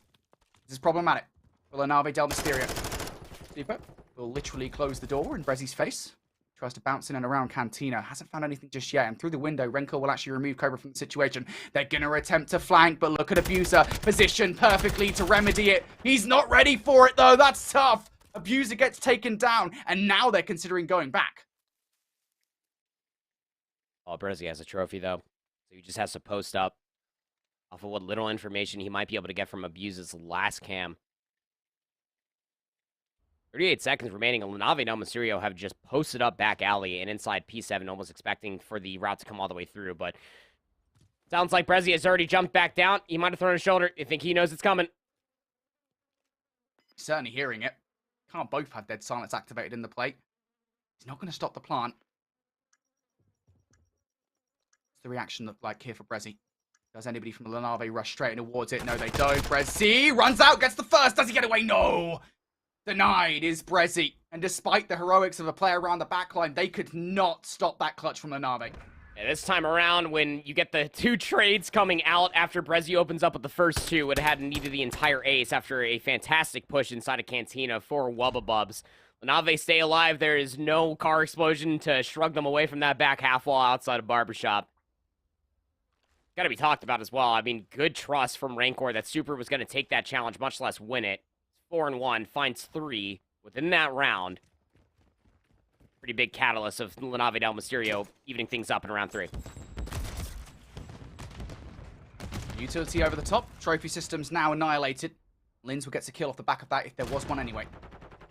So now Super Sniper Rifle becomes paramount in the play. Trying to get anything they can. There, crossing that window would be nice, and Super is snappy enough to make it happen. Again, will they give it to him? Cobra taking shots in, and Super will get away for the moment. Drugged away, Rancor will pick it up on the opposite side, finds Cobra. 3v3, but you don't necessarily have control of this site. Super sees one jump across, and the timing to descope is a big one. Linz confirms off the glint that Super's still back here. And numbers in favor of Na'Vi now. Oh, God, Abuser right into the scope of Super, and what was a great round for the Wubbabobs might not be so anymore. But Linz has bomb at least. Might be able to separate these guys out, and he's going to run right into the scope of Super. Boom! There you go. Face down, slapping straight on the ground. The Na'Vi convert a round that was not in their favor. Super, I mean, again, with the sniper, the SPX-80, this is a second home for him. And I think when Linz was jumping back and forth in between the back cut there, outside of hedges, he was looking for the glint. I don't think he saw it the first jump, so he might have thought that it was the secondary player, but repeaks it across the yellow van. That's a nasty head glitch no matter the weapon that you're going up against. Super finds 2 within that round, brings his streak to 5 in a row through 2 rounds. Especially how they flip the lead, Super has a chance to get an early cruise missile. Would be big if he could make it happen. Again, Cantina control. Really do need it. Super's going to give a look over towards the dumpsters, and there it is! Head off Cobra. Cruz now in the back pocket, but Brezzy will trade out again. Just flies in, no Daddy to speak of. Linz is actually going to have his in just a second here. But the SMG pressure will flip this round on its head. Rencor now in a 1 versus 2. Now, he does have Dead Silence to use. But do you want to do that in this situation? Jump up here for Linz. Rancor's going to see it, but the shot's that much better. Rancor was not expecting it. And I don't know if you caught it there at the very end. The cruise missile was actually not captured for Super. Oh, no. Run score streak, Brody. Oh, no. Yep. Not again. Not able to get it. I don't know. I don't know if it's a bug. I don't even know. Maybe it's a decision. It has to be a decision that he's been making. I'm sure that I would have heard of this bug. Someone would have corrected me for sure. But yeah, Super's running the score streaks this time around, so won't be able to get that for La Nave del Mysterio. Not to mention how Wubbabub shut it down. Keep this even in around number 5. Trophy system down now. That should deal with at least a smidge of the utility that I have no doubt will be flown their way. Through bottom cantina goes Brezzy, but Yakko will deal with the threat to neutralize his heat. Now players trying to trade things out. 3 for 3 we go as Yakko does go down. A control is actually pretty much favorable here for Wubbabubs, especially as Buser does go over the top, but Sucre will pick up 1, 2 versus 2 now. Super's got a sniper, X12 pistol as a secondary. Pops Dead Silence is feeling the play. See player number 7 is Sucre. He is so far out of this play entirely. He's just going to be watching the exits over by L. The bomb's not planted yet, so that causes considerable doubt for Super that they are still inside Cantina. But look at Abusa and Cobra on the map. They're toying with the idea. Do we commit over towards A or do we push through tunnel? It's going to be the commitment. Super misses the shot. Information confirmed. That's rare. Super to get a whiff. Sucre, though, in the middle of the map, cannot convert on towards Abuser, and now they know Sucre's got a sniper rifle. If he could pick up a Vaznev for attack off the ground, that would be nice. Does do so. Super still looking for the angles along to the sniper rifle. Should get one. Oh, no, another whiff. That's tough. Has to switch over towards attack again. Might be able to bait them out. They wouldn't be aware that the attack is in his hands, but it doesn't matter anyway. 3rd round on the board here for the French. Yeah, way to bounce back, especially after Yakko fighting that first blood bottom Cantina. He does the jump up. You saw Linz's Semtex come through, and it confirms damage onto Yakko, so he can't actually jump inside top P6. So he has to hold the line, and when that comes through, everybody from Wubbabubs collapse around Cantina, and they deal with Yakko on that positioning. From there on out, you can start to encroach further forward positioning. You get the player off the top head glitch for that dumpster. That's a great kill to have for yourself. And albeit maybe you felt a little trapped, Wubbabubs make the most out of it as they answer back with 2 rounds in a row. Not a single B hit just yet, and that will not change coming in towards round number 6. Over it. First blood this time around. Linz chooses to shoot the trophy system at the complete wrong time. Goes down towards Yakko. Elsewhere, Super has already gotten a sniper kill, and things go from bad to worse. It's very quickly Abuser. He finds himself in a 1 versus 3. He gets one, turns away for the escape, but no escape to be found here. Such a close search and destroy between these two teams. Yeah, that goes back to a few rounds that we got to see out of La Nave del Mysterio in their map number 2 versus Aphelion in lower finals, where they just brute hit over towards the A-bomb. I know it seems very lackadaisical because that's what a lot of teams end up doing, but there was no focus in the middle of the map. And they call all of Wubbabub's bluffs that they just double chow around the immediate angle. They just rip players to shreds. That entire round was settled with what? Like maybe in the first 20 seconds or so for La Nave del Mysterio. And they got Abusa off that shriek. He was starting to build for himself. He's over the top once again. There is a trophy to protect, so nobody going down just yet. And there is a player just sitting just outside Cantina. Then the question becomes here for that differentiation. Do Wubbabubs expect it? How do they react? First snipe from Super, that was nice. Great first blood. That confirms not only Cantina control, but it confirms that Yakko can press all the way up. And either Yakko was going to find that, or I just felt it. That Super was going to connect with that jump shot. Yakko has come alive. Cobra's got a trophy system. 1v4 would be cool, but it's simply not meant to be. La Nave del Mysterio hold the line. And they had that B zone, they had that B site controlled. I mean, you had Sucre that's over there, didn't hear a peep. Super finds that first blood. It confirms that everybody's inside Cantina. Yakko was over here the entire time on Graffiti. And he just waits for the immediate call just to pounce through the window. Here's that shot from Super again. Oh, that's a hit marker? He did hit marker him, yeah. Oh, I thought he would have gotten the kill. What? Those are some strong hedges. My guy. Those are some dragon skin hedges right there. It stops the entire damage from coming through. It's insane. Dude, he must have, like, used all of his budget in his bank account to buy armor off the start. But look at this. What a nade from Yakko to kick things off over towards a no trophy system to speak of. And now they're relying on something from Buser. He will pick up one in the middle of the map. But he's getting chased from behind. Super should be able to take him down without problem. And there you go. For the second as well. My God. Super. That is crazy. Now 1 versus 2 here for Cobra. But that silence has to brute force his way. Gets good damage on a Rancor up top, but I mean, Cobra's one shot. Nice little skin nade's gonna come through. La Nave del Mysterio have now won another 2 rounds in a row. Or is that 3? That should be 3, actually, yeah. Yep. And Super is in takeover mode. I mean, he's what, now 11-4 in the Search and Destroy Sniper Rifle SMG. He can just do it all. He has some really good follow-up. Keep in mind you with Yakko, who's also having himself a great map number 2 at 8-6. And for Rancor and Sucre, I mean, it's mostly just watch these 2 guys fly. Just get some damage if you can. Find the trade if it's required. It's worked out quite wonderfully for the past few rounds. Yeah, the first delineation now. The narrative that has been set. Finally, 2 rounds difference between these 2 teams. Yakko being stunned up. Trophy system. There is one not good enough to prevent that from occurring. Yakko back over towards Graffiti's side. This was a really helpful position for him. Only a couple of rounds to go. Good enough at the moment to keep a Wobbabobs at bay. 1 player on the flank. Keep an eye on Abuser here. He is absolutely going to be the playmaker. Yakko through the door for another one. That is 6 in a row for him. The cruise missile. He's not running score streaks, but Abuser does go off around that back line. 3v3. Yakko knows there's another player in here. At the very least, pops open the door. Goes to the drop shot, can't get it. Lins will find another combined with Cobra. Leaves Super. 1v3 finds the first. Lins gives him another chow, and he gets away with his life. He has the read of the sniper to the AR. The drop shot can't win the gunfight. Oh my goodness. Let me come up for air real quick because Super almost did that.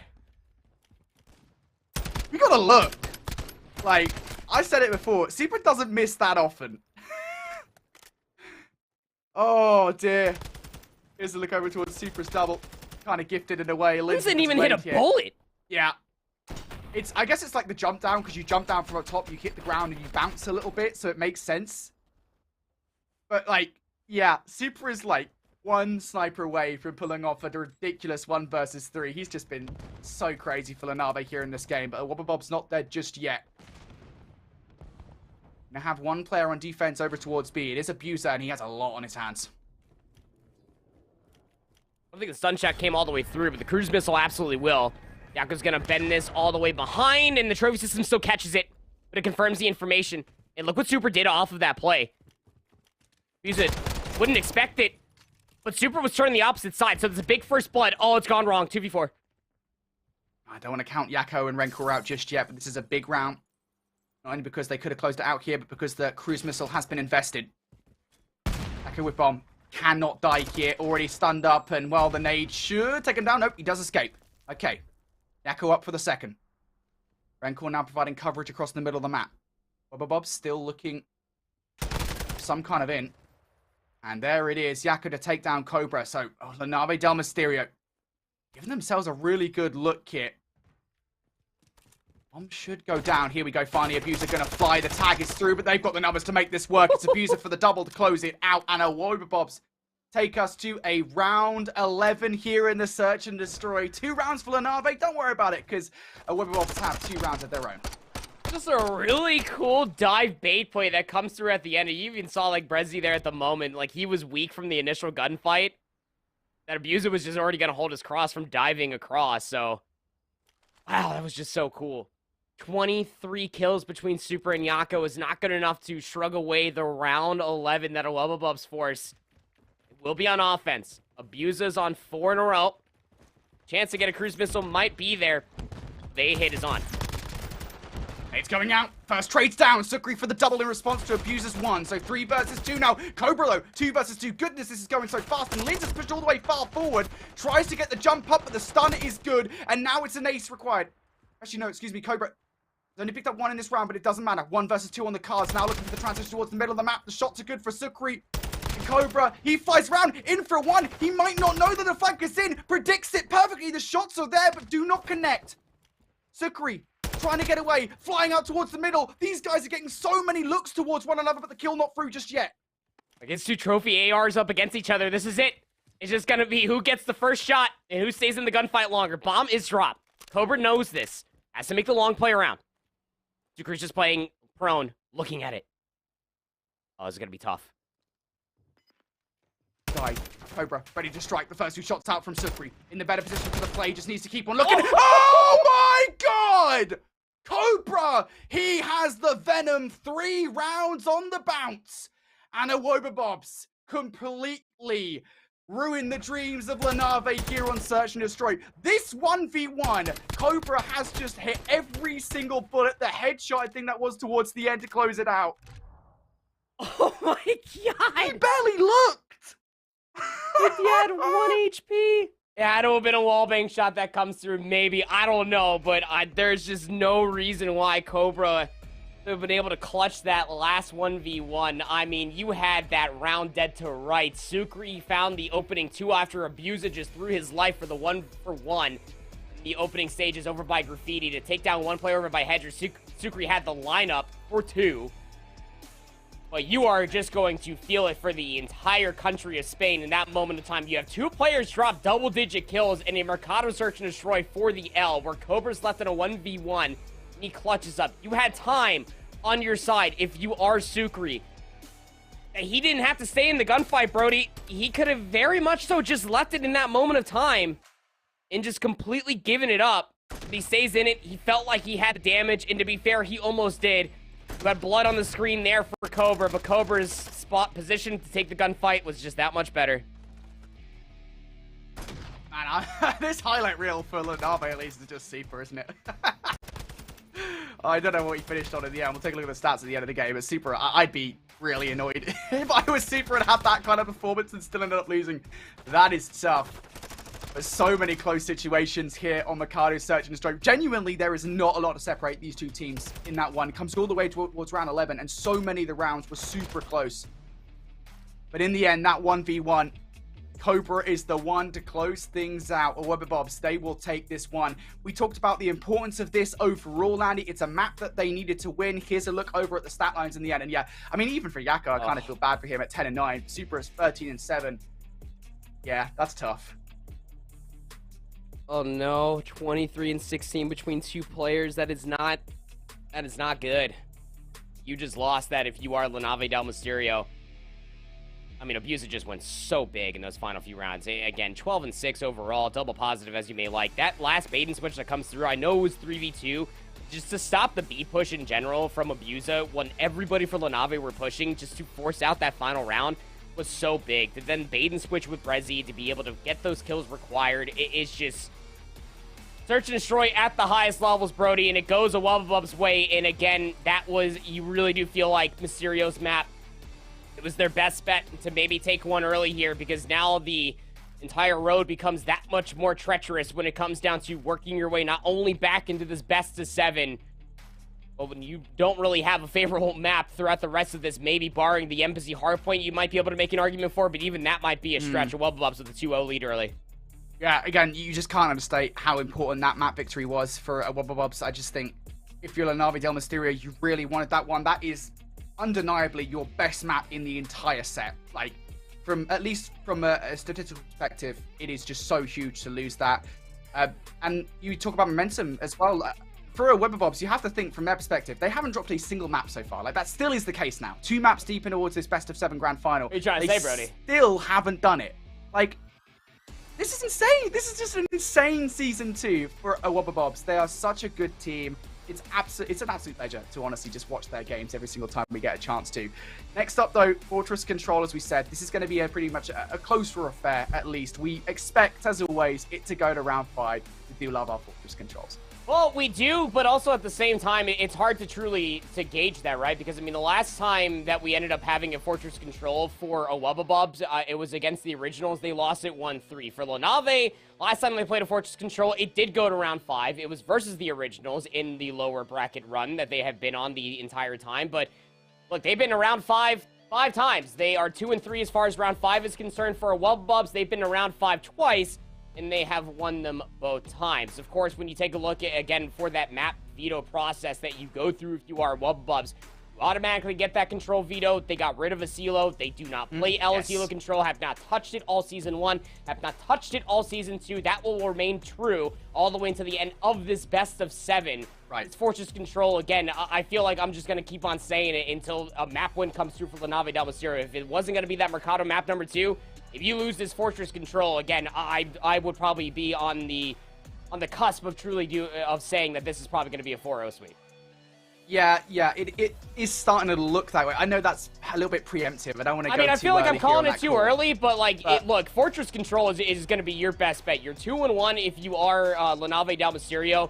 You go over to an Embassy Hardpoint where, yes, you are, for LaNave, you are 3-2. You have a lot of time spent. But a Wubbabobs for Season 2 of the Elite, they haven't dropped it both times that they played it. And their differential is above 60 points. So I feel like you need this Fortress Control. You need those wind in your sails if you're LaNave. Yes. Yeah, that is the key thing, isn't it? Because, again, like, it doesn't get any more favorable from here on out, right? We've already talked about kind of how much... I mean, obviously, there's 3 Search and Destroys here in the map set. There is no bad Search and Destroy map, really. And if there is one, they've already vetoed it for a Wubbabobs. So...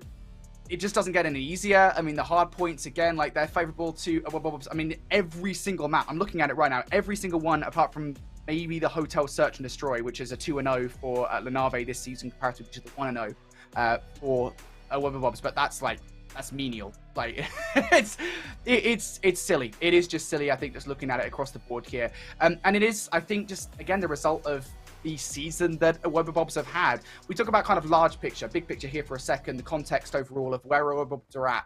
This is them training, them having a good run up to the Texas Open. They want to not only convert this into an elite victory, but also into a better stead from top 6 at Boston. Let's see, though, what the start of that journey looks like here, or potentially the end, at least, for Season 2 of Challengers Elite, written towards the Fortress Control.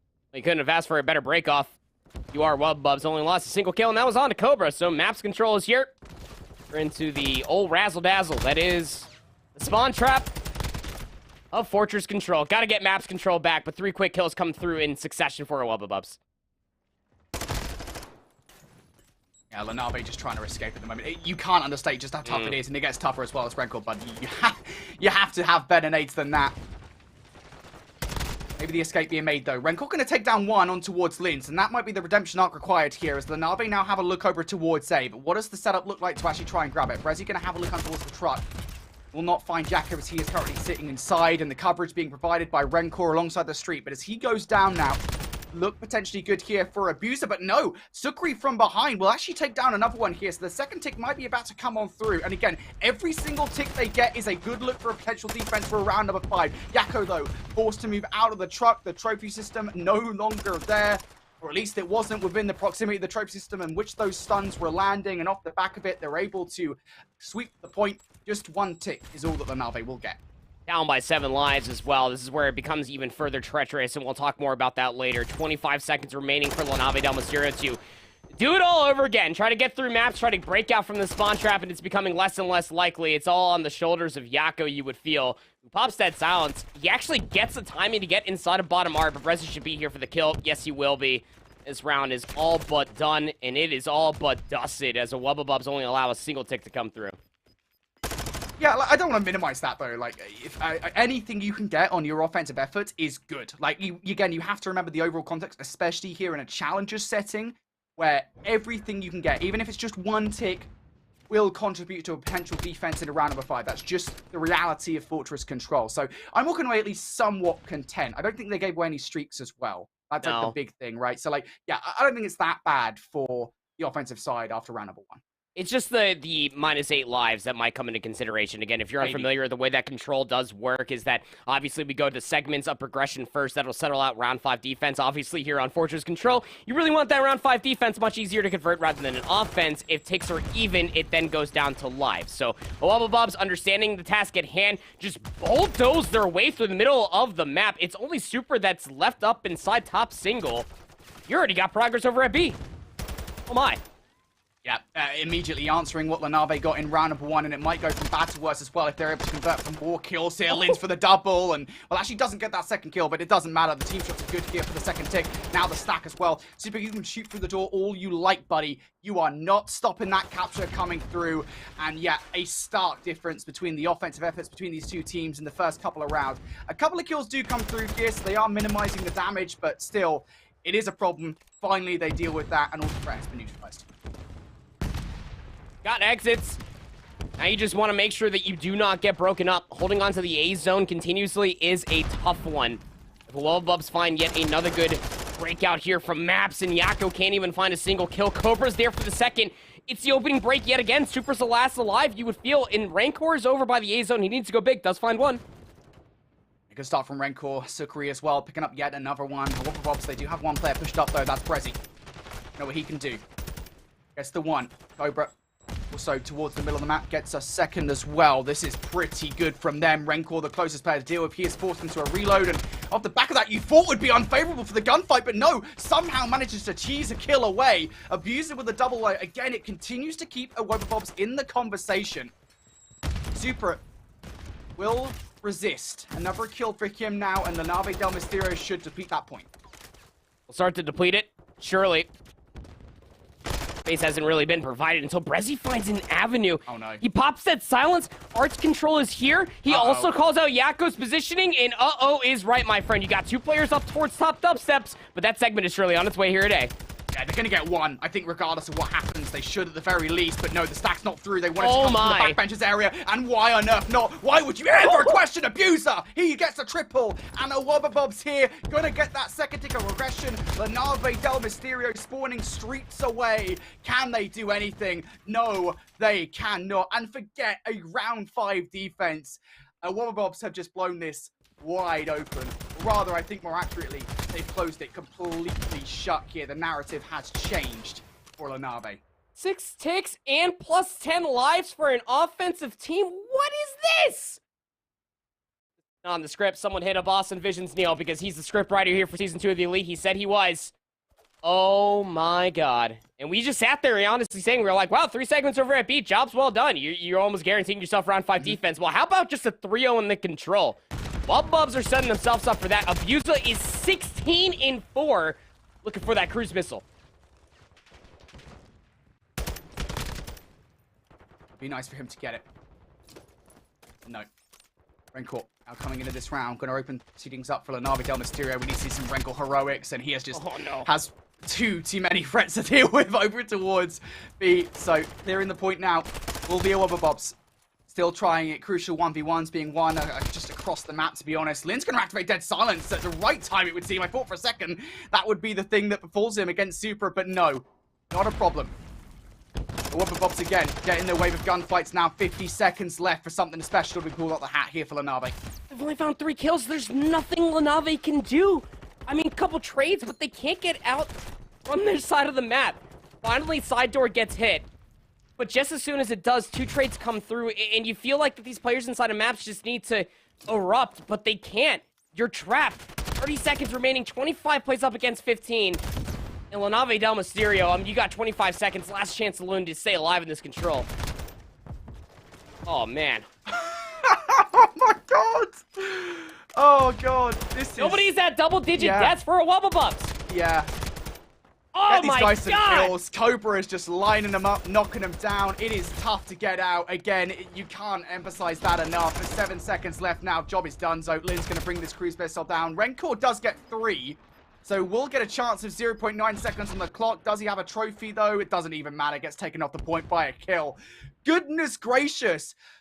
Wubblebobs, you know this is the grand finals, right? You got to give us something to work with here. Some kind of competition. They steamroll them. Morning, Brody, I'm pretty sure that they're aware they're in grand finals, but I didn't know I was signing up to witness the massacre of Al Bagra Fortress here on Control. Oh my goodness. 20 and 6 from Abusa, like, get a trade. Like, come on. Like, someone get a trade. Like, I mean, again, I don't want to scoff on it too much. It has to go, and it has to be said. A Wubblebobs to be able to not only convert that B execute off the rip, it was 3 rounds of play. In all 3 rounds, a Wubblebobs won the opening breakoff convincingly. Convincingly. All I got. There's my analysis. Okay, I thought there was more there. I'll be honest, bud. Sorry. All I got. I'm speechless, man. I mean, like, it's Fortress Control at the end of the day. Like, you can absolutely bring that down to just round 2. Like, you expect the Wubblebobs to win those defensive rounds. Maybe not so much in the fashion that they did, in the dominant way that they did, but you expect them to win them. Round 2, that was the problem. And here is that opening break over towards B. I'm glad that we're starting the replay package actually here in towards round number 2, because let's be honest, rounds number 1 and 3 don't really matter. It was just so frustrating. Rezi makes this huge play inside munitions as well. It's just like double after double. Abuser gets one on the point. He actually gets triple there towards the end to basically seal the deal there in round number 2. And from that point onwards, you're asking effectively for a double offensive effort from the LaNave Del Mysterio. That is much too much to ask there. LaNave Del Mysterio, mate, just absolutely decimate. Super gets 4 kills. Like, he almost just did a wee man in that game. I'm sorry, we're not normalizing that. You've caught her out of this, man. Bring Wee Man into this. Yeah, he doesn't deserve that. I'm sorry, Wee Man. He knows what he did. He knows what he did. 4 and 14 though. I mean, like, I think again, you emphasize that point. Like, you're shutting down the player that is the biggest problem on LaNave Del Mysterio. Like, to put Super at 4 and 14. Granted, you know, he's going to be running an AR, so that's not exactly favorable on the offensive side. At least 2 of the 3 rounds we saw there. But still, like, that's not easy to do. Dude, look at some of these stats. What? 15 and 8, 19 and 8, 20 and 6. Brezzy reaching double-digit kills. Oh man, he tarnished it. That one play, honestly, that really makes that A-zone push, like you were talking about during the highlights, Brody. Just, I don't know. I mean, even like the assist category, I mean, those damage numbers for LaNave Del Mysterio very much so might be right, honestly. It just felt like that they weren't there. I mean, Rancor was the only player who reached double-digit kills at 14. That is the lowest amount of kills that a Wubblebobs found entirely. And Brody, I already said it. I said Mercado was going to be their best bet, and if they lose that Fortress Control, I think it might just be a swift 4-0, Brody. I don't know how you work yourself back into this one. I mean, at least it's an Embassy hardpoint. There's not a whole lot of VOD when it comes down to Wubblebobs. I mean, they played it twice. They beat Retirement Pending 250 to 117. They beat Notorious 250 to 195. Even in Season 1, their only time playing it was against Originals in Grand Finals, or towards lower finals, excuse me, and they won 250 to 204. This was a map mode combination that a Wubblebobs kind of shrugged away from. This was actually their hard point veto throughout the entirety of Season 1. And then I saw them play it at Boston, and I understood why. Do not play them here. They are very good at this map mode combination. Good luck with Nave. Godspeed. CDL teams, pay attention. The Wubblebobs are here to show off. And they absolutely are. Let's get into what could be the final map of this Grand Finals. Wubblebobs having a stellar start already. They will get the first look at time here on P1. Rezi will finally fall inside. LaNave do take control, but keep an eye on the rotations towards P2. You can already see a Wubblebobs starting a position for that, and up top in paper is Abuser, a power position for him to hold. When it comes down to accruing a lot of time off of P1, it always comes down to that top paper positioning. When it comes down to the rotation over towards P2, you want to make sure you keep players inside the parking lot, but they will come through on a Cobra on the backside of the Vans, quickly picked up by Linz. Still 10 seconds to soak up over here. Brezzy looking at it like a nice little evening dish. We'll soak up that 10 seconds, but the rotation over towards P2 isn't exactly secure, not with Yako still pushing Xbox. Rancor towards the back line here. Fair bit to do. Lynn sits inside. Should be able to catch him off guard and will do. Nice shots from Rancor, but again, around the back line. Does get taken down by Abuser, and he gets a second as well. Just so disgusting. They will clear the back line here. Wubblebobs now just causing so much pressure. Yako thinks that he can make a play through the side door. He is going to be denied.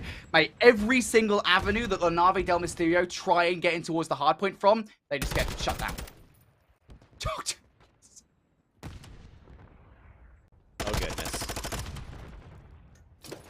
They're even sending players on rotation over towards New as well. I mean, this is just... It's so annoying. Rezzy's on a 5 spree. You gotta find this trade if you are LaNave Del Mysterio. Rancor steps up. He will take down Brezzy from that streak, but not before Wubbabubs already reached 60 points. The rotation over towards P3 was taken some time ago for LaNave Del Mysterio. You just gotta hold them here. You cannot allow Linz to get too hot. Can't allow him to get too hot, Brody. Yep. Stop saying things, Andy. You're casting. My job. Yeah, that's true, actually. Sorry. Linz will get the double. Cobra towards this top office position. Super should stun him out. It does. Ooh, I thought for a second there it's not going to matter. Cobra almost got that kill, but Super will clear house here. But again, it's the problem inside the hard point. Wubbabubs, they are soaking up a lot of time. Sukri pre-firing through the door. Brezzy in the corner, just going to get doubled up on, and that is not a sandwich that you will want to be in. As LaNave Del Mysterio here do manage to get some time. It is 25 seconds. I think Wubbabubs, with the leaders advantage they have at the moment, though, like, they're just comfortable giving that up. Why wouldn't you be? I mean, what? You know, you're going to be having about a 40-point lead going inside P4. We can get players just being annoying top, bottom paper. Inside the hard point, you got 3 players. It's about dissecting where this hit's mostly coming from. You already know that one player's over here towards pots. But your top side is under threat. Yeah, Super's going to be able to at least clean up that gunfight towards Brezzy. So now you just have to be able to hold strong. Give these 3 players in the hill. And on the other side of the door, Abuse there, a problem. Trades in favor here for Wubbabubs. Jacko almost running out of bullets inside his fast nerf, but it's okay because he does pick up the kill. Has to help with Super as well. So LaNave burst on through, excuse me, for the time. Rancor following up with another one for clearance. So actually, this is a pretty good break from them, to be fair. 20 seconds in is all it takes, and this is a valuable 40 to get them back in the conversation for this game. The Cobra around the backline wants to disrupt. Sukri makes the call, but not going to win that gunfight, and now Super left up, triangulating around him. Wubbabubs, so many different directions to check. Super will pick up one, but no more than that. They do break. I think that's the big thing for me, is LaNave, at the very least, they break for some time. Yeah, contesting P4 was big, because obviously you knew that a Wubbabubs trying to recontest that back P4 means that you can hold this rotation going in towards P5. Get your fast nevs out. It's an SMG playground. In towards Laundry. Hello? The heck was that? Is that Rancor just pushing all the way back thinking that Linz was already dead? But no matter. Kill comes through anyway. Inside of P5, LaNave Del Mysterio will be here first. Big hold for them. Again, Journey to try and recover from what happened early on in this game. Yakko sitting in the corner. Cobra going to predict one corner. What? Of all the corners! Just removes Rancor from it, but Super inside will triple up. And, well, Cobra doubles right back up on him. Cobra weak, 21 HP here. Just going to try and get the regen. And, oh, well, it's a little bit too late. Rancor inside. Still having a battle, though, again. The players spawning out on the other side of the map. That is just way too much to deal with. So Cobra's double. Paramount to get control, despite what we saw, the triple from Super, just not enough for LaNave to hold. Cobra just hit the equivalent of the aerial electric slide, and he somehow just glides into the bottom stairwell for that first blood, and Wubbabubs follows suit soon after. It's a great break for Wubbabubs. How could you not expect anything less? I mean, Linz is at home, 12-9, 11-8 for Brezzy. The SMGs are absolutely having their way on Embassy Hardpoint. LaNave Del Mysterio, though, they're not too far out of it yet, just still trailing by about 30 points or so. It just comes down to making sure that P1 is good for you, but Linz has been making dead silent plays like this all map long on yet another spree, 4 in a row. Both put down Linz. He has been just such a massive problem. LaNave Del Mysterio here in this game thus far. As you say, now on 5 in a row. Looking for number 6 would be a cruise missile. No score streaks for him. Might well get it over towards the tennis courts. Yes, he does. Good serve. So, 6 in a row. That's the cruise missile. Should be on board now for a Wubbabubs. And actually, you get a fair look over towards time inside P1 as well. 20 seconds remaining. Now for LaNave Del Mysterio. Becomes about focusing on the rotation. And you can already see Cobra sitting inside New. Wins a crucial one towards the backline. And a player towards Xbox also shut down. Linz on 8 in a row over here, just cleaning up players on ult. And this could well be the dagger in this game. No. They are just running into Brezzy and Cobra around this backline. Look at the mini-map. Wubbabubs are doing the 4-corner challenge on Embassy. You got a player towards P3, a player towards A-bomb, and a player towards P2, and there was a player that just got gunned down over by pots. They were just watching every single spawn and just winning just about every single gunfight. Linz's spree is not done. He's on 9 in a row. These players are trapped in towards the back. Brezzy finds 2. Linz looking for kill number 10. Sukri is snaking his head off, but it's not enough. 165-93. Where's LaNave Del Mysterio? Where are they? Not here, mate. Not here, not present.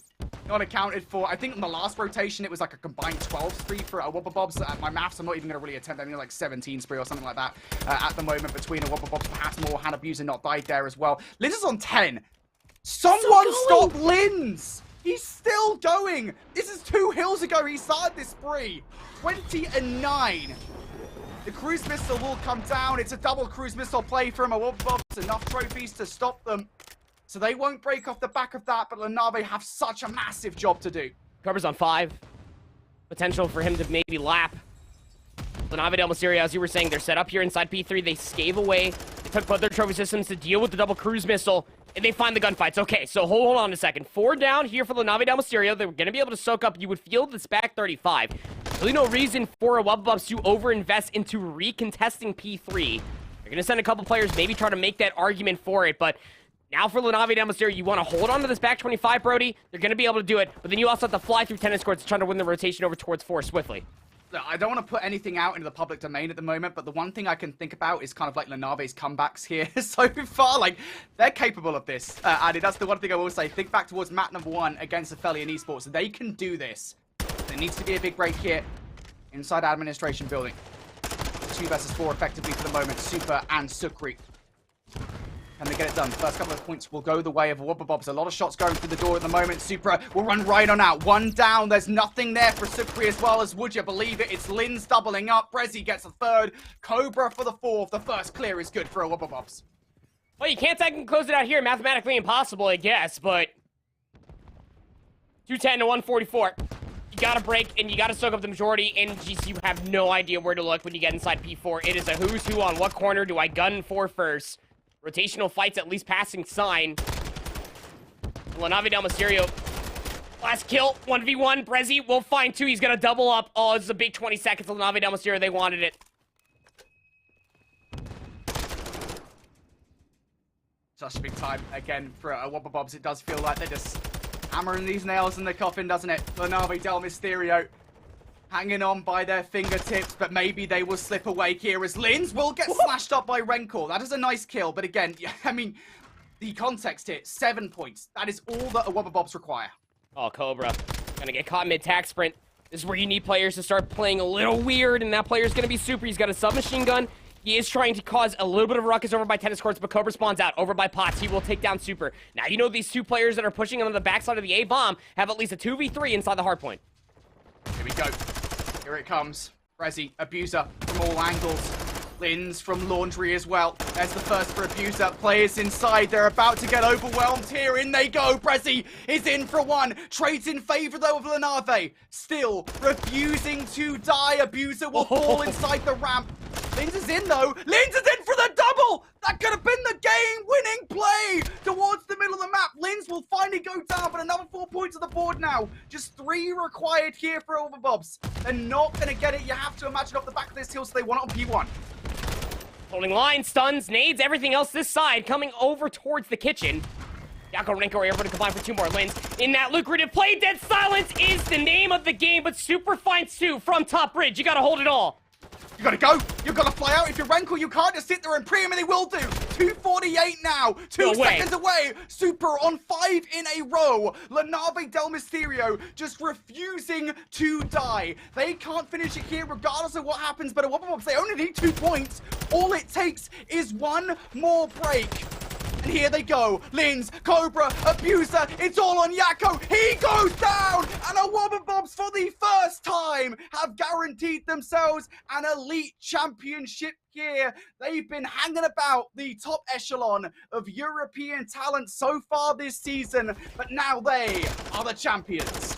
And Brezzy gets back towards the top of the totem pole when it comes down to winning elites. He's got to be up there as far as the most winningest player when it comes down to elites as a whole, as far as appearances are concerned, and has himself a whale of an elite series. 25 and 22 here on the Embassy Hardpoint, and again, you brought up the 1 point. It always feels like that when LaNave Del Mysterio are pushed against the wall, that is when they play their best hardpoint, because they came back from a steep deficit 2 times over to almost win both the hardpoints in lower finals, but that leader's advantage that the Awubabobs just built for themselves, I mean, that is such a steep mountain to climb. The way that they were just dictating the pace from the opening get-up of this map number 4 is just so hard to deny.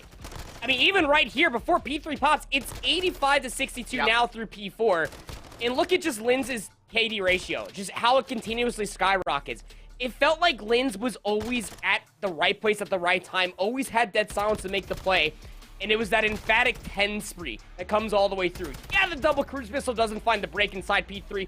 I would argue it does not matter when Linz in this moment of time is 20-9 and you have a 100-point lead. Good heavens.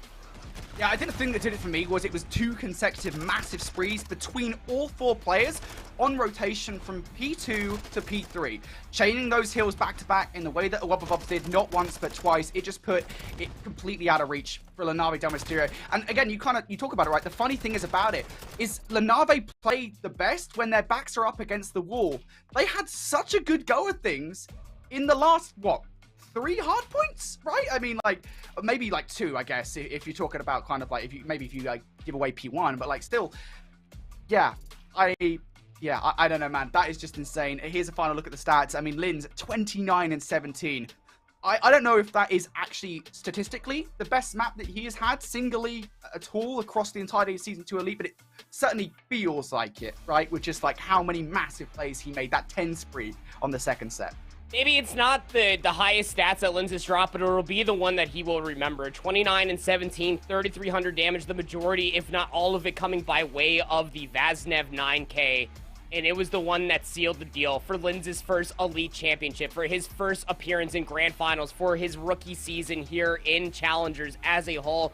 He was the new kid on the block. Remember Awubabobs of old, they drop Chaxter, they bring in the new kid Linz. And it finally pays dividends as a championship team once again for the Awubabobs. They played absolutely balls to the wall, Brody. They hit the championship bracket, and they just did not drop a single map. Congratulations to Awubabobs, your Season 2 champions. Absolutely, yeah, here it is. Congratulations to Awubabobs, Cobra, Linz, Brezzy, and Abuser. You guys have done a second championship, we should say, for 3 of those players. Of course, they won Stage 4 last season with Chaxter. Linz, though, the rookie this season, freshly turned 18, joining the squad, already has an Elite Championship under his belt, just 2 seasons in. And again, conversations for the rest of the team as well. You already talked about kind of Brezzy, back again, winning Elites. Surprise, surprise. Obviously, what he was able to do last season, both in North America and Europe. And of course, I mean, like, Cobra, even it's a conversation around Kim, from signs to this Awubabobs roster. He has just had such an incredible journey. And then finally, Abuser as well. I mean, what else do you need to say, man? Abuser, his story has been insane this season. He is absolutely one of the best prospects to come out of European Challenge Day. You got to look at the 4-0 sweep that we had here for Awubabobs. And again, drop a map, we didn't even say it. Did not drop a map in the bracket. How do you let that happen? And I think more funnily, to be fair, we can have a little chuckle at this, bud.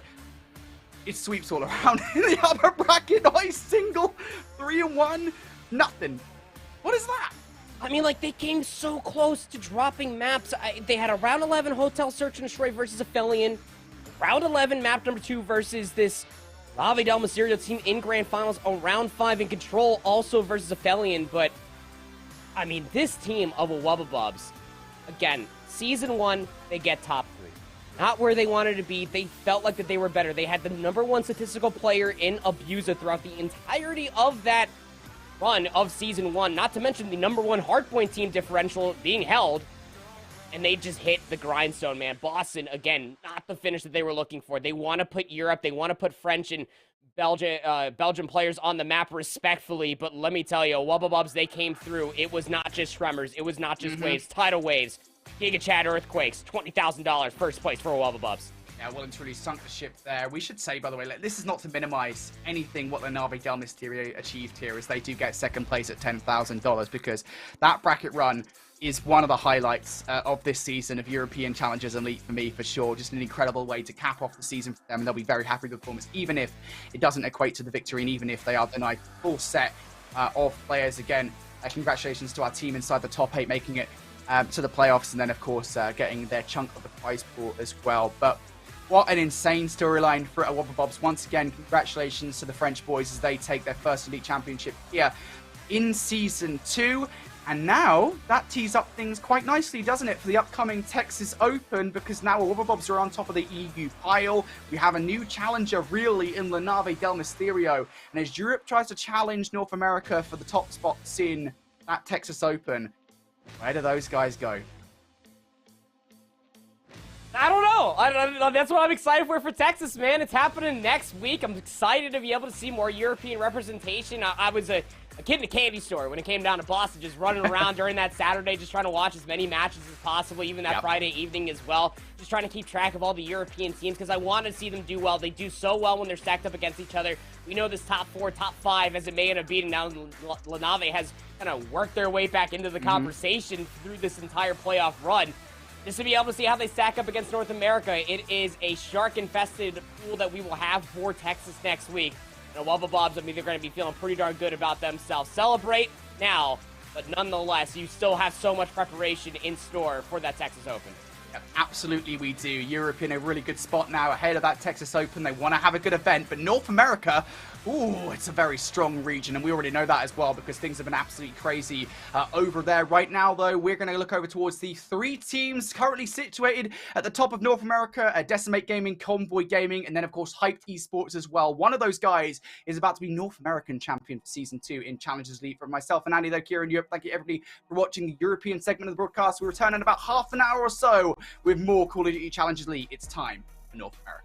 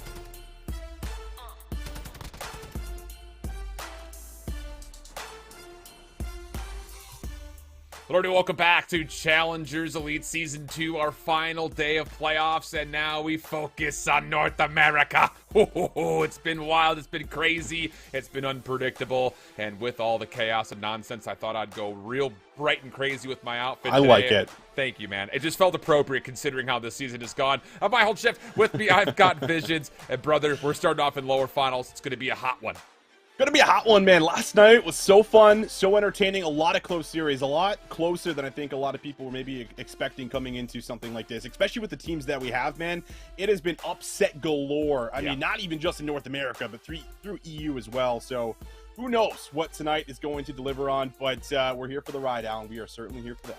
That we are. We're down to our final 3 squads, though, so that means, of course, that, hey, a lot of money is also on the line here for our teams. We look back at the teams who have left us thus far, not making it to playoffs. We're Amit, the Joke is on You squad, Boston Academy, and Aphelion NA. They will all have to re-qualify coming into Season 3. They all walk away with just a cool $1,000. Whereas, for the teams that find themselves in the top 8, they have earned automatic qualification spots for next season, pending, of course, they keep the majority of their roster, which is likely not going to happen if you know North American Challengers. So we've got teams like Twisted Theory, Rocker Academy in 8th. Big surprises there out of those two. Top 6 for LAG Academy and Team Moore. And then yesterday, losing out in the lower semifinals was Smog Alpha in a Map 5 affair, leaving us with $6 grand, $10 grand, and $20,000 for our final 3 teams, Austin. Yeah, how about that? An additional $4,000 for this lower final. So a lot riding on this matchup for as far as placing, a chance to, of course, to be able to get the lion's share of 20K. There was a lot going on for us. Let's take a look at what's been happening through this bracket. We'll take a look at the upper bracket first. Of course, Decimate, they get tested. Finally, it feels like, in that winner's final. They're up against Convoy. They had a nice little 2-0 lead. Convoy started to creep back into that series, but just couldn't get it done in the game 5. Decimate bounced back, and they were able to ice up and secure that top 2. Yeah, for both Decimate and Convoy, their first 2 rounds were really impressive, going through both Rocker Academy and that Twisted Theory roster.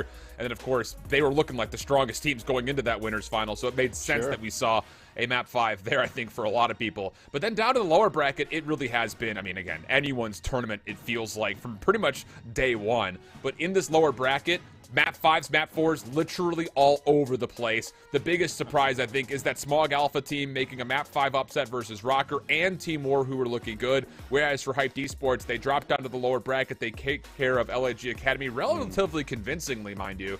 And then they survived through Map 5 versus Smog Alpha to get us here. So, with that, now it's time to introduce our rosters from this lower final. Hyped Esports, dude, this team has been super impressive because a lot of eyes were on Zero, first and foremost, because he gets dropped off from the league, and he's been playing incredibly well. But for players like Bink, Dark, and Estriel, this is by far their best placement thus far in the elites.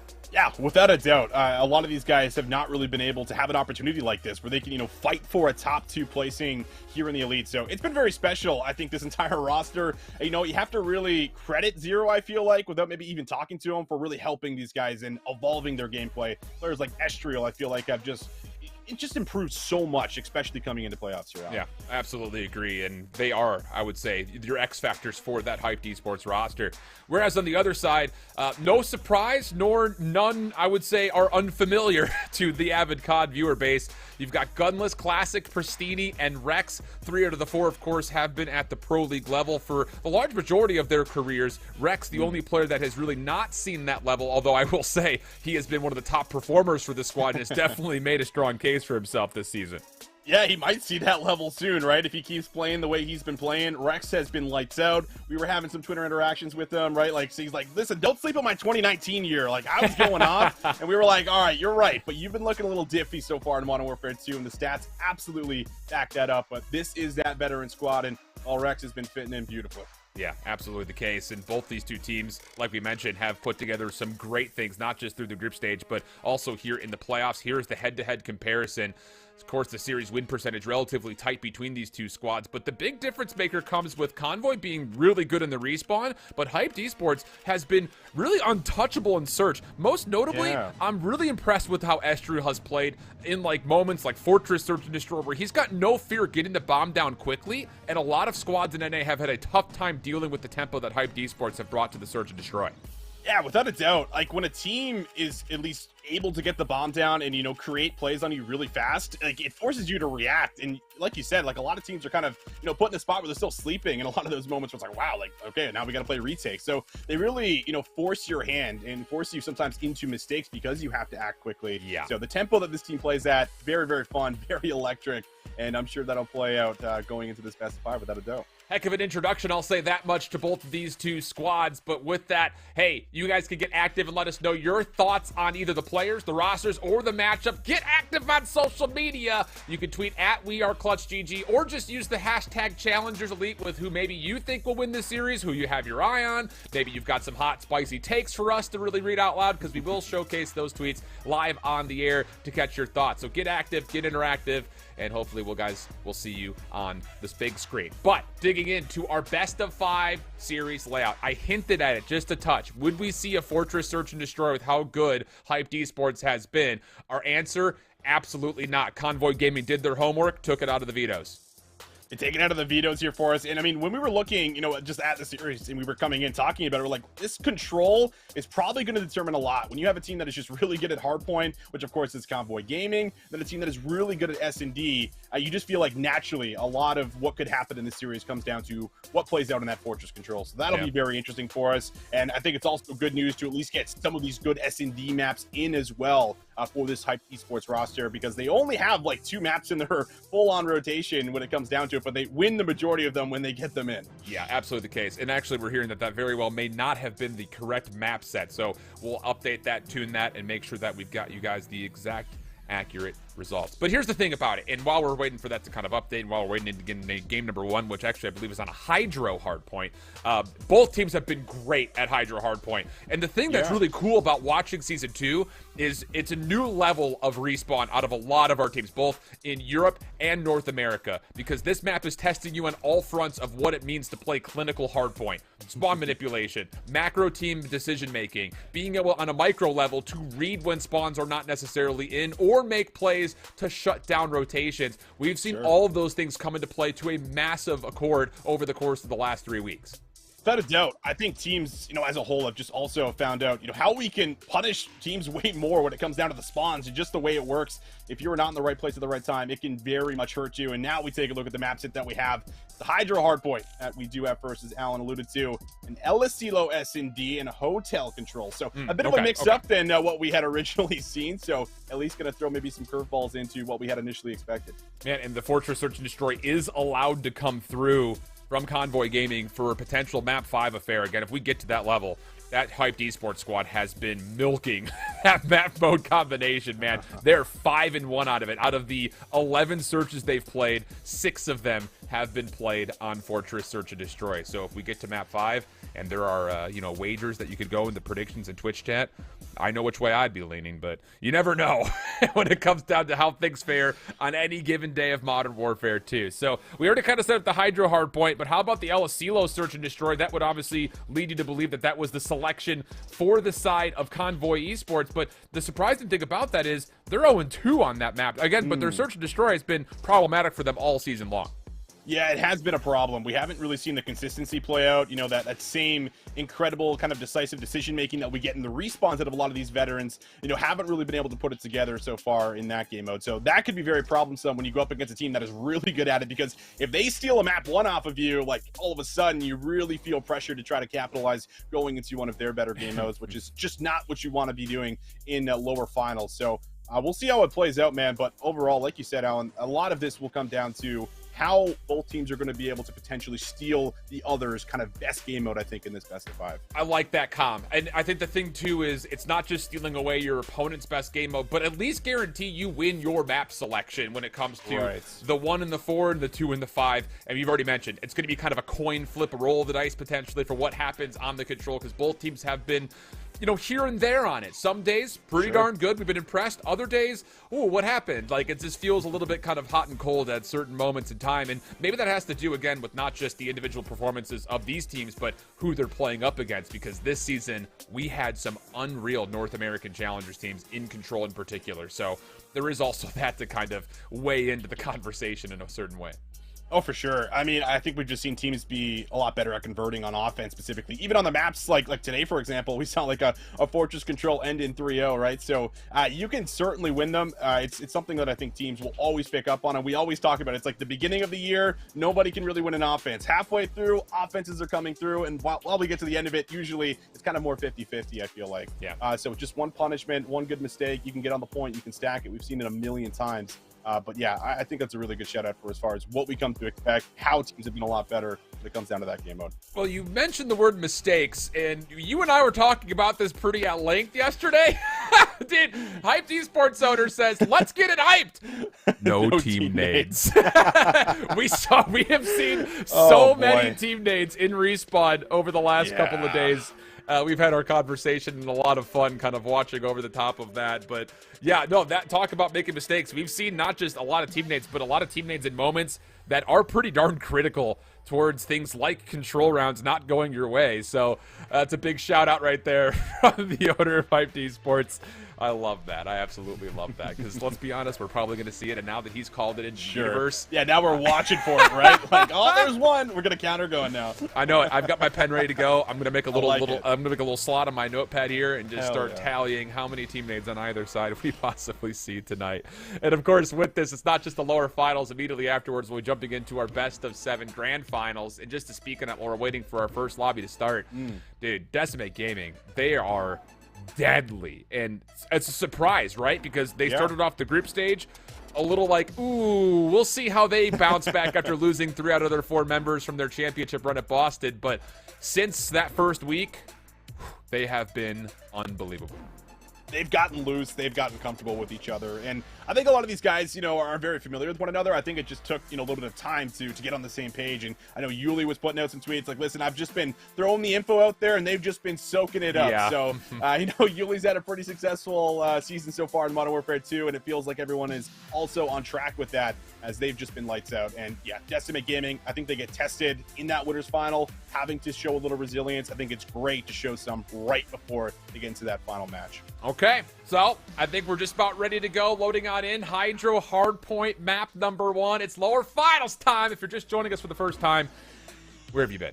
Nah, I'm just playing. But seriously, where have you been? We're about ready to get things going. You're about to learn and find out today, because we've got 3 of the best teams and challengers ready to square up for $20,000 and a Hydro Hardpoint to get us wet and ready to go for map number 1 in this lower finals. I don't know why I said it like that, Austin, but I was hoping I was going to get a reaction. It's Hydro, so it works out, all right? I thought I was going to get a reaction like that out of you, and boy, was I right. It's lower finals time, baby. Hyped versus Convoy. Let's get it on. Oh, let's get into it, Alan. Very excited to see how these two teams kind of also start. We talked about the tempo that we've been seeing out of a team like Hyped Esports, a team that has been able to take this entire playoffs by storm. And you're going to need some of it if you're going to be able to get the likes of Classic and Pristini out of the picture. But so far, kind of even trades taking place in and around P1. I think might be trying to work for some of the spawns, but so far it's been held on nicely here as Convoy doing the best they can just to keep them contained on P1. Yeah, and again, this Convoy Gaming team on Respawn in particular has been unbelievable, and I will say a lot of that not just comes from Pristini really getting into form again, but Classic has been a Respawn monster over the course of these playoffs. So a great start for Pristini, gets to 4 in a row on his second life, starts off 5-2, and Convoy Gaming have earned 15 seconds of time on the first hill while also maintaining the favored side going over towards the second. Yeah, this is great. The only player that's able to get through is Zero, but Zero doesn't have dead silence, so I'm not sure how effective the play is going to be in the back, but nobody seems to know. So any kills that come in should spawn them out, but that should also be communicated to Gunless in the point. And well, the spawns are starting to come through. Now Hyped Esports can at least start to set up the break with numbers in the back. Yeah, this is one of those moments where, again, if you're Gunless, you're just hoping and praying that your teammates can get a couple of the crossing kills, make your life a little easier while you can test time, but no. Hyped Esports get a clean kill feed, but how about this? Rex now on 3 in a row, a big double. Pre-fire comes out and takes care of Dark, but Cartier still spawns into the back, and with that, Hyped Esports will eventually get the break, but boy, did it ever take time, and boy, it's not even all that convincing, because Estriel was in there trying to fight for the last 15 seconds, and Convoy Gaming still had some pretty close spawns. They're still finding some decent kills, and all in all, they're only going to give away about 15-20 seconds. That's not bad at all for Convoy. Oh, not too bad. I mean, they probably weren't expecting the spawns to come in the way that they did. It's a good route from Zero, but they do a good job of at least keeping them off the time, keeping it contested. So a 20-point advantage going into P3. There was an elongated battle happening in the back from Bink, but he's not able to influence the spawn. So you can still see it. Hype Esports struggling to kind of get out of the back of P2, just now getting across the map as Bink wins that battle, and now we'll see if they can try to break in. Okay, big moment right here early on for Convoy Gaming. Not able to really zone off the rotation. It's all about trying to hold this from the back. And the shots just are not quite there as of yet. Hype Esports with the high ground, looking decent, gunless, and almost a full response to Estriel. But with that, Convoy Gaming still spawn in, and their reinforcements will get here first. Bink still on top. A good position for the AR to be, plus the flank from Estriel at the same moment. A beautiful timing on the pinch. The break will be there with Classic dropping. One more hit, though, from Convoy as they're still spawning behind the hill. Estriel does not get a read on it in time, and Convoy will technically win the hill. They do win the hill. Still a moment for Hype Esports to at least get across the map and finally get set up first. Those are actually key kills from Zero. He's going to slow this rotation down considerably for Convoy Gaming. They're going to have to wait to come out of spawn and figure out how they want to attack and come back out onto the map, because Estriel's still in another great position. First kill comes in, and Classic does find the trade. But now it's time to hold. Hype Esports got great mid-map control, but they're starting to lose numbers. Yeah, and this is all about, for the side of Hype Esports, do you get a read on where the majority of this hit is coming from? Because it is being a little bit split, but a nice pickup on the top side by Estriel. That will stop the little pinch play. Now all the focus comes through Ruins. And Hype Esports really haven't been tested yet. 30 seconds done and dusted. And the hit still has not come through, but whoa, dicey gunfight between Rex and Bink, won by the former. And that leads to an opportunity for numbers to start coming through, but the spawn still being held on to, and that just is all, again, credit to Estriel, picks up that kill on the pinch, never letting the spawns flip, and with that, Hype Esports right back in for a potential tie. Right back in, finally a rotation that they're able to get to first and then hold on to. The setup is there. Convoy now have to also play Hexus as this weird battle takes place in the water. Darkside will get the best of them. 10-6 now for him, starting to feel himself with that sub in hand, and might actually look to kind of wrap right through mid. I like this play. Deddy, so they're not going to hear him, but good awareness from Pristini. We'll make sure that that pinch does not work out. That's a huge moment, but Bink will find the trade and still Hype Esports at least around the time. I gotta just take a moment to kind of talk about Pristini's growth in this Challenger season in particular. You know, we kind of saw him randomly get like put into Vanguard for a little bit, and then you sort of like, wait a second, Pristini's still good. And he started to compete a little bit longer, but it's never really felt like he was able to take the gunfights he wanted. A lot of forced gunfights. That hasn't necessarily been the case here with Pristini in this season, which is why I think this Convoy Gaming has improved compared to Season 1. He's involved a lot. I mean, he's usually the top engagement leader for his team, but he's taking a lot smarter fights, I will say. And it's led to this Convoy Gaming respawn juggernaut throughout the majority of this bracket and their group stage. But with that all said, 4 in a row here for Cartier. Only 9 seconds of hardpoint time, but that's not his job. Darkside is going to get to about a minute worth of time here as we rotate back over, and we've got just about a 10-point game. 10-point game, 0 on 4. Love to earn some streaks here. Oh, but Rex, man, like, it's little moments like this that makes Rex so damn good. Doesn't read the 4th in the back, but finds 3 of the 4. And now the spawn's going to be a little bit split across the map here for Hype Esports. So far, Gunless is going to get a great read on it, but will finally go down. It's a double stack on the point. Pristini wants to back up to try to get there for the spawns, but it's just a good moment that comes through here for Hype Esports. And now they can almost keep Convoy Gaming trapped in the back again, just like they did last time. And look at the spread across the map. They're very aware with only 25 seconds remaining that someone's going to try to hit a long route. That's going to be enough for 0 to get to 6. Not going to be able to snap in center for 7. Pristini long-range shots connect. And now an opportunity for him to hit the roto. 13 seconds of time left. Hype Esports are still spawning on the right side of the map, though. So as they pick up Pristini, even though some members had been taken off the hill for some of the scrap time, they'll be in a good position here for initial on 2. A big shutdown there from Rex as well. Still making sure streaks are not coming into the conversation just yet. Bink, important gunfights, got the trophy system down. The setup looking great, and you still got 0 zoning from the front. Might be able to reposition himself here and maybe even bamboozle the player inside of Ruins. As he waits for the regen, but Classic, he'll have the quick snap. 9 HP to his name. Still, though, have to get through one more player. Estriel just waiting and lingering around, but finally Classic is in. Yeah, and this will block the spawns, and now the numbers could start to come through, but Dark gets a double Bink off the cross, is able to help out, and then a stray nade from 0 cleans out the hard point. Pristini is the only player to still spawn in the back, and how about the little floaty play from Cartier? 0 just hanging out, waiting in some water. And that will be good to reestablish Hype Esports for likely the majority of this scrap. Still an opportunity for Classic to get around the back, and he will. A key amount of 10 seconds as his teammates are already focused on towards Noob, but it's about that time we have the conversation that Convoy Gaming need to get a setup, and they have to hold it if they want to get back in the game. Yeah, this is not a position that Convoy Gaming typically find themselves in. Usually they're the one up by about a full hard point. That's a huge kill, though, in the back. Pristini going to do a good job of trying to make sure that everything is contained. No one's getting hardpoint time right now. Pristini's going to have to try to find some more kills here. It's a great stun. He's got a read on just about every single player. But finally, he's going to be dealt with, and now you're going to have to deal with the push. But the kills just have not been convincing so far for Convoy Gaming. And through the back, Hyped Esports are in for the touch. And that little pick from Bink from on top of the hardpoint keeps Convoy, again, further at arm's reach. But a little flank play comes out once again from none other than Classic. That will re-win the majority of this hard point. Still able to fight for 23 seconds of time. Classic still so much to do. Snap over to Estriel. Doesn't quite find the kill. Now the break attempt for the scrap. You have to push through the old time here if you're Hyped Esports. And, well, it's pretty convincing to start. More player up top. It's Gunless who drops just 10 and 20 from Gunless. And Hyped Esports now have numbers on rotation with the spawn for Bink. Oh my god, Bink is... I don't even know what kind of spawn that is. He just gets right in from behind. They should have no idea about this. And the streak's actually going to come through as well, just to try to support Bink in this play. Kill will come through there onto Rex, and the spawns now are still split. So Hyped Esports haven't locked it down just yet, but with some more kills, they should have it. And Darkside finds 2. 24 and 15 from Dark. Nearly 2 minutes of hardpoint time. Talk about a difference maker in this first. Convoy Gaming spawning all the way over towards Ruin side. Have to get over towards the Cliff Path side. First 2 kills are good, though. Now all 4 members can start to flood. Hyped Esports still spawning in the back, but all the kills turn up red. 2:04 is where the clock stops for Hyped Esports. Dark trying to hang on to some of the scrap time, but pushed away. 0 off spawn, gets a double Bink the third, and that will now conform into the full team wipe. 15 seconds looking good for Hyped Esports, plus they're on rotation. My goodness, Convoy Gaming, they kind of get robbed out of that setup. That was really their chance to get right back into this game. But Bink spoils it with the spawn in the back, and now Convoy Gaming are going to have to do something very special. And Rex has got a great read. He's got a great position. I mean, this is disgusting. But Zero comes all the way around. We'll deal with him. And now we'll see them start to set up this break. But Convoy Gaming, they got to be convincing. They got to hold. Steeney trying to sneak around. The rock face not going to work out. Estriel with the kill. Immediately traded by Classic. Last one left up top is Zero. He actually has a teammate with him, that's Bink. But the kills all turn up in favor of Convoy. A big, convincing moment for them. But with that elimination out of Estriel, Hyped Esports will still spawn in the back.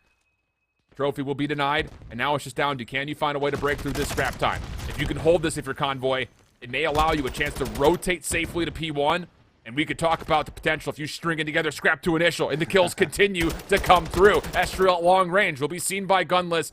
Not able to finish the kill. 1v1 though through the back door. That's enough for Convoy to secure the scrap time. And now we've got ourselves another tie game. Yeah, and now you might just be interested in, just trying to get across and influence the P2 spawns. Just in case this does not end on P1, which very likely might not. Both teams tied at 2:07 as Pristini can't get anything done in and around Dome. You're still taking a look at the hardpoint time, though. Hyped Esports, I mean, they are going to happily collect this. Rex is sure in the back trying to get the spawns, but this is great time to get if you're hyped. Yeah, this is just Convoy trying to finesse, trying to find a way to hold on to the right side of the minimap, but this is coming at a pretty steep cost. 226 to 207. Estriel, Darkside, cleaning things up. How about it? All 3 kills that were left remaining get tallied up by the subs for Hyped Esports. Classic on the rebreak. Has to get through not just this hard point, but also the rest of this defensive setup if they want to see the second hard point, which they will desperately need. 240, 207. And at this point, if you're Hyped Esports, you could just safely rotate back and win the game, you would think, but they're going to try to win it right here, and with those kills, they very well may. Spawn still over towards the left side for Convoy Gaming, and they're going to be hard-pressed to not just clear the zone, but even see the new rotation, and Hyped Esports take back number 1. 250 hit on the clock. What a start. What a start. And I mean, that is got to be one of the cleanest P1 holds we have seen in a long time. I'll say. And you can really feel the pressure of Convoy Gaming, you know, realizing, listen, if this game goes beyond P1, we want to make sure we're set up for P2. So Rex decides to make that cross-map movement, you know, all the way to P2. But the problem is that he's not a part of the P1 play. So everyone who's set up for Hyped Esports is like, you want to sit back there, you sit back there. We'll just happily grab this P1 time, and then they win off of it. Of course, Rex is forced to then make a play where he's just left all alone, can't do anything inside of Dome. Incredible stuff. A great bounce back from Convoy, but just a solid P1 hold gets the job done for map 1. Absolutely. Height scenes, but again, that early lead, I really shouldn't say early, but that mid-game lead that Hyped Esports was able to put together was definitely the difference maker. And talk about that coming out of your subline. Estriel, really solid. Darkside, even better based on the overall statistics, but we look back through this, and the way that we kind of frame up this map, I think a lot of the time is you look at that back 20 into the new 20, that core 40 seconds between hard points. If you could find a way to win the middle of the map, have good zoning around the hard points, it gives you an opportunity to kind of manipulate these crazy spawns, and Hyped Esports definitely executed on that, I think, a little more often than Convoy, even though there were some moments that, you know, it's kind of like a question mark eyebrow-raising spawn, but still, I think Hyped Esports did a nice job of really controlling the tempo on this map. Oh, for sure. And I mean, you mentioned it, like it's Ezreal and Darkside, like these two, man, they play so fast, and I've just been really impressed, especially out of, you know, what we got of Ezreal last night. He had a couple of crazy 30 bombs he was putting up. He was just absolutely finding his groove, which is just so pivotal when you talk about a sub duo hitting this form this late into playoffs. It could not come at a better time, and yeah, at some point throughout these respawns, it's obviously going to have to be matched from Convoy. And man, oh man, we said it right. Like Hyped Esports, if they could steal away a map #1, that could be huge for them going into an S&D. And it merits to be said that Gunless was really not able to get everything going. I mean, yeah, he's got a pretty significant amount of hardpoint time, but you know, I think at certain moments we did see kind of the brute force effort from Convoy coming from Classic and Pristini kind of in last-ditch effort, and maybe not as much kind of lockdown from Gunless, even with Rex in the picture. Sure, he had a much better game statistically speaking, but when you're kind of the, you know, lockdown AR, looking to anchor, looking to take away a complete one side of the map, you know, you kind of get that reflected off just the 29 seconds worth of hill time. It definitely felt like Convoy Gaming were not, you know, able to kind of keep Hyped Esports away as much as, you know, the other side you kind of see again. Cartier 24 and 21, 16 seconds of hard point time, sure, but 19 of those kills non-traded. He's definitely getting a lot of the work done there, locking down rotations, and I think that's kind of your difference maker in, you know, so many words, because you could kind of point at a number of different things and make a case, but you know, I think there was a little bit of an AR difference in how they styled around the map. So with that, both teams were really good at Hydra Hardpoint up until this point, so you expected to see a tight affair, and we got it. LSCLO Search and Destroy up next, and now all of a sudden, you kind of have to look to Convoy Gaming to say, how do you take away this map after not winning, I think what was their pick for map #1, but more importantly, it's also been your worst mode overall here in the Search.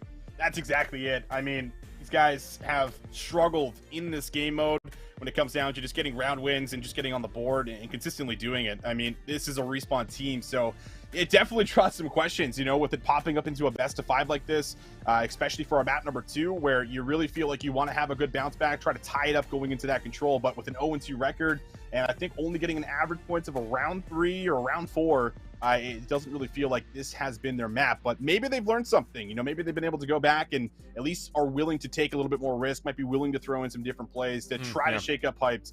That's what you're going to potentially have to do, right? You can't just stick to what you've been doing over and over again. You can't expect that to work out for you. Yeah, especially coming off of a match yesterday for Convoy Gaming where they got absolutely blown out by Decimate on this map mode combination. 6-2 was the count there. So it's always tough, I think, when you look at, you know, we talk about this all the time, by the way. It's not just this particular instance with just Convoy, but they don't play Embassy Surge. They vetoed it literally all season long.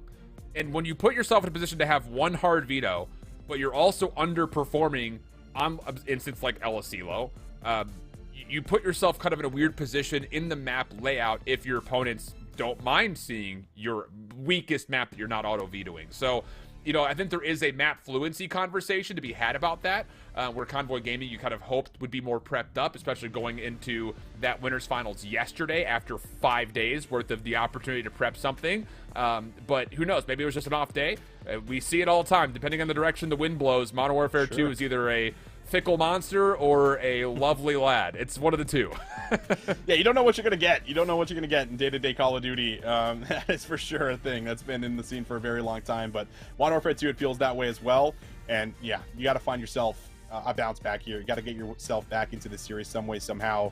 And by all means, I think that if you're looking at players, you know, like Rex, who has been kind of the standout, him and Gunless as an AR duo to kind of set up people like Classic and Pristini. Like, a lot of people forget, like, Classic was also, like, S&D god back in the day, man. Even when he was in the CDL, he was always consistently, if there was one game mode that, you know, Classic was going to perform in, it was S&D. So if you can maybe get some of that flow back into the mix, get some, you know, good work with Pristini and Classic to work down low through mid for you, let Rex pull out the scope if he wants to, or just let him work some AR battles.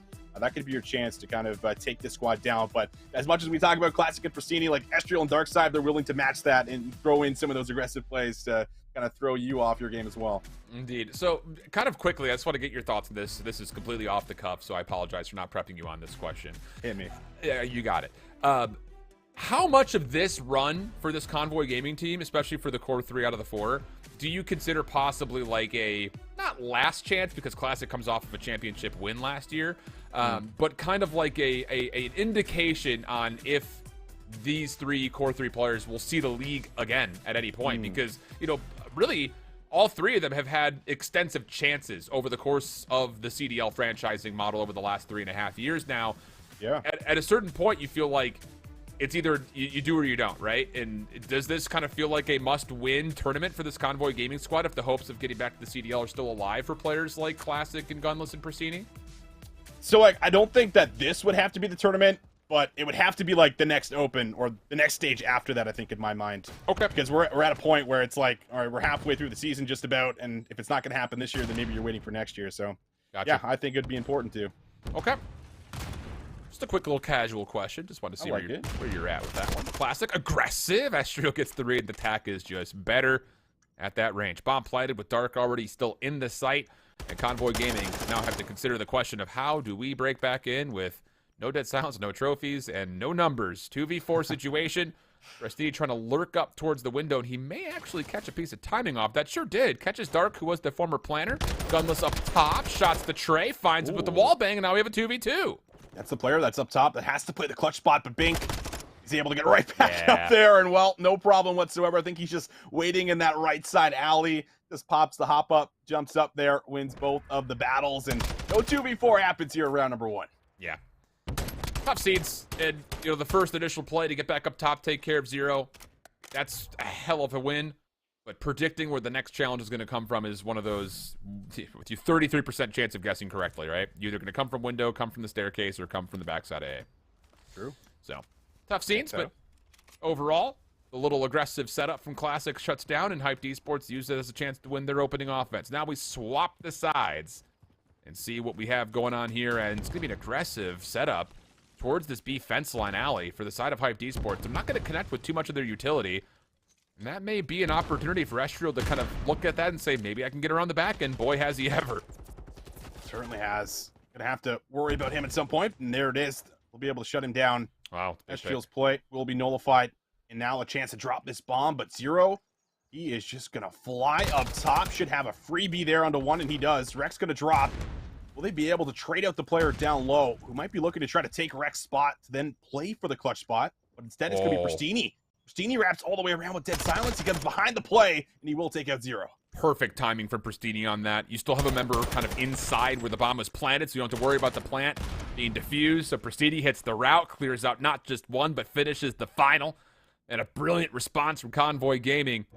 And this round is all about the fact that you find Estriel on that flank, because he could have single-handedly won the round with 2 kills from that position without question. Exactly, and we've seen it happen so often at LSELO. I mean, to be fair, there's a lot of different entry points that you have to watch on your side of the map offensively. So there is a lot of different angles that you can kind of just get through, sneak through. So yeah, that's huge to be able to shut him down. We've seen those 2 pieces really just stop the round right there.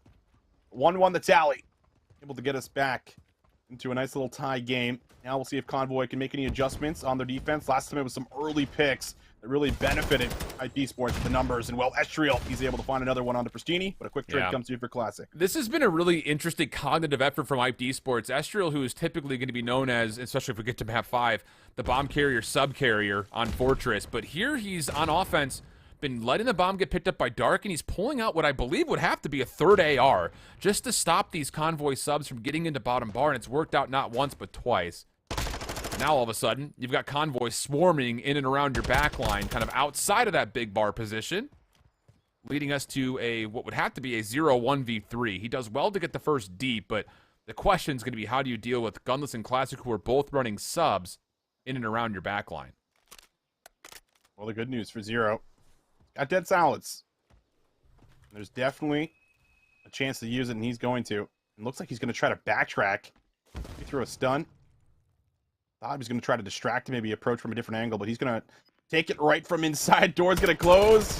Look the wrong way, but almost able to still get a pretty good look at the gunfight. Just can't get the final shots in. Yeah, the door shuts on him, and he's really got to pick one direction or the other, right? Like, you know he's on one side of this doorway. And actually, he almost guessed correctly as his gunless swapped to the other side just before the burst through the door comes out. Okay. So an interesting little tug-of-war game going on right now between these two squads here in El Asilo Surge. Absolutely. Fun to watch these two square off so far. Zero working angles through the outskirts. Just a lot of great opening looks from some of the subs that are working down low as well. A lot of these kills right off the bat coming on through with just these picks over to the right side in Junkyard, working down low, whatever it might be. See if the numbers continue to shine here for Convoy early. But Classic, 3 in a row. Just going to wait patiently. No one looking to move, just seeing if they can catch Hype Esports off guard with a pick. But Hype Esports are very reserved here. It's actually kind of leading you to believe that they may play just for a retake at A. No one's really in a position to challenge or contest the bomb plant. Estriel down low, deals with Pristini. That's a key win.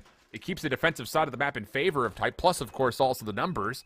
But yeah, that's exactly the call. Convoy's going to get the free plant, and now it's on to the retake. Dark side from behind does have the dead silence, in fact. Classic's also going to pop it. It sounds funny. He's caught behind the door. Can't shoot back. Pinned in the corner. And now up to Gunless and Rex. They're both in a position they can still very much win this. Rex is all the way at the back. He's going to draw the offensive players back here. And, well, both players going to win one-on-ones. A Zero left up to try and stretch it. And the push should come through. Easy cleanup for Gunless. Very well played in the 2v3 for Convoy. That's a really... remember that round. Just due to the fact that both teams are kind of playing almost a reserved take on both the initial defense, not contesting the bomb, and then even more so, Convoy really well reserved in their post-plant setup, because you saw those the Dark in particular and Estriel, I believe both, were trying to run forward with the dead silence, and Convoy just give away a lot of space, and they actually catch those subs more off guard than I think they were expecting to be, just due to all of that little bit of buffer given between the bomb initially being planted and where they were trying to hold it from. So lots of trust on both sides. That the retake would be good from Hyped, or on the opposite, the post plant would stay safe from any incoming aggression. First blood this time over towards the B side of the map. That's on both these first two kills are actually on the outsides of this main building. And how about it? With the kill from Trey, the bomb is going to bounce out of the main building and try to go around the world to see if they can clear topside patio behind A defensively. Oh, but it feels a little scary defensively right now. It's just not a lot of information for Gunless and Classic. They're both stacked on the B site, maybe thinking a push was going to come through. And now have to just push out here. And will they get a read on this push in the back? Player 6, Gunless, he's like backing up. Like, they know this is happening. But Zero, I think, is going to be able to get the high ground, or at least wrap all the way around. Probably catch Gunless with his pants down. There's just no way he's going to be able to react to this if Zero sees him. Now he is up top.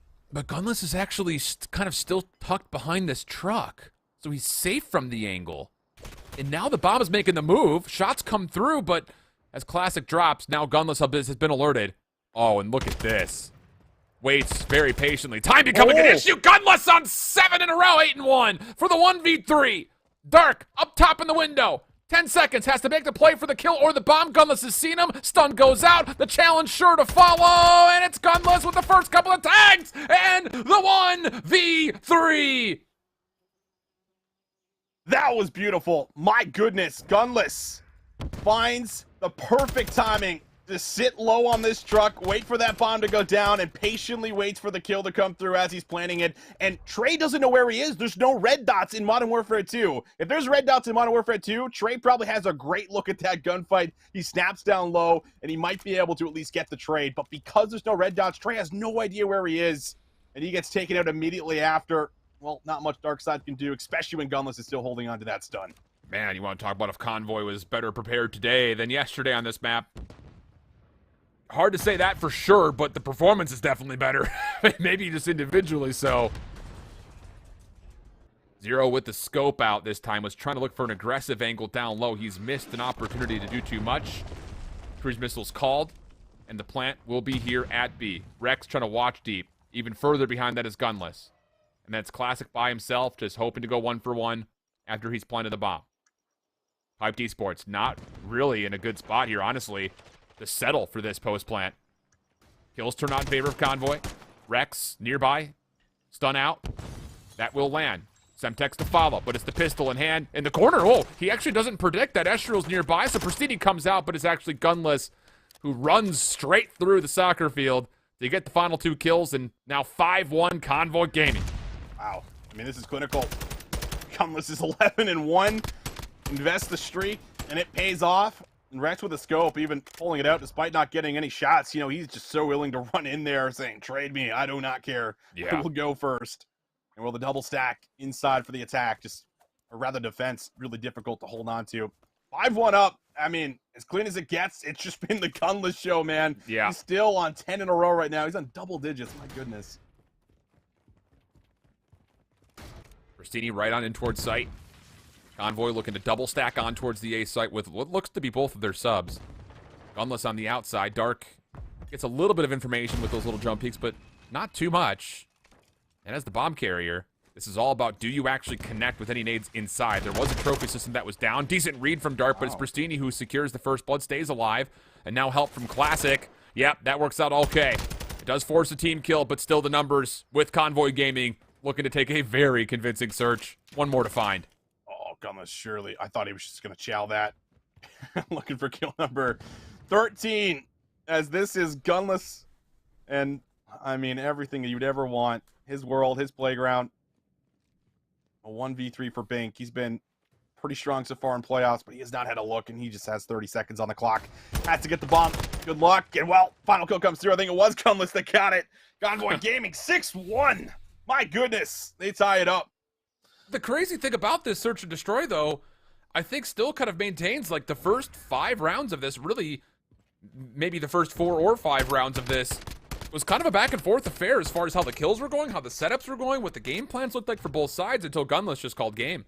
Yeah. I mean, he doesn't die at all after that, first round. So that's pretty unbelievable in its own self, but I think it's just the simple fact that there really didn't really ever feel like, for one side or the other, the game prep, the planning was going to be superior than one side. It's just the fact that Gunless just didn't want to handle anyone stepping into his face. And it definitely starts with the fact that he reads the play around the back on that initial attempt for Hyped Esports to go around the world and hit over towards that B side on that second offense of theirs. No, for sure. I think outside of that, with Gunless just being unbelievable, the first bloods were almost always there too for them. Sometimes there were quick trades that followed, but it felt like they were always able to kind of loosen up the numbers on the map and give them more room to work with, specifically on the attack. But some of their B looks looked great.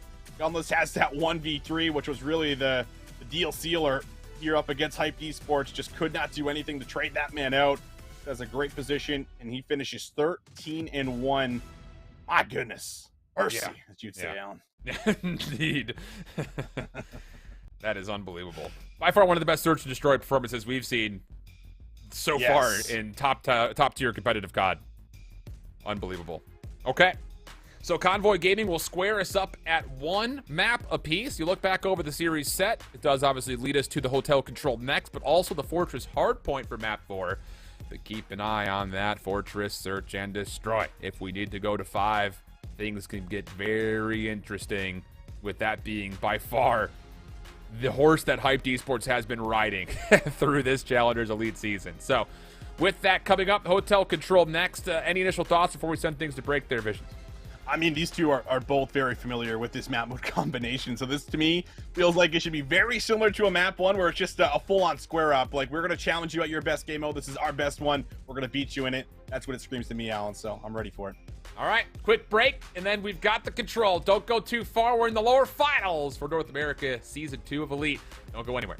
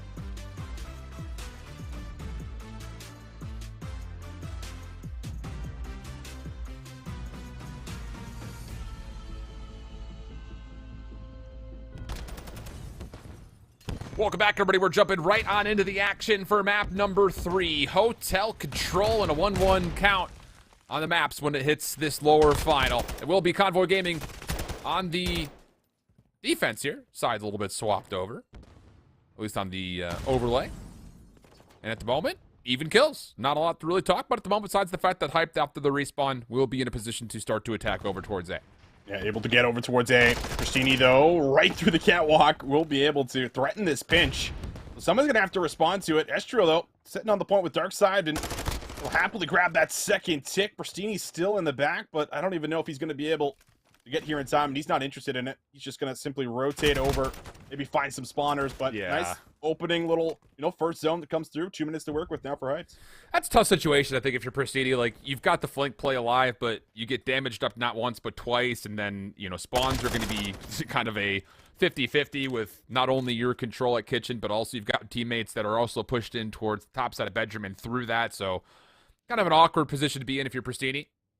Take a look at kind of how things have gone for Hyped Esports. It definitely, as you mentioned kind of before we went to break, is a map that does find some favor for Hyped against a very strong respawn squad.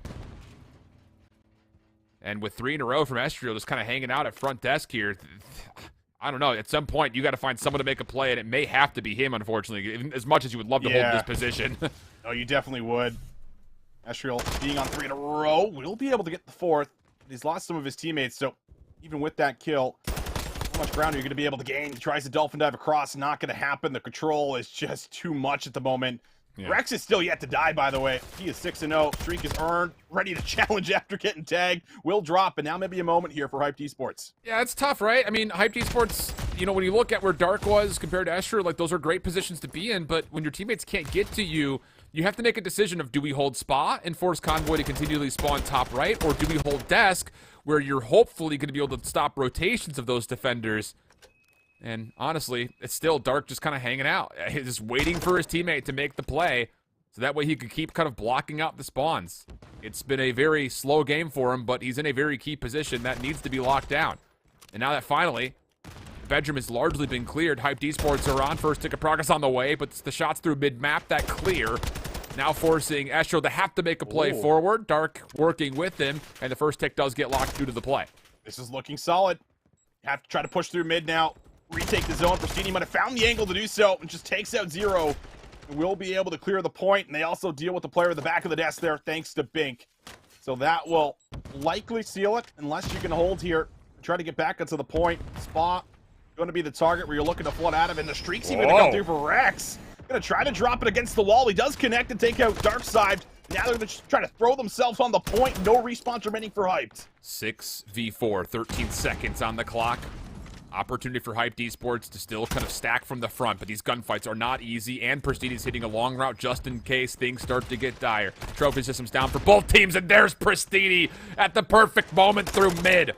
Holds on for Convoy. Hyped Esports, though, still significant offensive pressure out of them, capturing one zone and the majority of the other. Wow. Very spicy first round that comes through.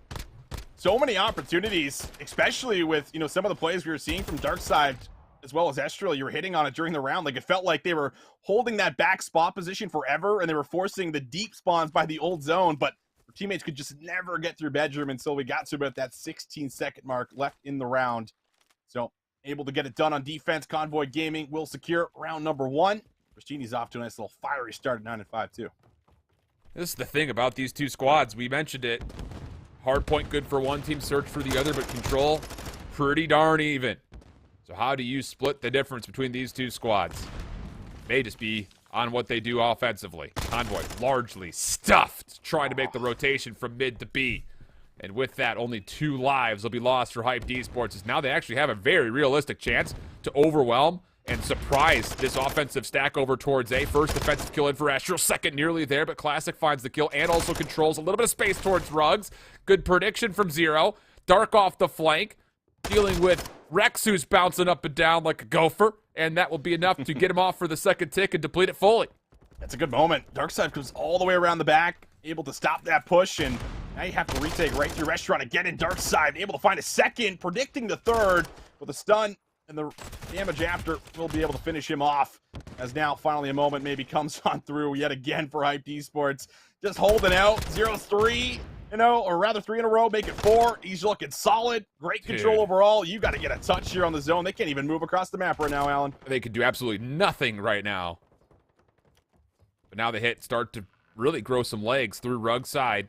It's just Cartier last one left. Bink trying to cut things off through mid, and that actually, once again, kind of keeps the numbers limited here for Convoy on the zone. Second tick, slowly starting to accrue. Pristini, big 1v1. Okay, now you can stack. Now you can get the extra 60 seconds. But, I mean, is the point moot? 20 plays 13 with barely a minute 20 on the clock. I guess the only good news is that it's Hotel. And that life sometimes don't matter as much. You just need one good wipe. But getting through the back here, it's going to be the problem. It's a weird angle in hell from Zero. And he's going to catch a lot of players off guard, potentially. First one comes on through. Shots over the top. Not there to finish off Pristini. Asnef will be able to win up close. And you still got players at least lingering around. One is dealt with. You lost Bink, but now Darkside has to play his life. Yeah, really well done here from Darkside. He doesn't even need to get a kill at this position. Just wait for your teammates to help join you. And once that first tick is locked, then maybe you'll start to find a way to get in and do some clearance. And there it is. First tick locked in. Now the defense has to make their move and clean. Perfect. Absolutely well done. Pristini through the middle of the map. A little bit of trouble here at Couches. And with that, Convoy Gaming are now down to just 7 lives, only securing 1 tick of progress thus far at B. 2 seconds on the clock. Bink, another one down low. Puts himself on 3. 3 comes to an end as Rex is able to put himself on a couple. Now they got some players moving around bedroom, but can they get to the zone? Classic with a big opener. Might be able to now make some ground and get a touch. Still halfway on that second tick. Estriel does not have an AR, but he's able to deal with 1. And, well, Zero gets the second. Third might just drop as well. Everyone gets involved as they clear up the point. Convoy Gaming should be done. Should be. I mean, it was really close, though, to getting that second tick of progress. How important could that have possibly been? 2v10. And as Convoy get bounced out, Hyped Esports defensively really showing up. And maybe there's a difference maker right there, just based on, you know, kind of comparing round 1 to round 2. Pristini for Convoy on defense couldn't make the play around the back happen. This time, though, Hyped Esports control mid a little bit better, and they actually do clear off Convoy not once but twice over towards A before it finally goes over. That's the biggest factor. And that's something that we don't see a lot when we talk about Hotel Control. Like, usually we say we want to see one good push, you know, over to A. Don't just let them have it for free. But they're able to work themselves in for more than one push and really delay that minute. And when you delay that minute on a map like Hotel, it really forces your hand, puts you into tight spots working to beat. We saw it play out there in that round. They're all even Stevens going into round number 3. Great opening kills again. Feels like Convoy Gaming have been so strong around this A point.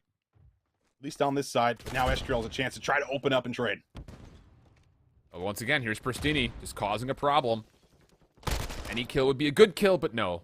Hyped Esports clean on the breakoff once again. Not really fiddling around with B this time. It's mostly a focus through mid and over towards A, right? So now you only give away 2 lives. You've got 1:04 on the clock, looking like it's going to be 2 minutes and 4 on the clock, based on the fact that nobody from Convoy can even get a kill, let alone make a move over towards A. So now you've got Trey in your back line on 4 in a row, potentially working for streaks as he gets 5. 6 is coming across, sees him over the top of the car, but Gunless shuts down the potential threat, at least for now, as now Hyped Esports look to follow up through the inside of Chandelier. Oh, they're really trying to force this play through the back, but Gunless is really going to kind of stop it with the 2-piece he originally got. Bink is still going to toy with one more player over top of the heady, but he's just trying to draw resources away from the point, it feels like right now. And he does have 2 on him, so his teammates, if they can get inside the bedroom, they can maybe make some damage happen, but everyone's cleared out in the back. Now we got 1:30 on the clock, and you're going to have to try to work in here as Hyped Esports. Yeah. And they know that there's going to be threats in and around bedroom. Dark can work down low, 1v1. Catches Pristini trying to make a desperate play over towards the valet desk. So now numbers for Hyped Esports, at least in towards bedroom. Can you really flush out the rest of these Convoy defenders? That's the thing. They're all holding tight. Corners, Rex, red, and dealt with. Gunless, the only one who gets a kill, and that's at long range through mid. So now it's on to Classic, who's not had a great control as of yet. But he's going to be called upon. Gunless watching over the top of him. Shots are good. Zero, though, off the pinch, nearly turns and gets all of it, but only takes care of 1, and still the defense hold. I would have loved to see Estriel just kind of hold his life there. I think he was hoping for a bait and switch with the Dolphin dive onto the zone, but if he just waited maybe a second earlier, Zero might have been able to get there, kind of help out make sure things are a little bit smoother getting to the point. But now with 40 seconds left, you're starting to hit that desperation mode, and you still got to clear Pristini in and out of this kind of catwalk in top bedroom area. He's just been running around, going rogue, and almost chains together 2 more kills. But this is maybe a moment for Hyped. They could get some numbers on the point, and they'll stop the clock. Oh, the classic unintentionally lines up too. And that may shut everything down. Estriel trying to work his way back towards mid, but he's caught. Trying to get into Archway. And an 8v11 will largely see this game come down to the clock. 10 seconds to make the move. Being dealt with. Rex does not expect the second, so even trades come out. A chance for Zero from behind, maybe to get on, stop the clock, but it's Pristini up top in bedroom, still a threat defensively. Estriel gets the trade. 1.8 in the clock. 5v7 we go, Austin. Yeah, the spawns, they were pretty far away, back by the 8 zone, but the push coming through, they'll clear them off. And man, that was a scary moment for Convoy. Felt like they might have been able to potentially hold that one off a little bit longer, never give them a chance to see the zone, but there's that last second attempt clearing out the players inside a bedroom, and you get a little bit worried with those farther spawns, but they're able to lock it in. They get back in the nick of time, and they hold out in the round. Yeah. Got a little hairy, though, I'm not going to lie. So you tally some of the hot action happening here as we get into round 4. And attacking-wise, I think Convoy Gaming are looking at this saying, can we get some more participation from our sub-line, especially out of Classic? Yeah, he's gotten 14 kills. 4 of them have been on the objective, though, so there is at least that to consider. But as the tip of the spear here for Convoy Gaming, you would love to see a little bit more success on the entry. Focus towards B. Rex in a little bit of trouble here, and it's well read by Hyped Esports. They deal with the majority of the hit initially. It's just down to can they also sniff out Pristini, who's lurking in the back lines. I don't know how he finds these gaps all Me the time. neither, dude. Pristini just always seems to be behind enemy lines, causing a headache for somebody. And this time that headache at least was for Hyped Esports, but they will deal with them. However, it allows the stack to come through on A, and it should come through cleanly. Bink is the only one that could potentially stop it. So there's the extra minute very early here in round number 4. Darkside just going to start to set up and play for exits. This Convoy, I think, are maybe going to look for a push through. And Dark isn't really sure how he wants to interact with this play. He saw the one player over towards mid couches. But well done. Cleans out the middle of the map. Makes the life a little bit easier for the defenders. Coming off of spawn, although Gunless is still back around in towards front desk. And you can kind of just, even if you're tallying the minimap, the white arrows are either hiding in corners or doing 360s looking for a gunfight, because this is a little in shambles at the moment, and Convoy Gaming are reaping the reward of it. Over the top, Gunless gets another kill through bar, and now with the kill through mid-map, you can start to build a little bit of a stack for some progress. I mean, you could end it right here. You have to try to get onto the zone for the back of the spawn, and it's not looking too good at the moment. That's the first. Make it the second tick. Pristini's on 6. He's going rogue right through the middle, but maybe a moment. The nades come through, and it stops at least at that second tick, but they still got 2 players on the point. Classic and Gunless trying to work it together. Bink needs to get in. Has to try to touch, but it's a team nade. Zero takes out his teammate, and Convoy Gaming, they make slight work of Hyped Esports here in the map 3. Oh, brother. At what point do we pull the tweet back up? We talked about team nades coming through at the worst possible times. And that's example number 1. Yeah. Oh, gosh, because, I mean, it still would have been, let's be honest, it still would have been hard-pressed, I think, to use that angle to get in and clear everything out, but it is one of those moments that you kill any opportunity of defensively getting back involved when you lose that member in the middle, because you don't just want to keep flooding through spa, especially coming in one by one. But I think it really goes back into that round 4. As much as Convoy are finding success, obviously, on the zone, it starts before that. You know, they're in good positions around the back. Gunless gets that key win off screen through the lobby stairs. You have another member deal with arches. You win couches. And the defense of Hyped Esports is kind of like, where do we go? Who do we deal with? Because they're not coming through bedroom, but we don't want to give up bedroom. But our teammates are coming off spawn and are getting a little trapped. Like, it's just, it's so hard to make those moments come back together. And you'll kind of see it throughout the replays when we eventually get there. It just felt like Hyped Esports wasn't sure what they wanted to do to get together as a group. Oh, they definitely did not. Arrows were spinning on the minimap. Corners were being constantly checked. They're like, where are these guys? Out of nowhere, they just surge. Come on out from the back of Spa, make the place happen, and force that deep spawn behind A. And so difficult to get all the way across the map in time to really contest the point. We saw it here, but a lot of little moments for Hyped Esports. That was one of them where, you know, Vestrial just waits a second. Zero's cleaning up kills to the middle of the map. Maybe you can use numbers to get onto the point offensively.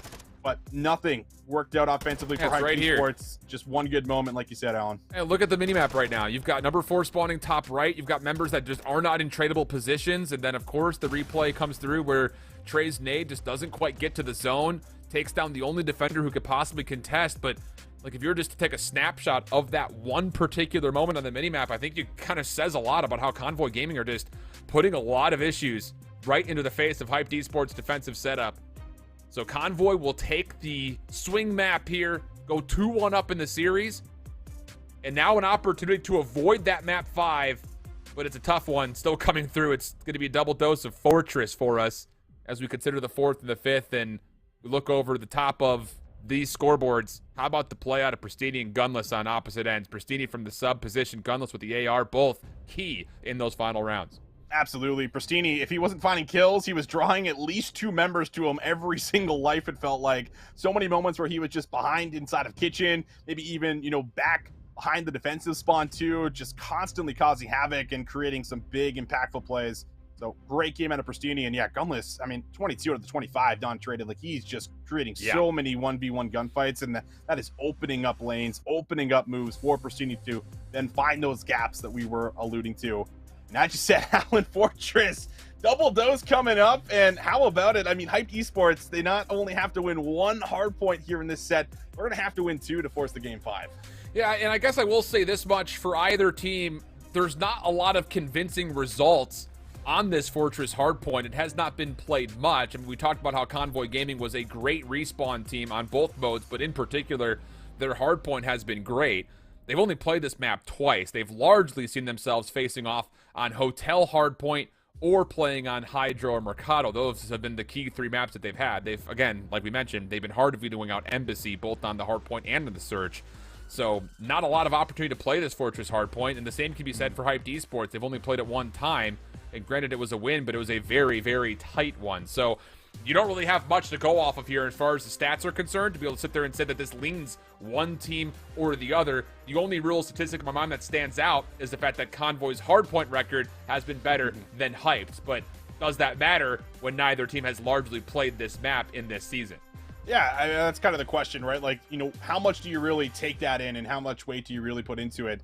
Simply based off of the fact that we saw really good game number 1 played, from Hyped Esports. It looked like they had obviously got maybe one moment there in the back where it blessed them a little bit to kind of get into the point. But other than that, it felt like they were controlling the map, extremely well. They were fighting around that P1 time and holding Convoy back. So there was a lot of great moments. And when you talk about Fortress, like, a lot of what happens on this map comes down to what your setup looks like to be able to defend and fight off that first wave and then fly out a little bit to start to threaten the next rotation, or at least threaten some early kills coming off of the spawn. That is really, Fortress in a nutshell here. So if you can replicate a lot of what you were doing in the map 1, I still think there's a really good chance that we will see that map 5 in Fortress S&D. And on the other side, using the same point, you saw it there for a moment, Gunless holding a 1.06 KD on this map in the 2 times they've played.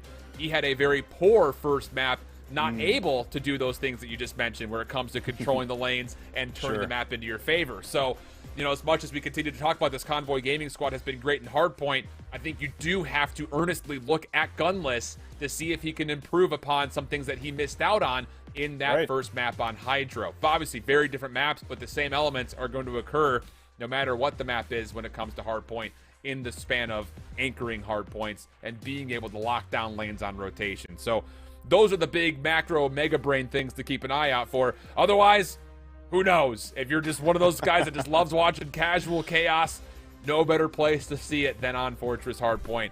We'll see what we're going to get. Yeah, we definitely will. And the one thing I will take away from the map 1 too for Hyped Esports is they had, I think, a total of 48 assists, I want to say. They almost had like big stat. 50 assists like between each other. So like that's kind of absurd when you look at just how much team shotting is really happening in a map like Fortress where it's a lot of like really tight setups. If you can also replicate that and just get a lot of those team shots in, like you are going to constantly win out on these team wipes and get the leg up in the trades. But easier said than done.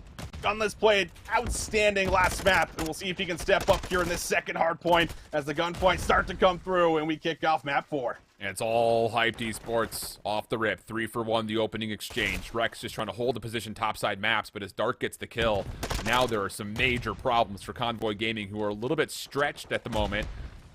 And really, without an opportunity to even see the hard point, they're going to default to giving up time in order to play for a flip of the map, which still has not come through yet. Classic on the long route. You can see that Hyped Esports are ready for this play, and largely, they've dealt with it, at least on the hill itself. The flip eventually comes out as far as the spawns are concerned, but now Convoy have to take their attention to get a little bit of time here on the first, which they do right here. And how about the start from Gunless? It was 0-2, but 3 in a row at a key moment, and there's number 4.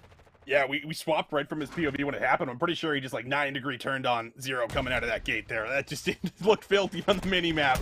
Insane stuff early coming on through for Gunless, but can they turn it into time in on P2? Rex says yes, as he finds a nice little double up, but Darkside has something to say about it himself. Has to try to find 2 more members. Challenge comes to him. Wow. And Classic doesn't finish him off, so that's going to be very costly. A lot of pressure now on Gunless to hold the line, and can you believe it? Comes up with another double. Oh, finally taken out, but you can see the help already here for Convoy Gaming. 34-24 the count.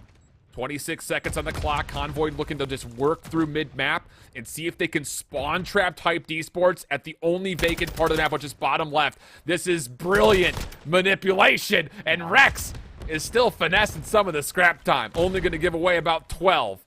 And now all of a sudden, Hyped Esports are going to be pressured trying to cross the map, although Pristini kind of gives up a key position top single window, and that will allow Hyped Esports, with still a little bit of time here, to make a play over. But all 4 members for Convoy Gaming spawn up, ready to go for Fountain.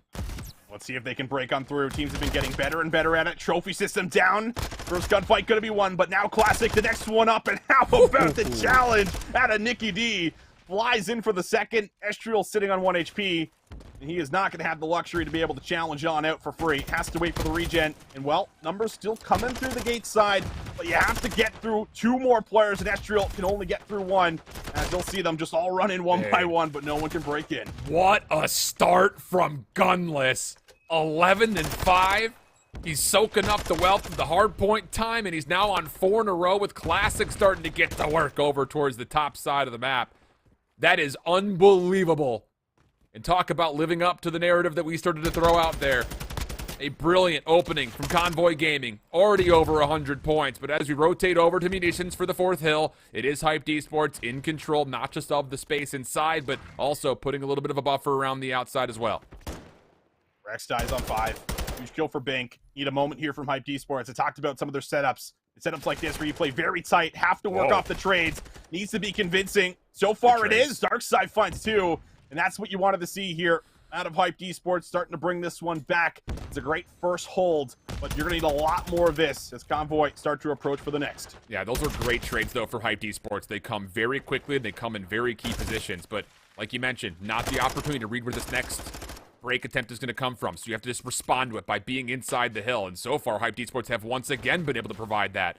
4 kills in a row for Estriel, still soaking up hard point time. 18 seconds to fight for, and a little finesse play to try to soak up some of the scrap from Convoy will eventually get the break, but you can kind of already tell based on the minimap and where the spawns are, Hyped Esports are trying to fight for mid-map control to get a favorable look at the opening time here at the 4th hill, but kills coming out for Convoy will at least keep the hard point neutral, if not allow them to get on first. Oh man, the biggest problem so far, Bink and Zero both sitting on 6 and 7 at the moment, just haven't really been able to get going. You need to help out Estriel and Darkside, just give them some more room to work with, and you could bring this one back. Convoy with the first touch, and Pristini who flanks in the back. Pristini is always in from behind, as it seems, as he finds a great double kill. And now you're going to have to work out of these P3 spawns and try to attack this hill. Convoy Gaming, it's been all them so far in P5. Just me, or does it feel like Pristini has subscribed to the Greasy Gang? He's playing like havoc right now, dude. He's just slipping behind all the time without really any cause for it. It feels like just finding those small gaps in the defense. And now taking his focus back to the hard point, keeps it neutral for the final 13. Convoy looking to kind of flip the map around here before we get back over towards P1 at Stables. And while doing so, they will get a little bit of extra time here in the final 10. Hyped Esports dealing with the rotation largely, though will have a chance to get a solid setup, but boy, do they need some time here on the first. Do they ever? They got to keep Convoy Gaming pinned back here a little bit, put the pressure on them, do not allow them to get out for free. That's really the biggest key of this entire position at the moment as they start to accumulate some P1 time, and Bink watching that cross, just laying on his belly, while Darkside and Estriel just working it around maps. But here we go. Great opener for Rex. He's able to find that first one. Key power position to get rid of. Now you have to work through the next 2. Yeah, and you can still see Hyped Esports are, well, holding some good positions to make Bink a little bit safer inside the hard point. Trophy system down at a key moment as the break attempt was starting to come through for Convoy, but now they're a little stretched, and Bink gets 4 eliminations all while inside the hill. Eventually he's dealt with, but that's job done. I mean, he found the vast majority of the first 40 seconds here on the first hill, while his teammates have still not given up the left side of the minimap until, once more, it's Pristini and Gunless opening things back through. Classic will not be able to stay on the hard point for long, but Convoy have gotten what they came for. They flipped the map, and now we open up the Gallows, and it'll start off a hard point in the shade of red. Sure does. Comes at the worst time on that flip. It's going to really punish them. Look at how deep the spawns are right now. You have no map control. You have no idea if Convoy Gaming is pushing forward, taking away space, forcing gunfights. So you just have to take your time coming out of the gates and coming out of the back of P3, and now you can look to come forward. But Pristini's controlling up top, and Classic just been sitting in the hill, collecting time. This is great for Convoy Gaming. 20 and 10 for Rex, 18 and 12 for Gunless, 20 and 12 for Pristini on 5. Classic now getting involved. 3 in a row for him. It's all starting to get a little out of hand in Classic. Maybe a little heat check on that Child Estriel. But regardless, it is a 100-plus point game. Convoy Gaming in control and a chance to put it away with 1 break here at Fountain, which, by the way, the spawns are not here yet because that second hill is still active. Still very much active, so oh man, this is still a battle. Bink's gonna have to try to go big. He's not able to find anything, and Darkside can't follow up with any kills. Goes horribly wrong again for Hyped Esports. This is a rotation that was required, and now a break is also required, or Convoy Gaming are putting it away. Pristini could be nailing the coffin right here. Darkside gets 1 before the cruise missile lands. That actually takes down Estriel of all players, and that actually allows Hyped Esports to actually break through, surprisingly enough. That timing of pulling out the old iPad and calling in the cruise missile was enough for Hyped Esports to actually find the kills. Hold on a second. Clean eliminations coming out, and all of a sudden, you start to feel the wind pick up in the sails of Hyped Esports. Back 20 looks pretty much a guarantee. Now it's just down to kills on rotation because you have to be able to work your way over towards 4. Zero is all of a sudden on a 5 spree, not able to earn himself a cruise, but look what the spawns were just at. Estriel and Bink spawn over towards New all of a sudden, and we can see this map go a little further. We'll see it go a little further. Winds of the sail, but still very much in the harbor at the moment for Hyped Esports, and while so much needs to go right for them, Convoy Gaming have to continuously make mistakes, and they're on the point. 15 seconds for the dub. Darkside's got the Denny pops. He's going to try to make the big play and break it open. Has to have it. Has to have it. 242, 141. Estriel shut down front door. Classic prediction. Works it out for another, and as Bink drops, the final 3 seconds will be tallied. We'll have a repeat of the winners finals in the grands. Convoy take the lower finals 3-1.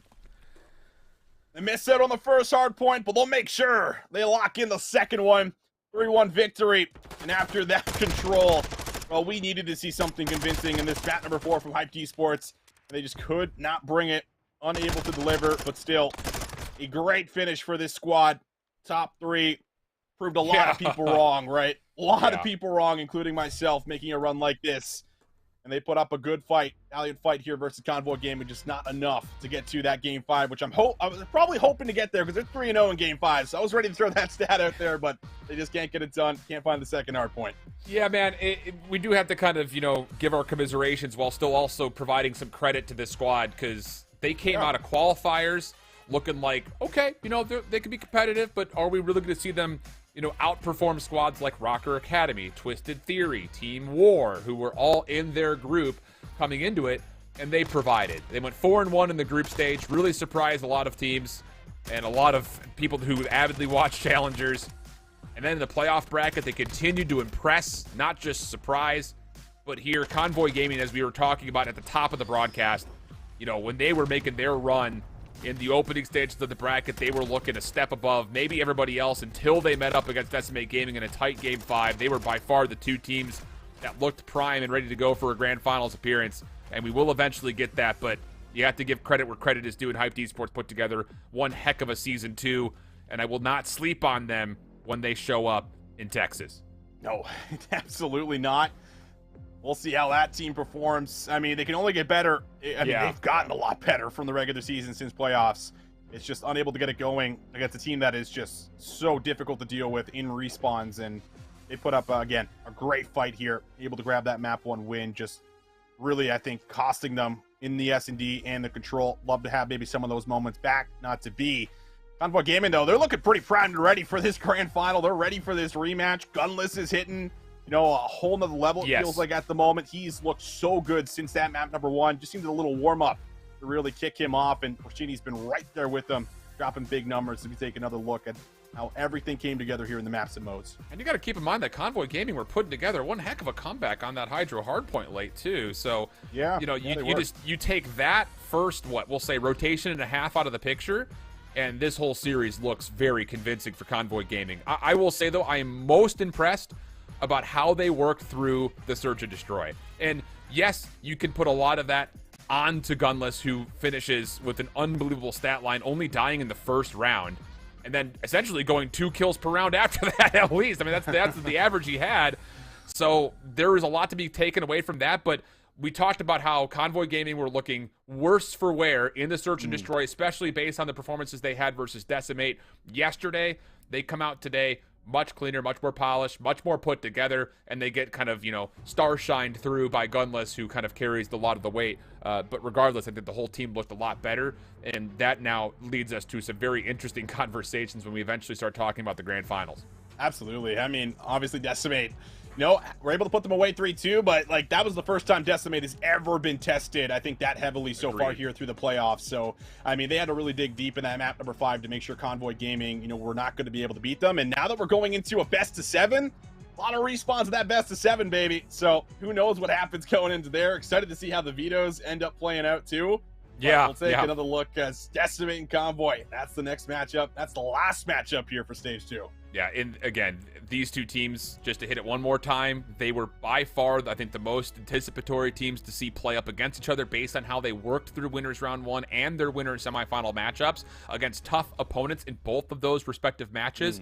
And then they provided one heck of a chance. I mean, I think when we left last week, you and I, doing North America, we sat there and said that winners final will be likely the unstoppable force meets the unmovable object. And we got that in all 5 maps. So it'll be interesting to see what they have to offer, like you mentioned, not just in the vetoes, but also in an extended series, because it's not a best of 5, it's a best of 7. That's what's coming up next. The teams have to take the time to do the vetoes, do the map selection. We'll be back to get you in towards it. We have to crown a champion and give someone $20,000. So we don't have to give someone $20,000, but someone's going to walk away with $20,000 by the end of the evening. Don't go anywhere. North America Season 2 Grand Finals coming up after this.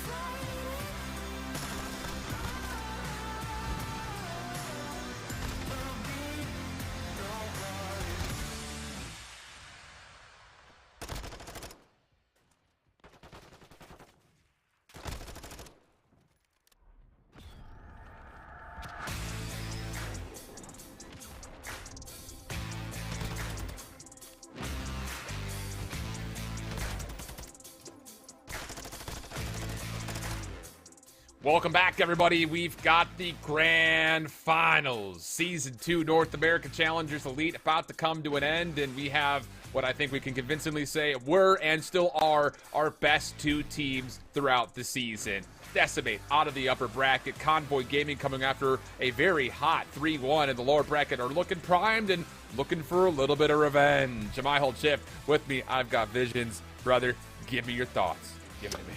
Give them all to you, Alan.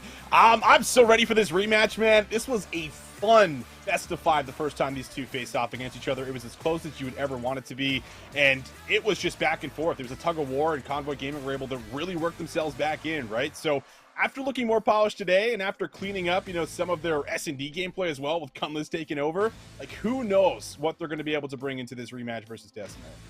Tough scenes, man. Top 2 remain. Let's take a look back, though, and see how exactly the rest of the teams have fared. Of course, we just put Hyped Esports into that 3rd place position. Smog Alpha not quite able to get past that aforementioned Hyped squad yesterday in the lower semifinals. Timor LIG Academy tied for top 6, and Rocker Academy Twisted Theory, surprisingly, not able to do much of anything in the playoff bracket. And, of course, the top 8 teams, will also automatically qualify for Season 3, whereas for Amit, the joke is on you. Boston Academy and Affiliate Esports squads will have to requalify, although I think we're all expecting some pretty significant roster changes maybe for those bottom 4, save the Latin American team of Omit. We're looking over the bracket to see how exactly we got to this point. Like you had mentioned, it was an unreal best of 5 yesterday in the winners finals between these 2 squads. We're going to get it again, but as we've already framed up not once but twice, may as well make it 3 times. Decimated Convoy before that, they were looking primed and ready to be our top 2 teams, and boy, have they ever really proved that so far. They really have. I mean, we can see it the entire way. Like, even the round number 1, right? Like, Decimate don't have the best opening group stage. They get faced up against Rocker round 1, beat them 3-1, and continue to carry that momentum all the way to the grand finals. And, well, Convoy, basically the exact same thing. No easy matchups here in North America, that's for sure. Once you get in the playoffs, you have to really work for it, and these 2 teams have worked the best and have looked the best as well. Reflecting back at our lower bracket, of course, Convoy Gaming, if you missed it in the lower bracket finals, really outside of the first rotation of Hills and Hydro, it was pretty much their series. So they lost map 1, but a decent comeback effort was put together, and then map 2, 3, and 4 were pretty convincing for Convoy Gaming, who really only had to play that 1 match in lower so far. But the rest of the matches, I mean, we talked about it at the top of this season. We talked about it even more so at the top of playoffs. It really felt like it was going to be anyone's bracket to take, and you can kind of see that reflected in how tight some of these lower bracket matches were. Without a doubt, like, especially like that Smog Alpha versus Hyped Esports, man, like that one could have literally went either way. But the game 5 is just always working out for Hyped Esports, 3-0 when it comes down to it. So we're able to defend against Smog in the final map. But you said it, man, so many map 5s, so many map 4s, no freebies. And I said that like coming into day 1 when we got into playoffs, like even down here the lower bracket, like there was going to be no free matches going through this overall gauntlet, man.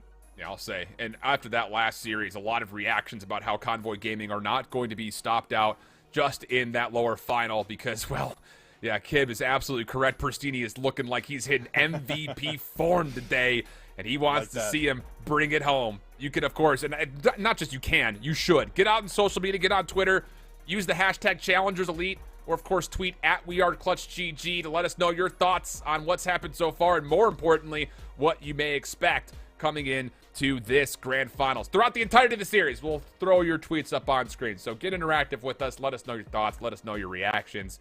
We'll be happy to share them with the world, pending you're, not off base too far. Too far. Some off baseness is fine, but not too much. Not too much. So, Austin, with that in mind, as much as we're all hyped about Convoy Gaming, we have not seen Decimate today, and there's a lot of stories to tell about this roster if you have not seen them since they won in Boston. Without a doubt, this is the team at the moment. They win in Boston. Of course, with the old roster, Yuli the only one to stick around on it. And well, alongside him, Proluke, Johnny, Dave, Patty. I mean, the CDL redemption lineup joins Yuli and comes into the mix. And these guys have really started to hit form. I mean, you didn't see it during the regular season, but it has just all come together through this playoff run, Alan. Yeah, it's one of those things that, with the kind of conglomeration of former CDL players, but even throughout the run at Boston, these guys were kind of in different places.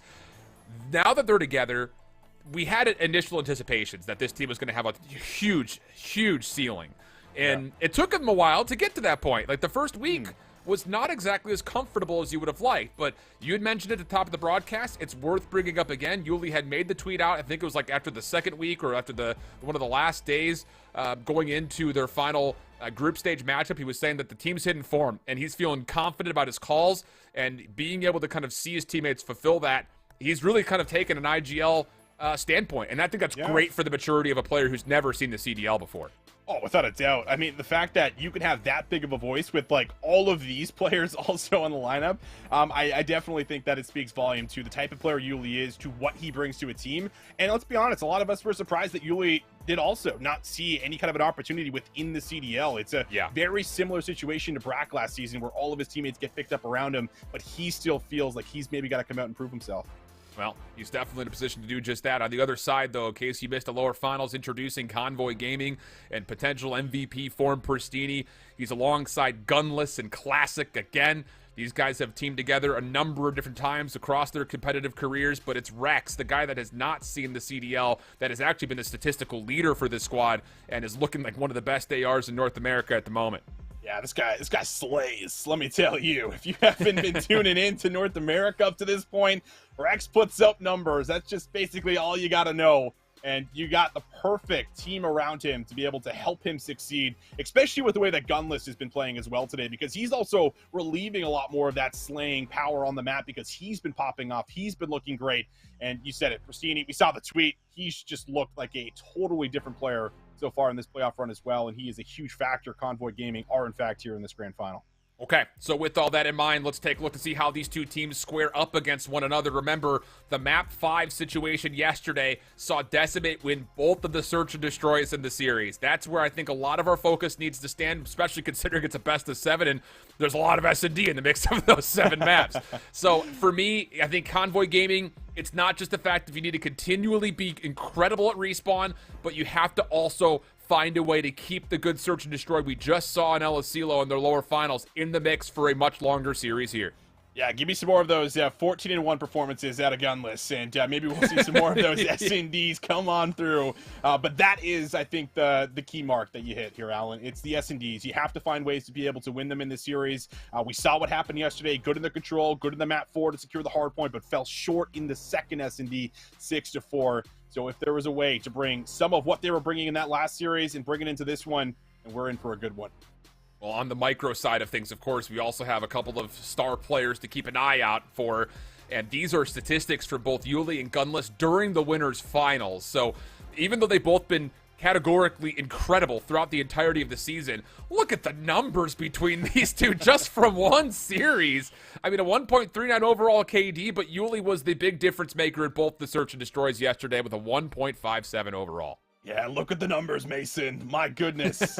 What do they mean? Insane. Yeah, what do they mean? I'll tell you what they mean. It means that Yuli's not losing gunfights. That's what they mean. Gunless on the other side. He's there in the respawns, 1.20. 1.26 as well. Like it has been great for him when it comes down to the respawns. But Yuli, I mean, it's just all around perfect performances. It feels like coming from him in every single mode, which is something that's a little bit rare, I will say, to see a single player have that good of stats in every mode. That's just absurd. And Gunless is coming off of not just a good winners finals, he was also huge in the last 3 maps of the lower finals. So we're about ready to go. Let's take a look at our best of 7 grand final series layout. It's an interesting one as we go back and forth, and back and forth between a Hotel Fortress start for the first 5 maps, and if we need the 6th and the 7th, we'll stay on El Asilo for both. Any thoughts on at least the first 2 maps as we start to dig into it here, Austin? Yeah, I mean, coming in, it's somewhat similar, at least for the first one. Hotel Hardpoint, yesterday, Decimate took it 250 to 148, and Decimate are also 7-1 when it comes down to map 1, so they start the series hot. if you're coming back into this, show us what you've learned and bring some more of that slaying power out of the back line. You're going to need it if you're going into Hotel. Hard agree with you. Hotel Hardpoint up first and foremost. And the interesting thing about this opening map is the simple fact that Decimate Gaming are 4-0 on it. And they've looked not just good with the win condition, they also win it by a pretty hefty margin. So here we go. Decimate Gaming, Convoy Gaming, Grand Finals of Season 2. Let's get it on. Absolutely right for this match, and I'm sure Convoy Gaming is as well, coming out of that last series, looking hot, feeling good. But of course, it's the 2-0 start very early for Yuli. Pristini wants to match it, and he will match it, bringing the fire very early on as well, as he'll find himself a nice little two-piece and get on the time. Yeah, really nice stuff here from Convoy. It's not just the fact that it's a convincing break. Look what this does. Their ability to try to work across the map over towards the P2 side. Decimate trying to put together a response, but they're scrambling, especially with kills continuing to come through for both Rex and Pristini. Johnny trying to hold it off, but only gets one. And now all of a sudden, Decimate are a little bit of a pickle, stuck spawning on the wrong side of the map and very far away from getting any sort of a break setup, largely over towards the second hill early. Oh, Yuli kind of comes in isolated by himself. No real support for a trade. You might see Decimate just wait a second, work some angles. Johnny doing exactly that, but hasn't really found a window in. Rex will shut it down. Classic good off-screen. So far, this hold is looking strong here for the side of Convoy Gaming, but Yuli's in a good spot, finds a great nade kill, and he might have a chance to break in. Tough position, but uses it pretty darn nicely. It's a trophy system that eventually takes him out to break from the front. Starting to grow some legs, but Convoy Gaming with the favorite spawns can reinforce with numbers. Prolude trying to get the long-range shots down, but tough gunfight with the Vaznev at that range.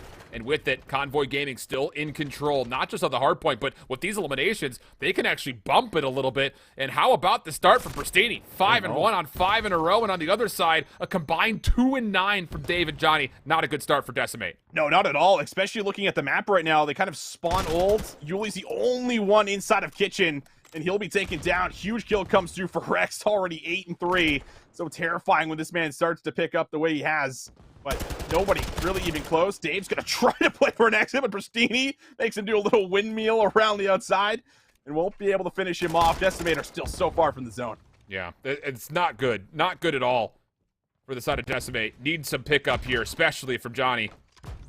Yuli trying to get in. Nothing there. And the shutdown is so convincing. Full team wipe. Holy cannoli. Rex for 6 in a row. Cruise missile earned, and Gunless isn't too far off one of his own.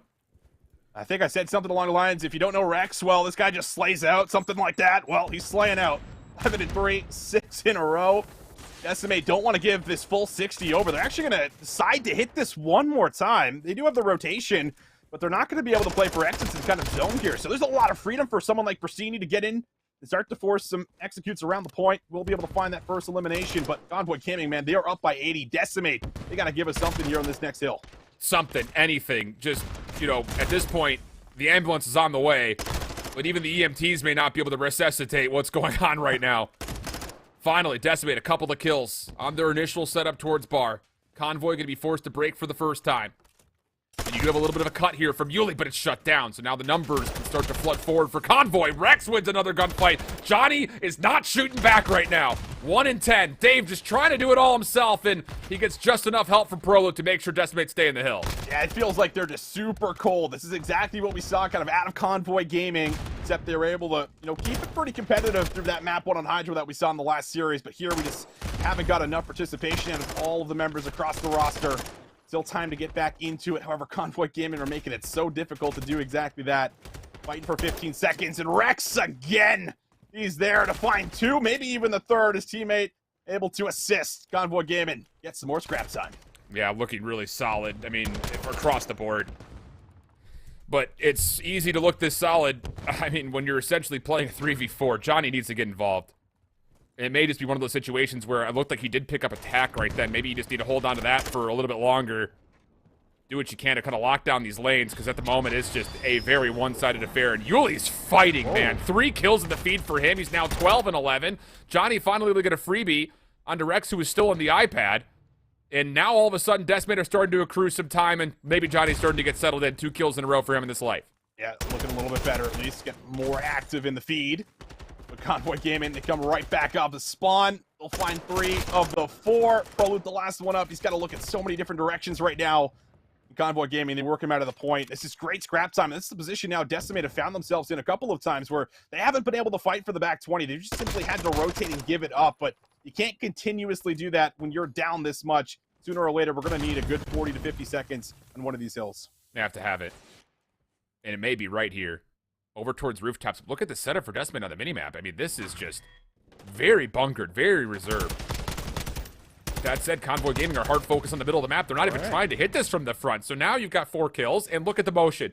Decimate moving quickly, trying to take over the map. Force the next hit to be one-dimensional. Force them to have to hit from the front. And Yuli, oh my goodness. He only gets credit for the assist onto Classic, but boy, that's 99% of the assist, I'll tell you that much.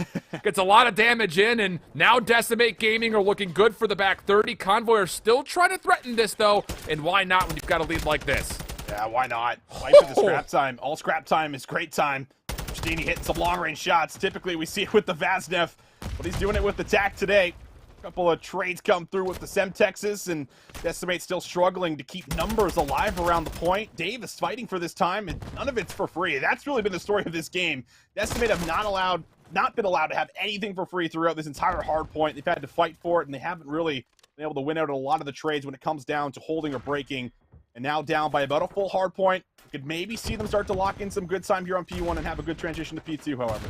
Even just being able to keep it neutral with, like you mentioned, the transition to 2 would be fine. Like, you don't have to necessarily get a lot of points here, but if you can find a way to keep it neutral and maybe tally up a bit, yeah, that's a great way to kind of get yourself back involved. But you absolutely have to win the rotation to 2. That is a must at this point.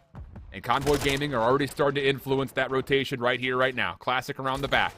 Trying to help out from getting archway control back towards the point. 2 in a row for him. Nades to try to cover it. Decimate are going to just turn tail and run. They know the importance of this rotation, but it's going to come at a very steep cost. Convoy's going to get a ton of free time here in the back 20 at P1. Oh, but again, it's still reserved in the sense that they don't have a lot of information until point of contact comes through the lobby or comes through the back of Spa. So they are very much relying on gunfights to be won, or else Convoy Gaming could just blow it open.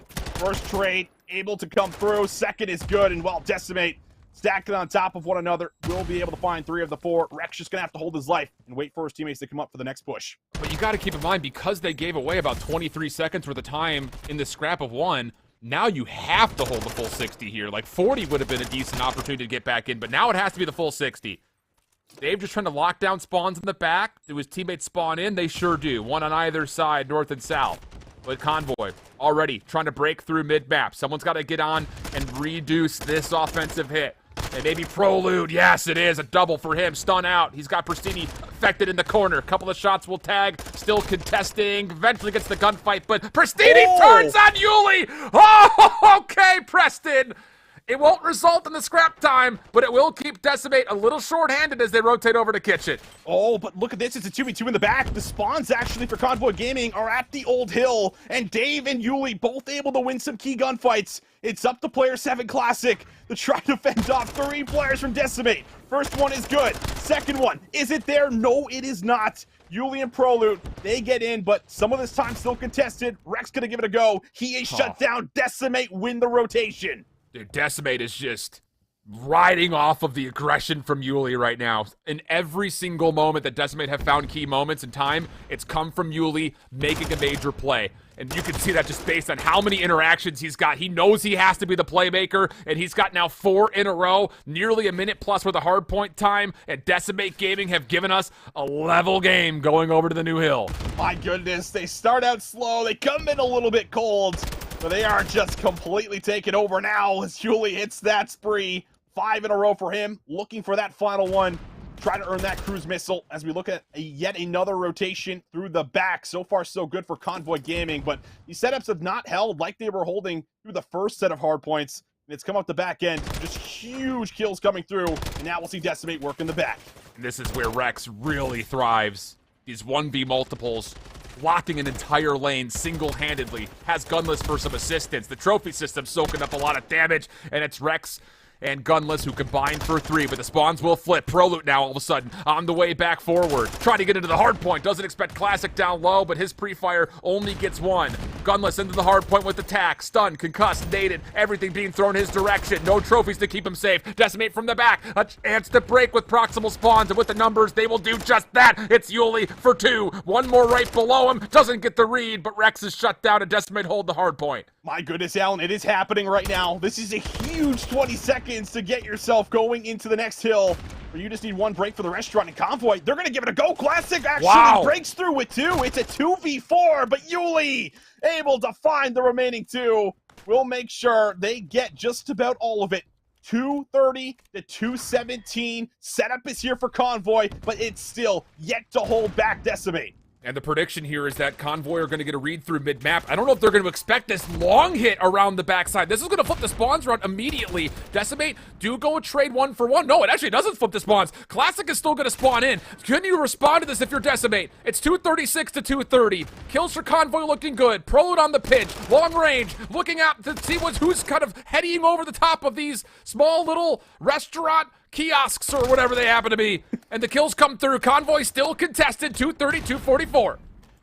Let's see if they can hold. Decimate is in. Convoy Gaming do not want to let this one slip away, but Prolute has just found 2 through the middle. Yuli has a read on Pristini, but Pristini needs to make the big play. Someone's going to have to get in here for Convoy Gaming as Decimate take the lead. There's the kill from Pristini, but Dave finds 1. He takes out a teammate. 4 seconds on the point. Oh my goodness, we're going to the next hill. Decimate are there first. They have the rotation. Convoy Gaming, they got to rip them off the time, but Yuli can just sit and hold on the rooftop.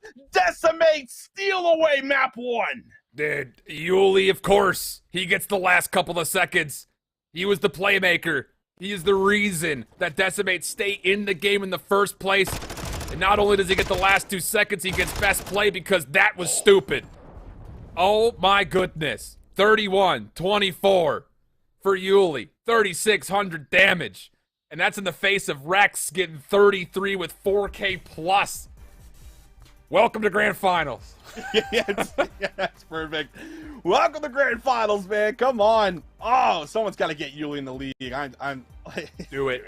Come on, man. We didn't get to see that from his POV because we just saw the streak coming down. But that was an unreal best play. And you're so absolutely right, man. Like, he is the reason that they're even in that. Still, you know, Johnny is able to find a couple of good moments through the mid game, but he doesn't bring it all the way back. You can see it. But Yuli, the one to break it open, gets tagged up, just slowly working these angles. Prolute also works through the back. I think he has a great opener here for maybe 2, but it is just full on mayhem. You're just panicking. You're just screaming out callouts, and Yuli plays his life so well to be able to allow his teammates to come off spawn and get here. Unreal comeback, man. Unbelievable stuff. And like we continue to talk about when it's watching for playmakers, we talked about it a ton with players like Hixie last year. Yeah. But this is a different level of sub-performance out of Yuli. As kind of, again, we mentioned it, the IGL, so to speak, in this one. And just when you thought maybe that last kill was going to do it for Convoy, Right. the time was just killed long enough by Dave Patty to allow Yuli just to walk into the hard point, go prone, get the last 2 seconds, young man. Map 1 win for Decimate. That is an unreal comeback. And who knows? Do you say it's a little bit of warming up? Yeah, maybe, but I don't think there was a moment in that map where Yuli didn't look hot. So there's also that to consider. Yeah, Yuli was warm the whole time. He was there, without a doubt, with 26 of the 31 non-traded. My goodness. Crazy stuff. I mean, putting up almost the most damage. Actually, Rex puts up the most. He's got 4K there. 4K. As I look down. He's also putting up some big numbers. He was the reason that we had, seen the lead that we did. Early on through the first set, it felt like it was almost not going to be reachable, especially on a map like Hotel, where you can bunker down on the hill, and if you're not breaking, man, it just feels like you're forced to rotate, and you have to give up that time. And that started to happen quite a bit the other way around, right? Like the first set of rotations was all about Decimate having to concede the time, but then when we got to the second set, that's exactly what Convoy Gaming had to start to do, and that lead slowly slipped away. Yeah, and man, it's always tough to look at 2 minutes of hardpoint time, and almost half the kills from Rex were objective kills as well. So, Sure. He's doing a lot of work there for the squad, but 3 points short. Oof. that one's going to hurt just a touch for Convoy, who I imagine are sitting there thinking that was ours. I mean, it had to have been. Absolutely. But regardless, shake it off. Onto the search and destroy. Fortress, next thing up here. And look, we did not see Fortress search in the winners finals, but I will say, just looking at the statistics, it does not look particularly great for the side of Convoy, who are not only the weaker search team in the instance, but they've only played this map once, and they lost it 6-0. Yeah, that's not good. Going up against a team that I don't think has lost a Fortress Search and Destroy yet. So, going to be a little bit troublesome. I think that, overall, Decimate limit their opponents to about 2 rounds on Fortress control. So they find a lot of favor here. They look good, man. They find a lot of routes. And I think as much as, we talk about Fortress S&D not really being, a creative map, I think that Yuli and Prelude do a really good job of just picking their timings to jump up in the windows, to hit some of these flanks on defense, and really just cause havoc, for the offensive team to have to deal with. And you never really feel safe planning against this team, I feel like, too. They are just always on top of you as soon as you start to move into that site in Gallows. Yeah, and the thing about it is, what kind of a tempo and play style are we to get from Decimate now, where you've made a dramatic comeback happen? You come out swinging, try to assert dominance early on into a team that you know for a fact that you're better than in Search because you saw it happen yesterday. Sure. That could be a major implication towards how this map goes. Because for Convoy, yeah, they played the El Asilo better in the lower finals, but one of the things that we walked away from is even though they won that map, how much that was just because Gunless put on a masterclass performance and kind of single-handedly won the map for the side of Convoy. Right. I don't think there was ever really a true moment in that El Asilo where Convoy Gaming looked like the far superior Search team against Hype. And now you're going up against a team that's 8-2 in Search, 3-0 on Fortress. So a lot still to be done here if you're Convoy to get back into the series and tie it up early. Yeah, without a doubt. And it's a lot harder to have those individual performances. 1, against a team like Decimate. 2, on a map like Fortress S&D. Like, unless you're, just getting a lot of challenges that you're just winning, I mean, it can be difficult to find the flow that Gunless was in on El Asilo. So it's a big difference overall. And I mean, I think the point that you're getting to is that it just needs to be a collective effort. I don't think you can just get through with one person doing it all against a team like this in this game mode at the very least. Maybe a different one, but we'll see. I mean, it's interesting because how much time do they also have to even go back and review that series while also prepping this one, right? I think that's also a question you have to throw out there. How much did they even get to review from their mistakes from yesterday in the winners final? And the thing that really kind of compounds the problem is the fact that you're going into a best of 7, not a best of 5. So, you only get to control so much of the maps. And on top of that, you're going to see more search and destroys than anything else. So when it's already your weakest mode and you already had one hard set veto and a couple other maps that have not been good to you, it definitely puts a lot of stress for you to come out and do something that you maybe have not done yet on these search and destroys, not just from a planning standpoint, but I think in particular, just a sheer execution standpoint. So those are the things that we really have to kind of keep in mind here for this Convoy Gaming squad. But who knows? Maybe Gunless can just do more heroics and just kind of go 14-1 again, and that will just win the map flat out. We don't have to worry about that conversation. Yeah, that would be impressive if Gunless just has another takeover game against this team. I mean, we'll just have to calling him the S&D GOAT, I guess, because it's not easy to pull that performance off. 14-1, I think, is what he finished with the streak in his back pocket. So it was just insane stuff from him. You can bring that out again. I mean, we'll have it. We'll take it. We'll get hyped for you without a doubt there for Gunless. But I would love to see, I think, just a lot more from Classic and Presini, specifically shutting down players like Yuli and Prelude. You can shut down the playmakers, I think, on Decimate, and you can, force the ARs to kind of be the last players left alive. I think you find a lot more favor versus this team. But when the playmakers are up, you just have to always be on your toes. So you never really feel safe and secure, even when you have numbers, I feel like, when watching over this Decimate team play S&D. Absolutely. Lots of setup for us. We had a lobby draw, so we'll be starting up again here soon for map number 2. The thing about this is, I think there is a lot to be said about the overarching story, which is kind of like you were talking about, like the Brack effect. We may have to start naming it that, because Yuli is the only player not picked up.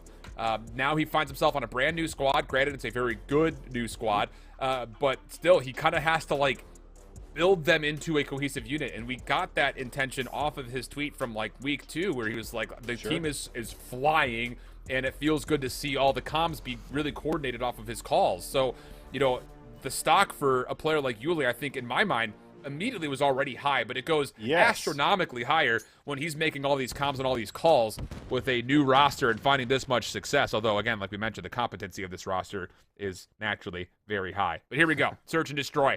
Attacking first will be Decimate, And Convoy are heavy stacked in towards mid with a little double setup over towards this initial double doorway, watching the cross to see who moves on towards A. Seeing if Johnny can have a good bounce back and what is one of his better modes, especially coming up in the scene. But Pristini's down low. In this position, this is really what I always talk about in Fortress. This is where you can get your subs to, especially on the defensive side. Pristini might have an angle to push through. He's got to be hearing footsteps, and you'll take a peek. See what's popping inside. He'll grab Prolute, but the bomb still will go down. Johnny's able to find one, but can't get the second. Wow, what a play from Pristini. But like you mentioned, bomb planted. Yuli picks up a second kill, so that's now into a 2v2. And I think Yuli has seen the cross. Although Dave is not moving yet. Bomb not being defused yet, but Rex is right on top of it, and he will hop. Who checks this? Steps off for the defuse, tries to bait it out. Now we have a 1v1 as the trades are coming through. 16 seconds. Dave has earned the dead silence. How does he want to set this one up with the AR? Just backs away. Tries to predict that Classic won't hop, but he would be wrong. More than halfway. Does Dave get here in time? He doesn't have the angle at it. And the bomb will be stuck. And with that, the defuse earns Convoy the first round. I mean, that's a huge misplay out of Dave. Like, he gets there when the bomb's at 5.5 seconds. You got to start running there at the 8-second mark. Like, that's when you peak. At the very least, throw a shoulder. But Dave pops the dead silence, continues to hit that route through the back, and he just sticks the bomb, and Classic says, thank you very much for the round. Wow. Maybe a bit of a miscue there. It was a nice little retaliation from Decimate, but comes up empty. Johnny stunned, tries to play through single window, but Pristini follows up, and Pristini gets to his third kill rapidly in 2. Gunless through the mid cross. 1 before traded. Rex, that's a tough battle with Yuli. Every battle's a tough battle with Yuli. And he'll just throw a Semtex and back away as Pristini will hold the line to allow the offense to get into A for free. And he may just finish it off himself. Tried to go for the Chell against Dave, who puts him down. And that's one of what would need to be a 1v3 here for Dave. Not a necessary chow, but I like to see that chow. Preston certainly feeling himself right now. Trying to get the job done all by himself, and it feels like, I mean, he has in these first 2 rounds. Should be a winnable round. Dave does not have the dead silence, but could get it off Classic, and Classic not going to miss his shots. Maybe got a sound cue, was ready for it. Convoy Gaming, good for the first 2 rounds. Clean. Like that offense a lot. It does start with the fact that Pristini gets the information that Johnny's, stunned up topside window, free kill there. And then the nice retaliation down low. Able to confirm a trade, and then it's just all gas from Pristini. 3 in the round for him. Nearly the full ace, and 2-0 up. So maybe it's time for Pristini to take over a map, because so far, it's looking like it very well may be that way if he keeps sneaking into these cheeky positions. Nice little opening A for Classic to kind of give his teammate maybe the jump up, but kill still comes through there onto Rex. Now nades coming through to the back steps, but Cumless is going to eat them first. It has not looked good this round here for Convoy. Yeah. They've lost to everyone. Classic, the last one up. That's tough scenes. That nade, I think, is intended to not clear top window, but actually get into munitions and maybe try to hit someone watching the cross from the double doors based on like how it may bounce. And it does connect, so you kind of saw what the idea there was for Convoys. Toss your nades up top, see if you can get some damage, keep defenders away from watching the cross, and then dive in towards A and try to contest the plant early. But it doesn't work out, obviously. Prolute not really able to be tested too much with the little shots through. And that's a very clean round for Decimate. But I like the idea of trying to throw a curveball out for Convoy early, try to change the tempo up. I'm not upset with that. Yeah, no, not at all. Can't just continue to do the same thing. Especially, again, against Decimate. They'll just read it. These guys are S&D stars. Been playing this long before they've been playing Respawn. Stuns come on through. Gonna stop Rex. Johnny's in the site. And he's now got the cover of the door. Unless Rex decides to pre-fire it. Should be good for, you would think, at least one if they decide to come in. This is a tough offensive look here for Convoy. Yeah, I was going to say, Dave's sniping as well. He's just got a little bit of help and cover from Prolute. As you mentioned, Johnny's just tucked in a nice corner. That's a 1-for-1 position at least for him. And there's no way you can rotate because Yuli was watching the cross to B. Not that you often see bombs even attempt to go to B. But they're considering it now. I mean, you can see that there's no option to go to A. And, well, Convoy now are kind of up a creek with, well, I was going to say without a paddle, but they're kind of without a boat, too, at the moment. Just washing away. That seems to be the case.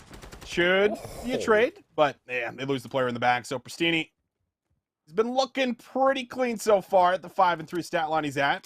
See if he can maybe get a technical little 1v4 here. Now 1v3, but has to drop this bomb, and this cross is being watched. Prolute sees it. Pristini takes the gunfight. What? He's got Daddy. Now he's got Daddy, exactly. And the timing, he's just going to Dude. go right to B. This is winnable. He's going to get the plan off. Dave is trying to watch the cross, but he's late to it. And Wait. Pristini? He's waiting to see what someone's going to... Oh. Wait. Oh, no. What? Oh, no. Why? Wait. He gets a sound? I don't understand. Me neither. I'm so confused. He has to. The round feels like it's his. He gets the bomb down. You know, he uses the dead silence to get there, but you know he can put himself in a nice little corner. He can go and sit top maps if he wants to. I guess he thinks someone's checking, but it's a 1v2, so you always got to plant there anyway. And you see him kind of shaking it around. I think he knows that he's messed up there. I'm sure the Twitch chat is filled with question marks. Snipe out for Dave, or darting for Dylan. Oh, and he gets stunned. Yuli, it's free kill. And as Pristini was trying to get the top windows, even though he's through, the defense does not have a chance to contest this bomb being planted. So now it's on to Pristini to try to make up for his mistakes. Shots at the Yuli are decent, but he can't finish his food. But then gets the 1v1 versus John. He tries to follow up quickly for the double, but Yuli gets the response. Now the defense tested in a 2v3 retake. Yeah, all up to Classic. Gonna invest the dead silence here in the 1 versus 3. AR in hand, and Yuli's gonna spot him, and Yuli's not gonna miss those. Tough one here. Decimate just moved right into the site. They got a really quick bomb plant down, and they make sure that Pristini does also not find any value up top after finding the first. Yeah. Okay. Decent attempts, but now all of a sudden, you start to feel the trends shift towards Decimate. One off of a mistake, but you've also got 2 out of the last 3 rounds that have been very well responded to by Decimate. Game plan coming to life just a touch. So what do you do defensively here? You showed a lot of aggression last time towards A, and this time it's all stack over towards mid. Nades are out. Yuli's trying to get aggressive on the corner. He's got help. They're going to try to push through this, I think. They might be looking for it. I mean, they're getting good info probably inside of the site. So yeah. As soon as a gunfight comes through, you have to imagine that, yeah, Yuli's probably going to just hit the gas and try to come around the back, but they lose Johnny in the process. Now you have to imagine a bomb plant could be called for here from Convoy Gaming. Yuli's still yet to move. And he's going to have a key gunfight versus Pristini, which he'll win, and Prolute finds another.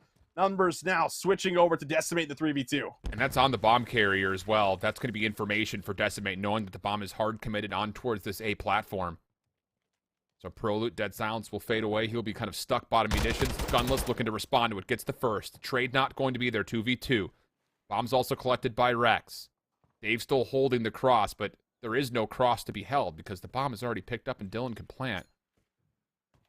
Nade cooked for Gunless. And I think he does see Dave on the exit right there. So that's going to be enough for Rex to commit to the plant. And now it's just down to, can you sniff out where Prolute is hiding? Oh, Nope. Prolute finds him. Takes out Gunless. Rex yet to get on the board. Trophy player has a nade. Winnable round in a good position. Maybe to cut down both players here. Dave going to take the chow, but he'll take the head right off of him. Still no dead silence to work with, though, so you can't really wrap through mid. You have to come back to his side. See if he can play the clutch spot for Prolute. I think he's got a read on it. He is ready. He is waiting, and oh, he'll read it correctly. Key shots come on through. Decimate, good for another. 4 rounds straight. And 4 in a row for Prolute. Yep. Oh, Yep. Let him know. Oh, boy. Now Convoy Gaming we need to see something for Rex now all of a sudden. Like, yeah. I mean, he's going to be the one that we largely see for this Convoy team is trusted to kind of be your first blood at range. Like, take the long-range AR battle, win it, and then all of a sudden you're in a 4v3. And with Pristini kind of slowing up since the critical mistake on the B-bomb, he really hasn't been able to do too much. So what's the call? Rex is going to hold the outer archway towards A. Very similar setup for Convoy Gaming from what we just saw from Decimate. Pristini watching the same corner that he just got torn up on by Yuli. But Decimate are just kind of holding, waiting, biding their time. Nades being cooked up. This is all going over towards the top of A. And by the look of it, it's not going to move the Convoy defense around much at all. No. Not sure if any of them tag. A couple shifts on the minimap that we saw, but no kills come through. Decimate Want to now make the move. Try to get in. Gunless watching this cross, seeing players go from left to right, but Johnny able to get at least that elimination onto Gunless. Maybe opens up for the bomb plate, and Yuli could hit the same route here. He's going to be able to get the sound cues. He chows out. He'll find the first. Oh, no. Now Pristini's left in the back in a 1v3. You can feel it all falling apart almost for the second safe map. Pristini. Oh, Trophy stops the stun. Dead silencer in 30 seconds. Dave collects. And they're going to try to rotate to B. Pristini may catch this. Oh, just misses it, but he's got the prediction. He's got the prediction. Yuli's going to get caught.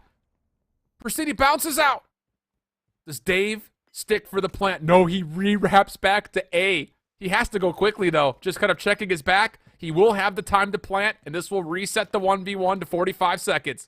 Oh, it's going to reset it. Pristini looks a little bamboozled, like he should be at B.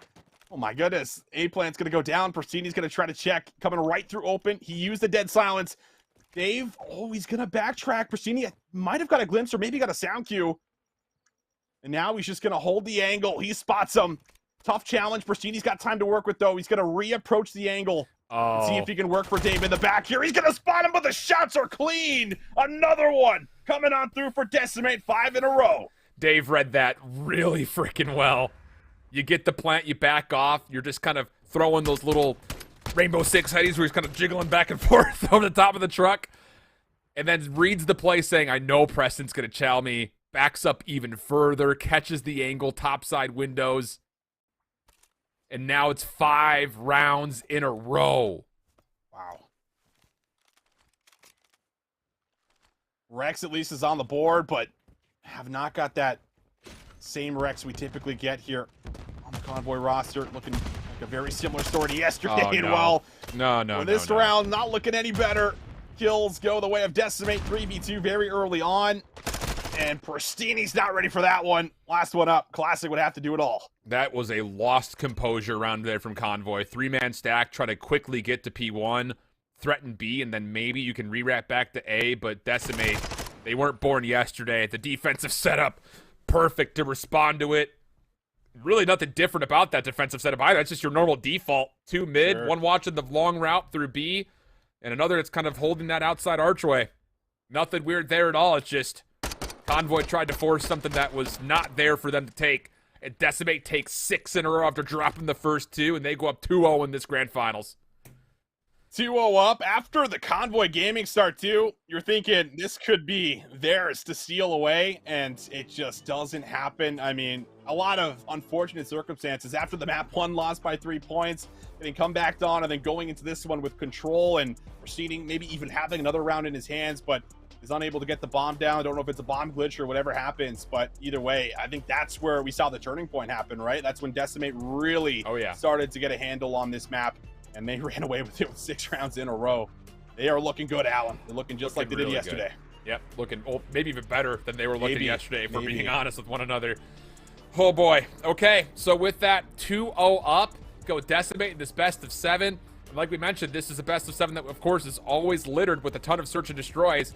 And the thing about this is, you know, if they can continue to get away with multi-layered setups, both offensively and defensively, when we get to bigger, more expansive maps, when both bomb sites are an option, the team only feels more dangerous. Because really the first 2 rounds, it's not just the fact that Pristini gets the kills, it was how he was getting the kills. Pushing through, taking away space. Once Decimate denied that opportunity, the map was just theirs every single round in and out. Absolutely. Yuli again tops the leaderboards, 10 kills. Pristini, to be fair, was matching him. Pristini looked really good on this map. A lot of key moments, almost a lot of clutches coming through for him. But Yuli just so good at opening up and then getting away with his life. I think that's really the critical thing about that scoreboard here from a lot of the players. Prelude as well, right? Like 5 of the 6 non-traded, 7 of the 10 non-traded. Like these guys are getting kills and then also escaping with their life to reset and then go again. That's the key factor here. Everyone pretty much getting involved. Great to see it. 6-2 victory, 6 rounds in a row. Certainly happy if you're Decimate. And not only is Yuli living up to his statistics from the winners finals, I think he's improving on them. That's scary to say out loud. That's terrifying because he had like a 1.39 overall. He had like a 1.57 in 2 search and destroy maps. And that tally, I can guarantee you, is more than 1.57. So Hotel Control, Fortress Hardpoint, at least what we're going to see in this grand finals. If not, back to Hotel for another search. That's all what's yet to come. We'll head away for just a brief break.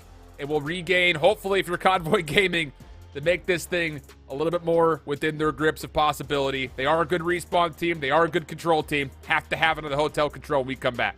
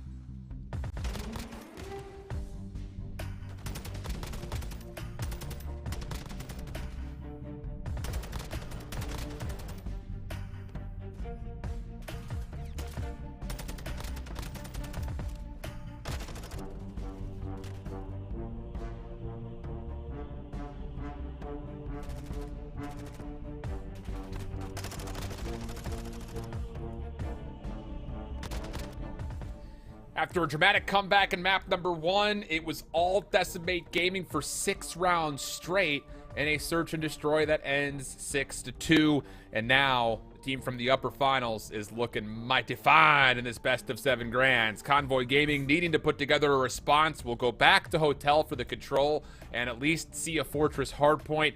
But there needs to be a certain level of just kumbaya with this Convoy Gaming squad, because at the moment they're looking a little shaky when it comes down to how these maps have finished off. Yeah, it hasn't come together just yet here for them. I mean, the map 1 loss, we were talking about it, like it really felt like that one hurt quite a bit, and why wouldn't it? Losing by 3 points with the lead that you had. And then going into the next map, a lot of good moments, but Decimate just started to take over as they get a feel on what they're looking to do. So it's a tough scenes, but hey, listen, you were in this spot yesterday, right? Down 0-2 in the winners final. You got a couple maps and you brought it back to a game number 5. Better news, this is the best of 7. You got some more respawns to work with. So can't count them out just yet. They're going back into a hotel control. We did just see them win this in their last series, and they won it yesterday versus Decimate. So I think that there is at least some good news going the way of the Convoy Gaming boys. Very fair, very fair. Again, you guys are getting active out there. Keep staying active on socials. Convoy Gaming still giving us some love here. I want to give a big shout out to We Are Clutch GG and myself. I think they mistyped your name there, Austin. But yeah, big shout outs to Convoy Gaming. I mean, it was one of those things that, hey, we've been blessed to be able to follow along with their runs so far, but they're going to need a little bit more than just eyes on them if they want to make a comeback here. But if you want to see your message show up on the stream like that, you can just tweet with the hashtag ChallengersElite. Let us know your thoughts. Let us know who needs to be picking up Yuli after this series, by the way. Or maybe mid-series. Someone get him on the phone right now. Because goodness gracious, he went 10-4 in the search, 31-24 in the hard point. What else could you possibly want from the young man? I mean, what more can you ask Autograph, for at this point, right? autograph, probably. Yeah. You get a picture, a little autograph. Yeah, it feels like he's giving us everything right now. He's throwing it all on the table, and that is great to see, especially again after the story, of Yuli having a great pro-am, and then a lot of people kind of sleeping on that performance. All of his teammates getting picked up, and still showing us he can do it, and is on par to win another championship. Unless Convoy Gaming has something to say about it, Alan. Yeah, indeed. One more look over towards the map set before we get ready to go for map number 3. Again, as we mentioned, Hotel, Fortress, Hotel, Fortress, Hotel, and then El Asilo. So not a lot of variety. No Embassy at all today for us, which is not really too surprising considering that Convoy have been pretty much hard vetoing that out of the picture. But we will be seeing, of course, this little back and forth continue a little while longer. And again, I think the thing about this is the more we kind of look back over the series, the more I still say that if you're Convoy Gaming, your pathway to victory, finding 4 wins in the next 5, may need to be winning these 2 right here, because I don't know if I trust this Convoy team to win both of the remaining Search and Destroys to possibly pull off this best of 7.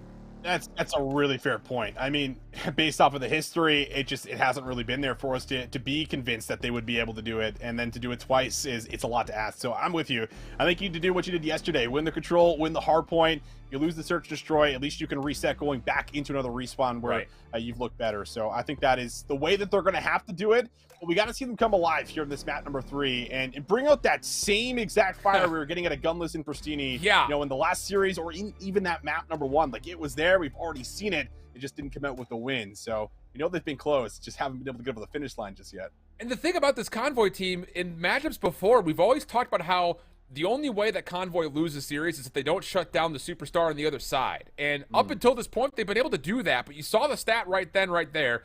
Currently, you lose over a 1.4 KD in this grand finals. Granted, it's through 2 maps, and he had what? He went 10-4, so that's like a 2.5 KD right there. So, I mean, that's going to help that number go up a lot. But still, that is an unbelievable statistic. And he has not had a response to put at him yet, because he's the reason that they got back into the hard point, the playmaker that opened up hills, held hills, and won on rotation to allow his team to kind of get back into the mix, in particular Johnny, who had a slow start. So if you're Convoy Gaming, double team him or do something that's equivalent to that in COD, because right now Yuli's in takeover mode.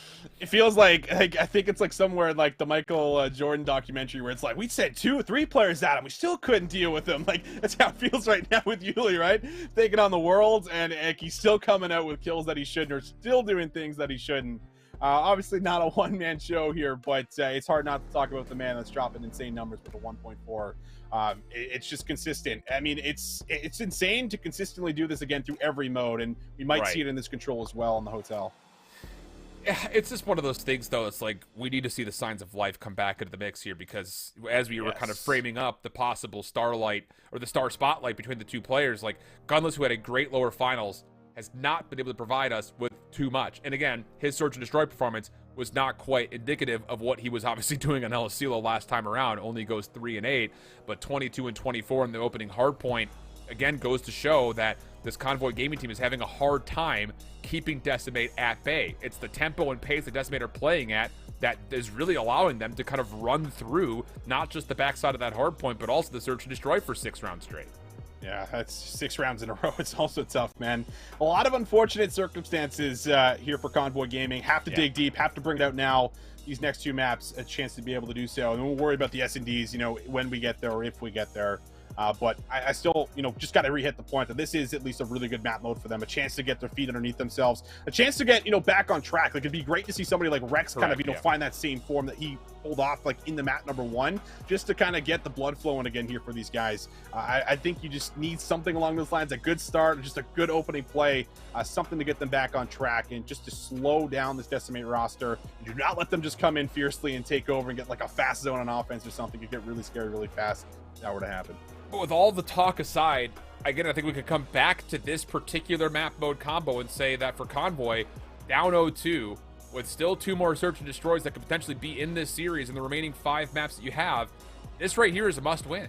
Like, you have to come out, take this control, because on the other side, you look at Decimate, they have not been a great control team. So, in my mind, you have to win the 3rd, you have to win the 6th, and honestly, I would like to see them also take that other hard point. So take the rest of the respawns in this series and then find a way to steal one of the 2 searches that are remaining. Maybe it comes down to the El Asilo at the very end if Gunless can find a way to go not even 14-1 again, but just still control the map as well as he did. I think that's the biggest part about it. But in my mind, I think if you're Convoy Gaming, you absolutely have to win the 3 remaining respawns if you want to find a way to get to 4 here in this best of 7. For sure. And I mean, something that, you know, we were seeing that was really good for them was their ability to also shut down the A push, constantly get from behind. Right. Have to wonder if Decimate have also, you know, just been sitting there watching over that series, right? Like kind of taking note of like, all right, if Pristini hasn't popped up in the kill feed in the last like 2 minutes, let's just make sure like we're all looking behind us for Pristini. These little things I think that you could pick apart from their last game, but it was very convincing. And they did also win an offense to close it off the back end of working through mid-map and just having some really good transitions off the old zone. So a lot going for them. I mean, we got a lot of praise just on this map mode combination. They just got to put it together, right? And take these guys down. See if we can do it. Finally into the game. Map number 3, Decimate and Convoy Gaming just squaring up yet again. There's Decimate on the offense. These 2 teams did play this map mode combo as the map 3 in the winners finals. It went 3-1 to Convoy. So you talk about trying to keep tabs on Pristini and maybe also learn a little bit more about this Convoy team. Decimate have sure had the time to kind of figure things out, and they're quickly on towards B with a lot of kills, only dropping 1 along the way. Second tick of progress is good, and this may be the full zone unless Rex can find kills quickly. Not going to happen, and it's Decimate with fireworks here in the opening on Hotel Control. This wasn't the script I was supposed to write. What the hell's going on here? First zone captured on B. Right away, Decimate. They come out firing. Not what you want from Convoy, but a good play maybe for Classic to get around the back here. Just kind of keep them pinned in, but defending this A zone, we've seen teams do it. It can be done, but it just takes one slip up for a team to get through and to get that close spawn and freezer. They need to find Dave here in the back. Okay, good isolation. But now the problem is, through Rugs, Prolute can quickly come back into the mix. Cut off the rotation. Big win from Gunless. That stops Decimate kind of in their tracks. Yuli can only do so much from this position by himself. It's going to need a little bit of help. And at least for Dave, he does kind of get a little bit of clearance through mid, so now the route can be hit. Pristini in the corner, caught with a stun out. And now Yuli can start to get activated. The defense of Convoy Gaming, largely in pieces. They don't expect Yuli to be that close, and now they're on for A. Clock stops again at a minute 20. Oh, they shut down Rex. He can't find anything in the back, so it all has to come from the front or from Connector. 3 players strong from Decimate. The ticks are just flying on through. You have to go now through Convoy. In through the side, in through the front, but Dave Patty beats down 1. Yuli gets another, and it doesn't look like there is any chance. My goodness. That's one of the fastest control rounds we've seen in the last 2 days. Just talk about going from one deflating moment to another, right? It's just, Truly. It's starting to spiral. It almost feels like a touch here for Convoy Gaming. Have to get it together right here, right now in this offense, because even I was just like, there's a part of me that says if they even get tested a little bit throughout this opening first minute on this offense, and everything just falls apart completely. Like right now, they're hanging on by a thread. It feels like almost mentally. Like again, like we don't know. We're not listening to the comms or anything, but it just feels like that based on the gunfights that we're seeing. Maybe the lack of confidence in some of the chows that we're getting put together here, but need to have a convincing offense if you're Convoy. Through the middle of the map, Johnny gets 1 plus a lot of information before denied. Dave looking to pick up, and yeah, Decimate have dealt with this push through mid completely. They have. Yuli gives Gunless a good run for his money on that gunfight. 1 HP with the sub in hand up top. Will be shut down. However, despite all the kills kind of coming through and Convoy Gaming getting a little bit of control, see if they're going to be able to actually kind of make a move to touch the zone. B will be the target. It will stop the clock at 1 minute, but everything is shut down. And once again, Gunless, the last one up, has to hold his life. Have to get a good comm right here from whoever's leading this Convoy squad. B is not an option anymore. You've lost mid-map. You don't know what's over towards bedroom. Prolute's just... How you doing over there, brother? How you doing? How's the weather up here? Casual kills. But Convoy still an opportunity towards A. If Johnny finds an opening, though, here, you feel like Decimate are going to absolutely blitz the zone. And there's the first kill through Rugs. Now you look to Prolute on the long flank. He also wins his 1v1. Someone from Convoy has to win a key gunfight. Somebody from Convoy has to win a key gunfight. Could it be Pristini? No! Shut down! And Decimate get on to stop the third tick and start to make some progress depleting it. And Dave is blocking inside a bedroom, so they're going to continuously spawn an A. They don't get a look at B. They're going to have to push through. They got to get through Prolute and Yuli right now. The first one is there. Finally a moment that should go the way of Convoy. And it looks like it will have to dig deep again and work for it. Decimate up by 3 lives, but minute 30 at least on the clock to work to be. Yuli just took a 3-bullet shell, bro. Like, he had 3 shots left in the Vaznev. It still comes out and gets a full kill. Think he's feeling himself? Yeah, maybe. Yeah. Minute 10 of the clock. Lives are still relatively close considering the headaches that just occurred over towards A. Long play around the back. Johnny, who, by the way, had a terrible map 1, is looking much better here on the control. Oh, 13 and 7 for 2. And that shuts down Convoy's next attempt over towards B. Oh, it's a totally different team when you got all 4 players, putting up some big numbers, putting in impactful plays. Johnny's 14 and 7. Yuli's going rogue in the bedroom. And the headaches continue for Convoy Gaming as they have to come out of spawn. And it's not from the favored spawn. They're working outside of Freezer and Kitchen. And Pristini unable to find a trade. Johnny's going rogue, man. He's on 5. Yep. Definitely a little bit of revenge for the map, I think, if you're Johnny. And he's definitely showcased he can more than hang. 13 plays 6, 18 seconds on the clock. Convoy's last attempt here is going to be a little bit split. 2 from the front, 1 through mid, and 1 around the back. But Yuli on 3, pounces out of top bedroom. Semtex is his retreat. Rex was nearby, but he's still up top. Last one left for the side of Convoy. He has to get the kill, and he has to touch. Johnny with the shots, though, too clean with it. 12-2. The final count is Decimate, expend the clock, and go up 2-0 in the control. I don't need to tell anybody it's not going well for Convoy Gaming. Not at all. Pretty clear. And,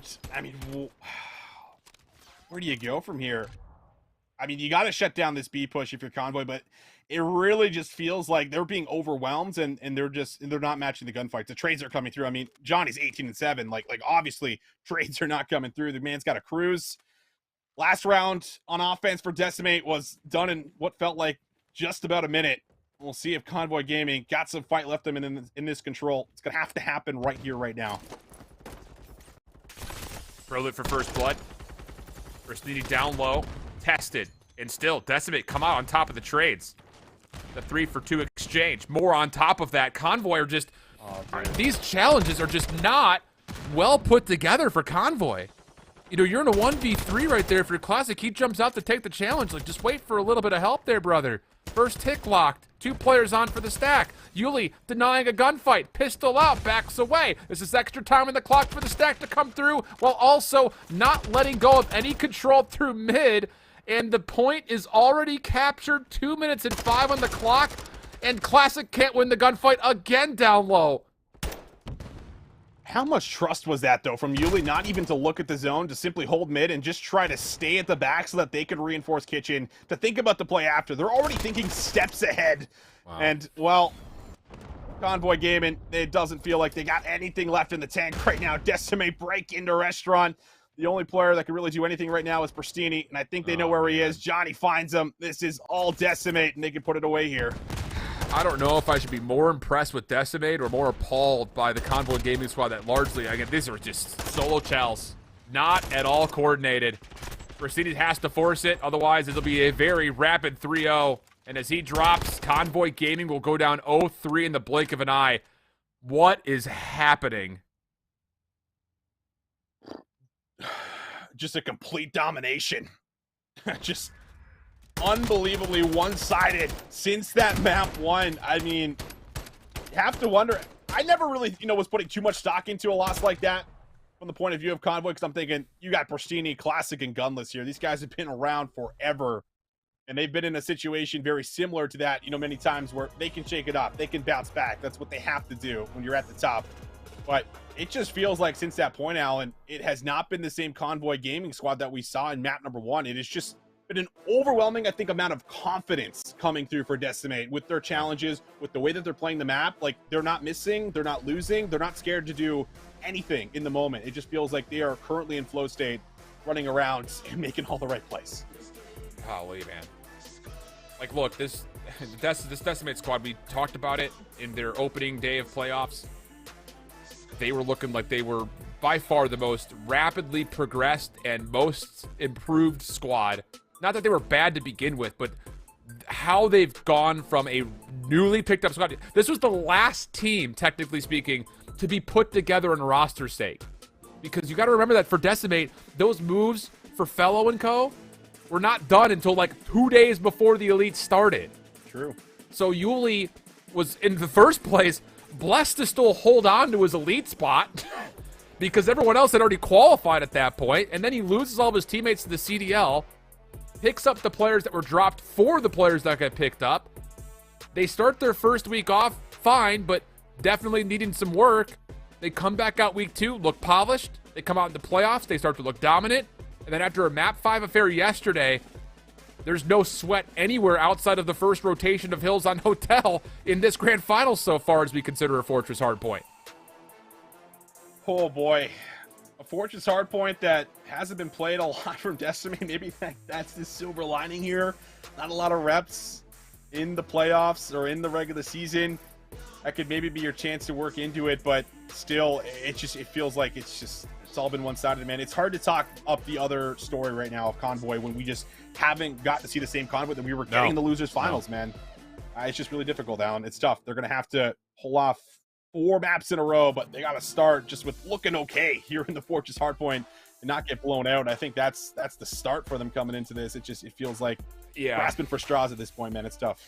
It's one of those things that you can't just win this map now, needing to full reverse sweep the best of 7. You have to dominate this map because that's the only way I think you start to regain. Not just full composure, but even just trust that you're going to be able to win gunfights, not just in yourself, but also in your teammates. Because right now it's just total takeover from Decimate Gaming. And it's very, very deflating to see what was a very hot winners finals yesterday turn into a one-sided affair here in the grand finals, where again it just feels like we're in a bit of a spiral, like the quicksand is seeking up and up and up. Yeah. And at this point, I think it's about at nose level right now. Like maybe even higher. Yeah, it's all the way up there, brother. We're barely breathing at this point.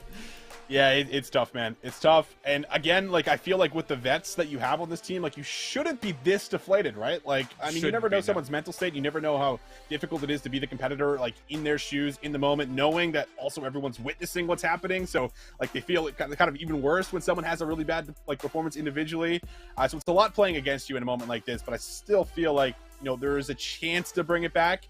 But like you said, it can't really happen, you know, in a tight affair. It needs to be somewhat convincing. And if there is a map in the rotation for Hardpoint that you can be convincing on, it is a Fortress. You know, you can snowball this map out of control. That's what's required. But are you going to be able to do that against this Decimate team that's not losing gunfights? I guess we're going to find out. And it's the thing, it's like there's not, and I don't think that we're at a point right now, especially with these elites, where like we're seeing the same level of being able to counter strat like we kind of expect to see in the CDL, just because it's a quick turnaround. There's not a lot of film out there in the first place. Sure. And more so for Convoy Gaming, they've never played this map. They at least have not played it as of yet. So again, I don't think we really, or pretty for Decimate, they have not played this map. So I think if you're Convoy, you're not really going into this map expecting, you know, anything from Decimate. You're mostly looking at this internally, and I think that's the only way you could approach the rest of the series, is not to sit there and try to play Decimate's game. You go out and you play yours. That's the only way you pull off reverse sweeps like this, is to go out and just refine your game in real time and just play to that. Don't even worry about what's going on the other side of the lobby. Just focus on what you're doing as a four-man group. See if it can happen. Has there been a reverse sweep in a best of 7 yet? No, I know there's been one in best of 9s. I don't want to talk about that, but best of 7s. Wait, why do you want to talk about that, you Canadian? Yeah, we don't need to talk about the best of 9s. But best of 7s hasn't happened yet. It'd be cool if it were to happen. But yeah, man, I mean, it's map by map. It's never chalked. You have to just kind of keep repeating yourself like over and over and over again to your guys, like your teammates coming in. Like, that's kind of the only thing you can really calm to try to keep everybody, you know, at least level-headed going into a map where you already know you're 0-3 down, and you have to kind of be perfect. But there's also, you know, a flip side of that where it's like, well, we got nothing to lose now. You know, we're getting smoked today. Yeah. It is what it is. We had a really close map number 1, and we got nothing to lose. Let's put it all out there. Like, there's definitely 2 looks that you can get in it, and hopefully we get the second one coming out there for Convoy. Agreed. I hard agree with that. Otherwise, you know, the other kind of considerations with Europe done and North America possibly a map away from being done, we've got Awobabobs who flawlessly sweep through the entire playoff run that they put together in Europe. You would have Decimate looking very calm and convincing here in the Grands with really great results. We could have a situation here for the first time in Challengers Open history that we'll have a team possibly go back-to-back at a major? Toronto did, right? Ultra NA, did they do it last year? I want to say they went back to back. Could be wrong though. Could be wrong. We watch a lot of COD. We watch a lot of We COD. have watched a lot of COD. Challengers, college, and in CDL. So a little bit hazy on that, but maybe we'll see. Dave, great set Nate to open up and jump into the map number 4. Could be the last map that we'll see on the night, but it's a good moment for Convoy. A clean feed that comes through, and they'll show us a bit of life early. Yep. Opportunity to get a little bit of time here, but again, the ask is how do you get across the map? Semtex connects, Yuli looking to clear, they know someone's mid-map, but he turns and deals with the player inside the hard pointed again! He gets 99% of the kill onto Rex until Prolip finishes it off, secures the double, Decimate in the hard point, and they hold on to the favored side with 20 seconds left to play before we get to Gallows. All right, we'll see if they can try to push through. Classic able to actually center onto Dave. Didn't look favorable at the start, but gets there in the end. It's a good opening hardpoint for Convoy, and this is exactly what we wanted to see. Now we'll see if they can actually have a bit of a good push into the back and try to work into P2. Trades come in about 30 seconds up for Convoy. Now they got the touch on P2. Spawns are in for now, but Yuli gets a kill off the exit and starts to move forward. So where exactly, I was gonna say, does Rex spawn? He spawns bottom side towards that south kind of staircase. So Convoy still in the hard point. ECM trying to fight their way back. Yuli in from the pinch, looking for one. It's Rex in the backline. Trophy system will give him away. Yuli gets a couple of shots, but they don't really fully tag. Changes the angle, steps away from the Semtex. Rex off the prediction. No help here yet for Decimate, but they have cleared the middle of the map, and spawns will be relatively close as they now set up their next break attempt. Convoy Gaming looking good for now. Yeah, they're looking good for now. Decimate don't want to overcommit and send too many numbers to this hill. Just want to play for exits, and I think are willing to concede some of this time as long as they don't lose the rotation. Spawn's not looking good. Prolute though makes up for it. That double was unbelievable. He doesn't find that. All of a sudden, the spawns get maybe a little bit wonky in favor of Convoy Gaming. It's not the case. Decimate might be down, but they got a chance to lock in a full 60. Yeah, sure do. Setup being put together. Convoy 3-1 split. A lot of it coming from the front initially. Trophy system down. Prolute on the close corner. Looks for the timing on the peak. And the Trophy should deny this, I would imagine. Not that it makes actually much of a difference because Rex gets 2 from the front, so then you can send the crews over towards the completely uncovered AR on the top side of the platform, so the break is in for Convoy. They may not have the full spawns here, though. Pristini spawns in, but Classic does not. Hit for Decimate on the way. No trophy system in the hard point for Convoy due to the recent break, and Decimate get the retake in the blink of an eye. Yeah, that could be a very big moment in this series as well as in this map. If Decimate lose that, Convoy Gaming, they're well over 100 points and maybe even threaten the rotation to P4. Because they break, because they get in the back, they're now able to keep this just within about 30. So a great moment, but Convoy Gaming still in control and Gunless already set up, ready and waiting for this push to come through as Pristini gets a good read on this play. Trades back and forth. Dave still on 4, sneaking around. Spawns in for Convoy for now. Decimate are coming with numbers, and they're coming quickly. First kill for Dave. That's now 5 for him. Nades on the way in. Still no trophy to deny that. Up top, Prolute gets 1, and the break is done in the first attempt. You have to hold better than that if you're Convoy. Well, someone's just got to watch the side door to P2, Yes. right? Like, that's just Yes. a free route to run right in there, find a freebie. No one's even watching it. Yuli was watching it, but now the trades are at least looking a little bit better. This is what you have to do. Just kind of cover yourself from one angle, peek the next angle. Exactly like Prolute was doing up top. 20 seconds to play for it. Dave doesn't want to fully commit to the challenge just yet. Wants to wait for the regen and maybe get in there for 15 seconds. Gonna mantle onto the window, help out the second ground, but Prolute, Dave, last 2 left. Maybe enough. Last player down low, gonna get a little bit of assistance as Gunless sprints on in to make sure the clearance is good and the strap time is earned. 106-68. Split situation on the spawns here for Convoy as they look over towards Blacksmith.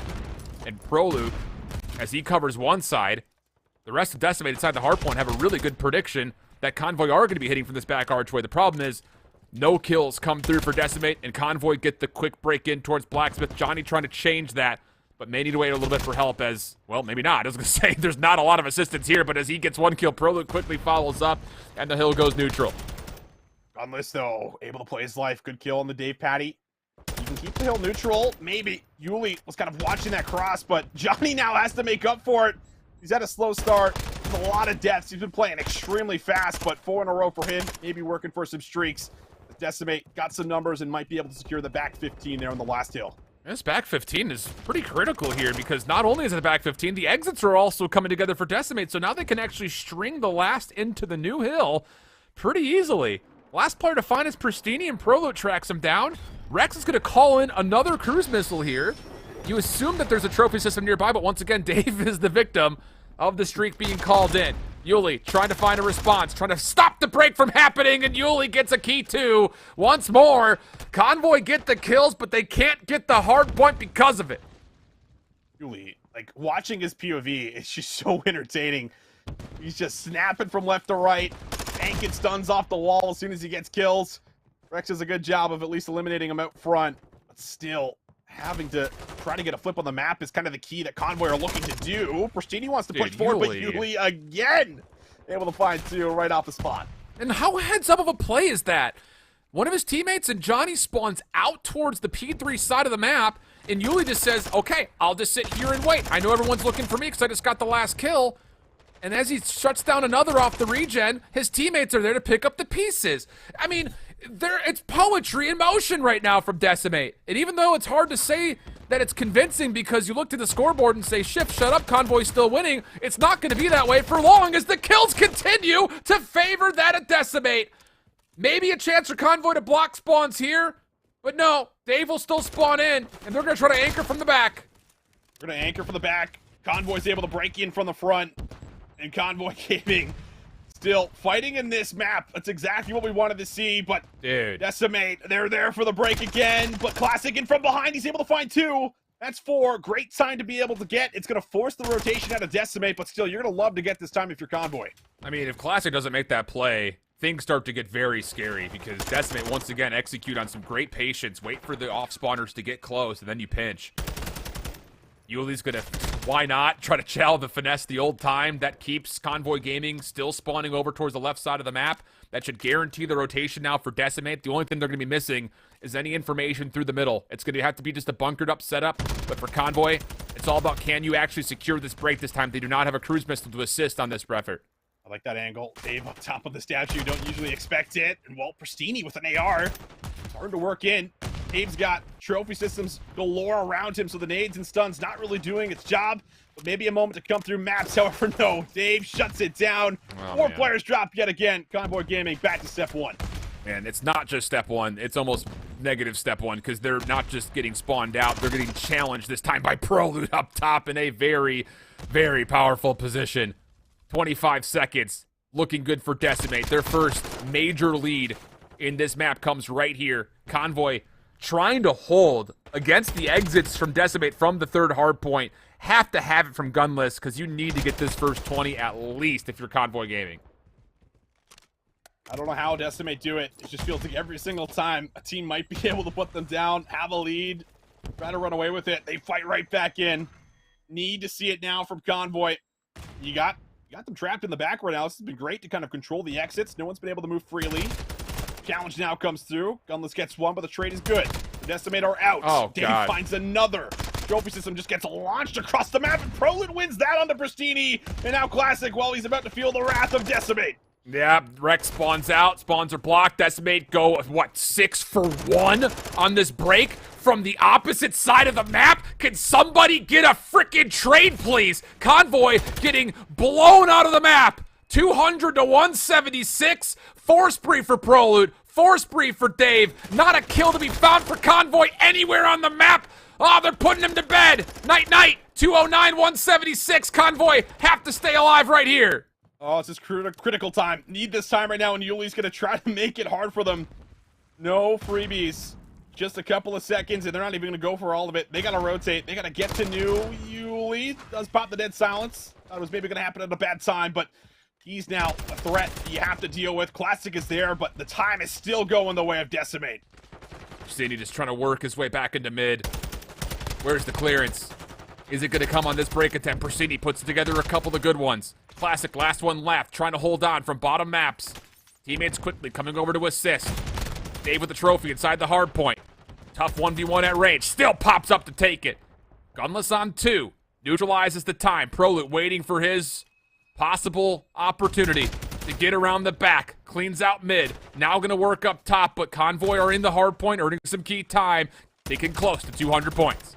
Oh, good kill there for Gunless. Convoy not out of it just yet, and they're fighting back. Prolute, he's the one that makes the route play to come through the other side of the map. It's a good moment here for Byron, who is 32-16 right now. He's having a map and a half. The fact that it's this close is just mind-blowing.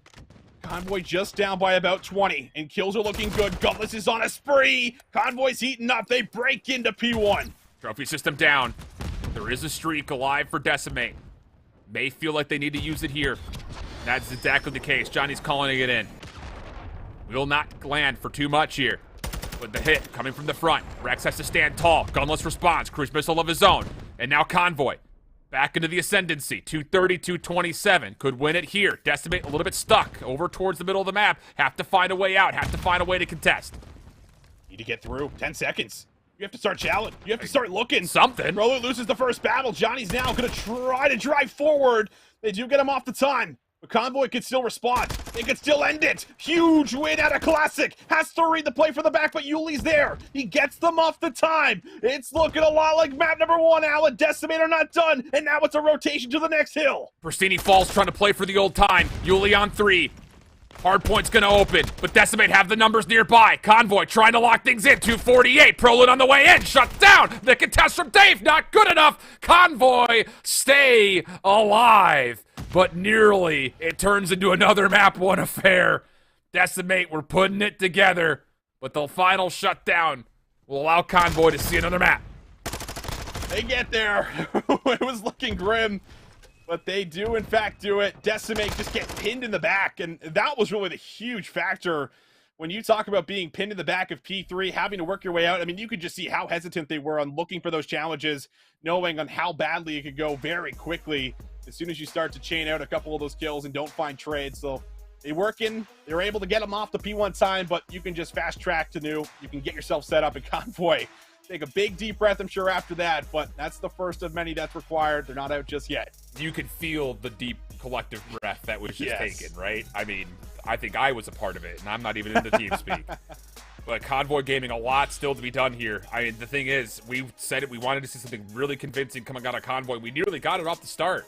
Things started to get way out of hand, though. I mean, we go from that fountain over to munitions, where it's like 10 straight Decimate kills, and I think most teams in that instance would have just fallen apart. But Convoy, stay together and let us see another map. I think we're all wanting to see this series start to get a little bit more tight, and Convoy Gaming may have just breathed a little bit of life into this series. And it starts off again. I have to mention that Johnny did not have another good start to this map, but once he wakes up, man, this Decimate team starts to look really scary. Yeah, without a doubt. I mean, Yuli was, I think, playing a lot more of the objectives of this map, so it allowed Byron Prolute to kind of just completely go off, and go off he did. And talking about the streaks, I think it's the streak that kind of sets Convoy Gaming up for the win there in the end as well. I agree. I think we'll see it. Convoy in a position where, you know, they were fighting for some of that time. Johnny calls in his streak, and then Gunless finds 2, and that pretty much halts everything. And then we see, of course, the battles in the end. Setup good. Convoy here first. Won't let up. And just barely win here by 13 points. Yeah, it was getting really dicey. And it really does come down, like you mentioned, the double cruise missiles that come out are the difference maker, honestly speaking. And if Gunless doesn't find that final kill coming out of bottom apps right then, you know? Yeah, I hear It's been you. something different, but hey, Convoy are in. They get on the board. One of now 4 that would have to happen straight. Again, reverse sweep is what's being called upon as we look over the stats. Pristini, 19-35, not great, but hey, your teammates picked you up. Yeah, Pristini, I think that's fair, right? Like, Pristini's had a couple of great maps so far, so it's only fair that his teammates also kind of chip in, and, well, just about every one of them do. So I think it's a much better-looking Convoy Gaming roster that we've at least seen here, but, I mean, it's still a tight affair. 13 seconds here, 3 seconds of the map number 1. It could be a much different series, but now have to start to put them together. And the problem here is that Search and Destroys are coming on up, Alan. Correct, This is where we were headed, right? This is why we said the importance of winning the control in the hard point going into this next S&D felt like it was everything, because now they have to take an S&D off of this Decimate roster, which is not easy to do. Well, 2 of them, right? And that's the problem with not taking, not really showing up at the hotel control. But hey, here's the thing. You come out, you show us something convincing on the Hotel Search and Destroy, the narrative changes completely. Like, without question, you start to really think it could be possible, because the El Asilo control, it really is just one of those maps that it feels like decision-making wins that map. And we know that the veterancy for Convoy is just as good as anywhere else. So Hotel Search first and foremost. Take that map away, and all of a sudden we've got ourselves a series. So that's what we have left for us. We'll step away for a little break before we jump into the map 5, Search and Destroy. But don't go far. In fact, why don't you just go on social media? Never mind, we're not going to break because they're ready to go, but still get on social media. Use the hashtag ChallengersElite. See who you're pulling for, see who you love, or maybe who you don't. Opportunity for your tweet to show up on our social soundboard on broadcast. But as production's calling for, they are loading on in. So maybe Convoy Gaming don't need to step away for a moment. They want to try to keep things rolling.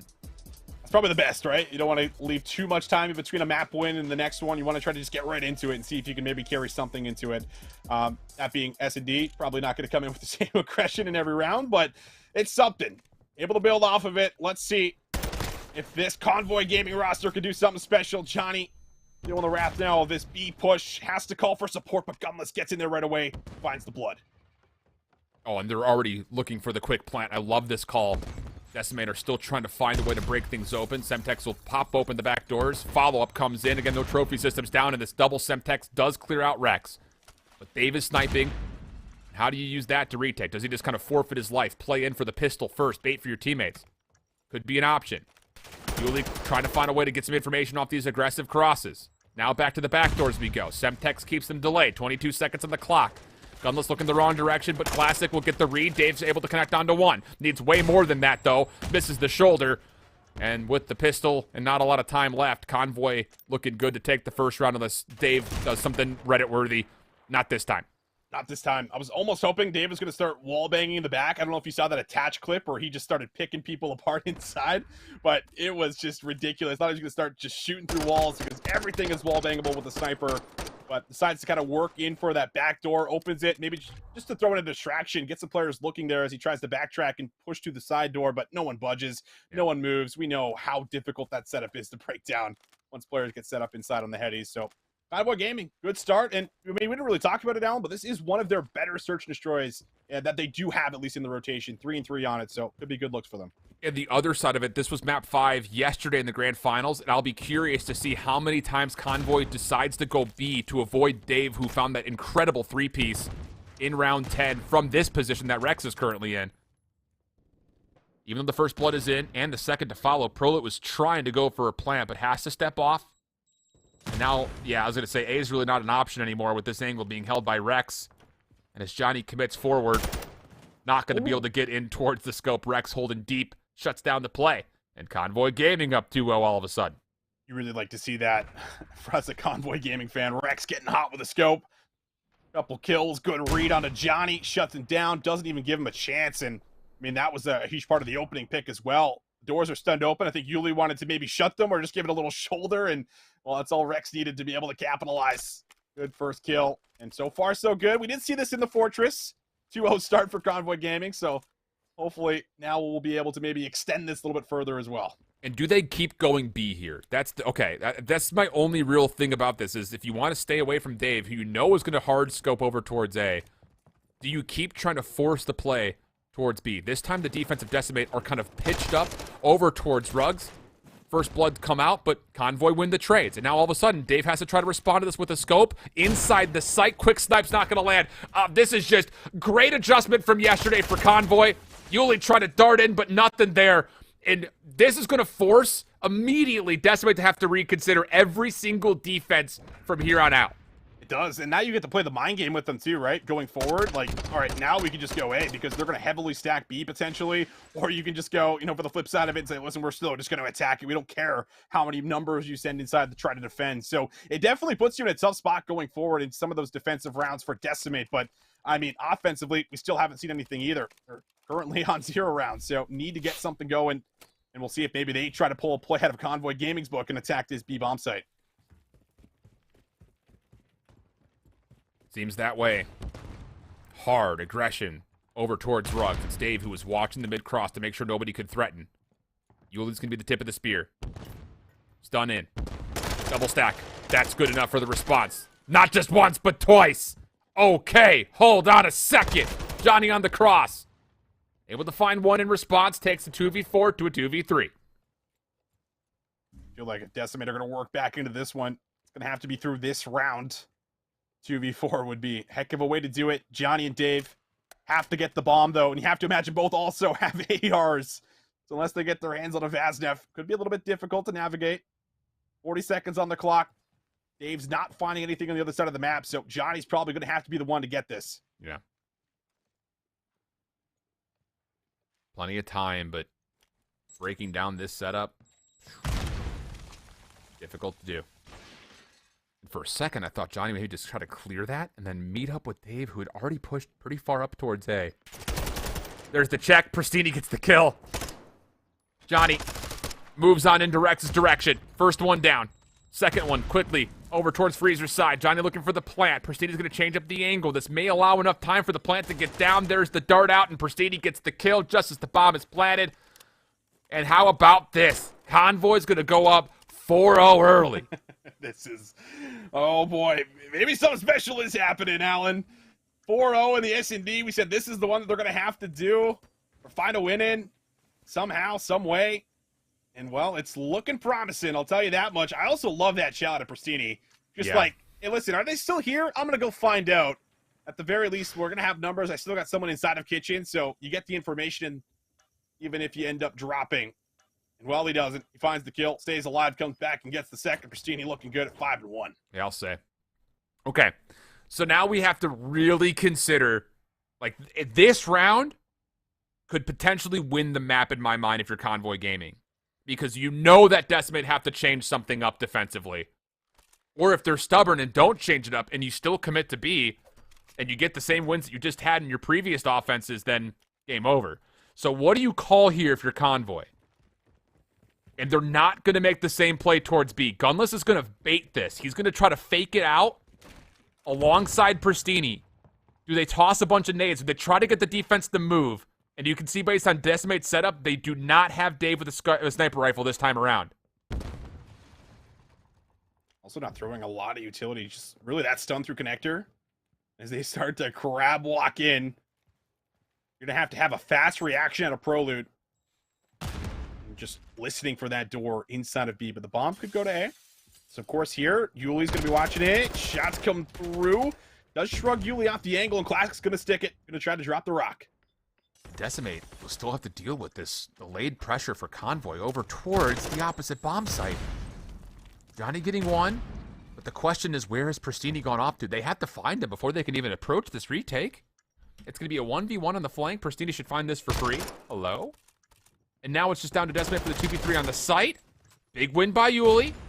Rex trying to stay alive. Up top over towards Bar. Yuli, aggressive angle, shut down by Dylan. And now Dave is kind of stuck between the final two Convoy members. No chance to put together a response. And Convoy Gaming are 5-0 up. This is unreal. It feels like both teams have just, like, swapped. Like, the names up top, like, have just completely swapped. This is just unbelievable. Team that was just struggling in S&D, especially against this roster of Decimate. And now, piecing it together 5 rounds in a row. Adjustments have been made. And there have been 0 answers from Decimate as they might face a 6-0 here in this map. I mean, Pristini is 8-1. He is flying at the moment, Alan. And the thing about it is, again, it's forced Dave to put the sniper rifle away. That was the win condition for them yesterday with the winners finals. Pristini quickly gets a sound cue from behind, deals with one, predicts the second, pre-fire out, stuns back and forth. Battle Hardened will keep Pristini alive, and the trade doesn't come through. 4v3 we go. Oh my, he's flying at them. Doesn't even have Denny right now. Johnny knows he's close. And might be able to finish him here, and he does. Puts it into a 3v2. Prolute and Johnny have to do it in this round to just extend it to the next. Convoy Gaming, man. It's been all them, and it's continuing to be all Convoy. Last one up is Prolute. Talk about a turnaround. Yeah. Prolute gets one. Trade should be here.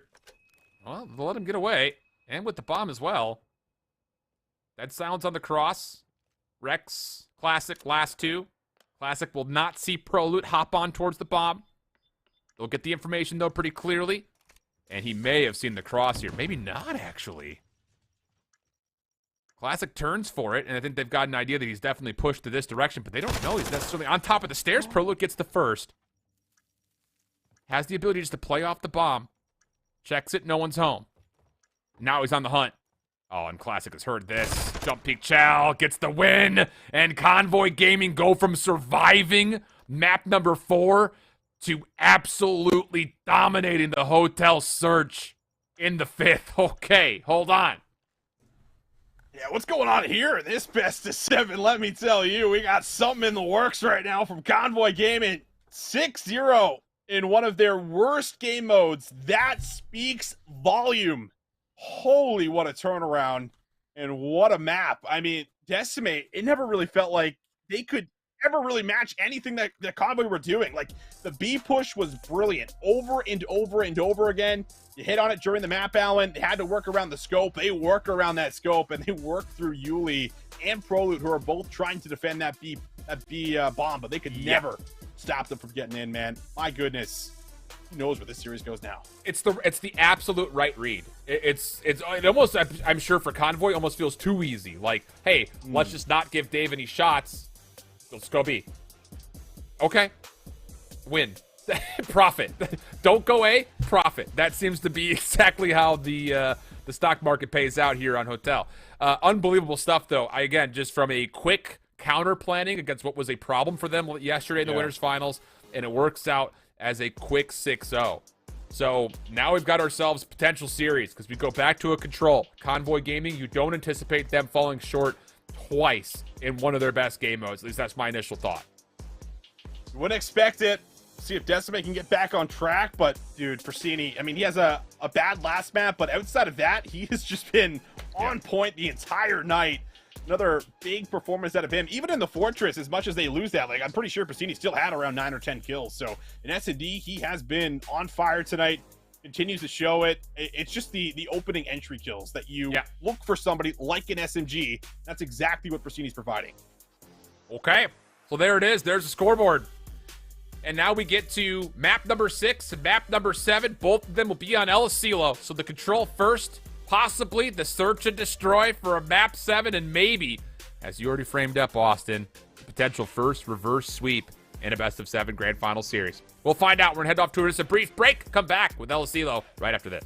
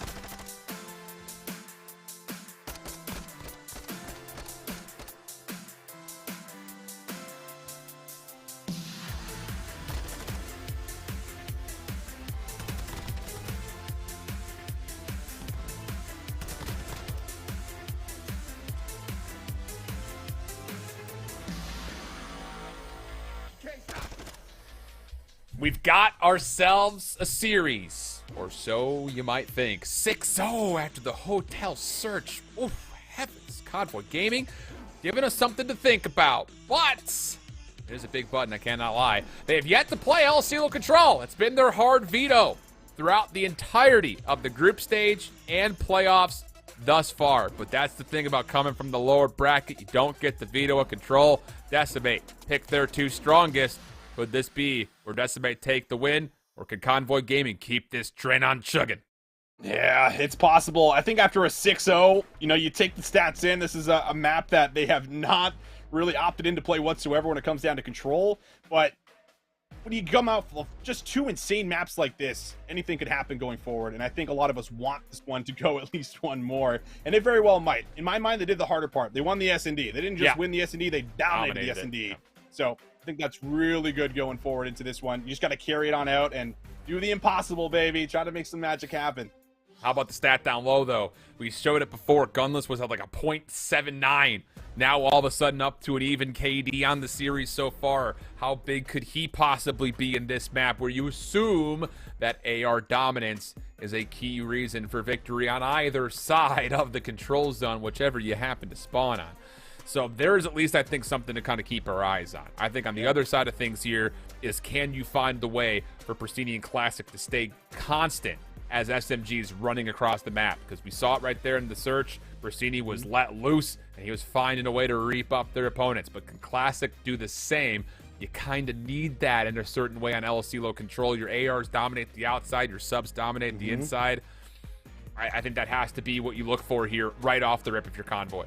Without a doubt, and they did a good job of it, at least on the Fortress hardpoint when it comes down to the subs getting a lot more involved. We saw it. I mean, Prestinni's the one that, is finally going to have a bad map while the rest of his teammates, pick things up. So they've been trading things off, passing the baton around a little bit. And yeah, you need a lot more of that coming into this, because we've seen this Decimate roster, especially of old also, play on an LCLO Control, and they look nasty on it.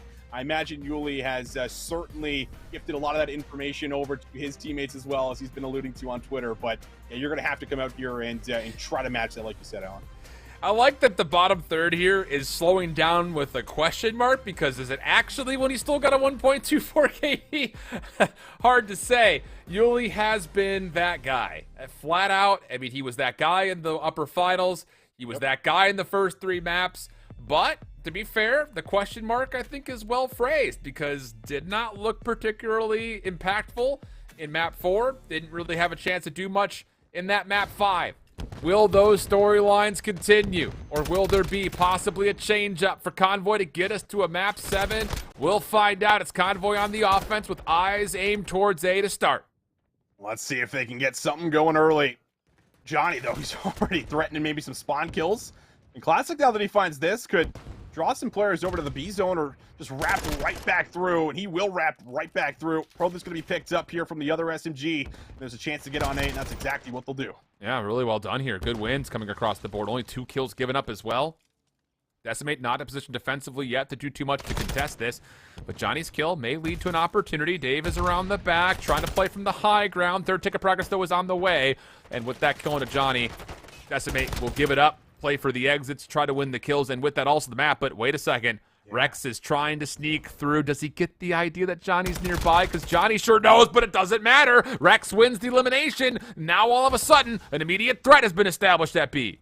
Yeah, you got a forward position in the back right now, out by Hut. Yuli's going to have to either come from behind and get a lot of key kills, or this zone could go over very quickly for Convoy. Rex makes the play work out. 2 players going to drop down. Yuli's flank now has to work, and it doesn't. This one looks like it's all Convoy. Oh boy, here we go.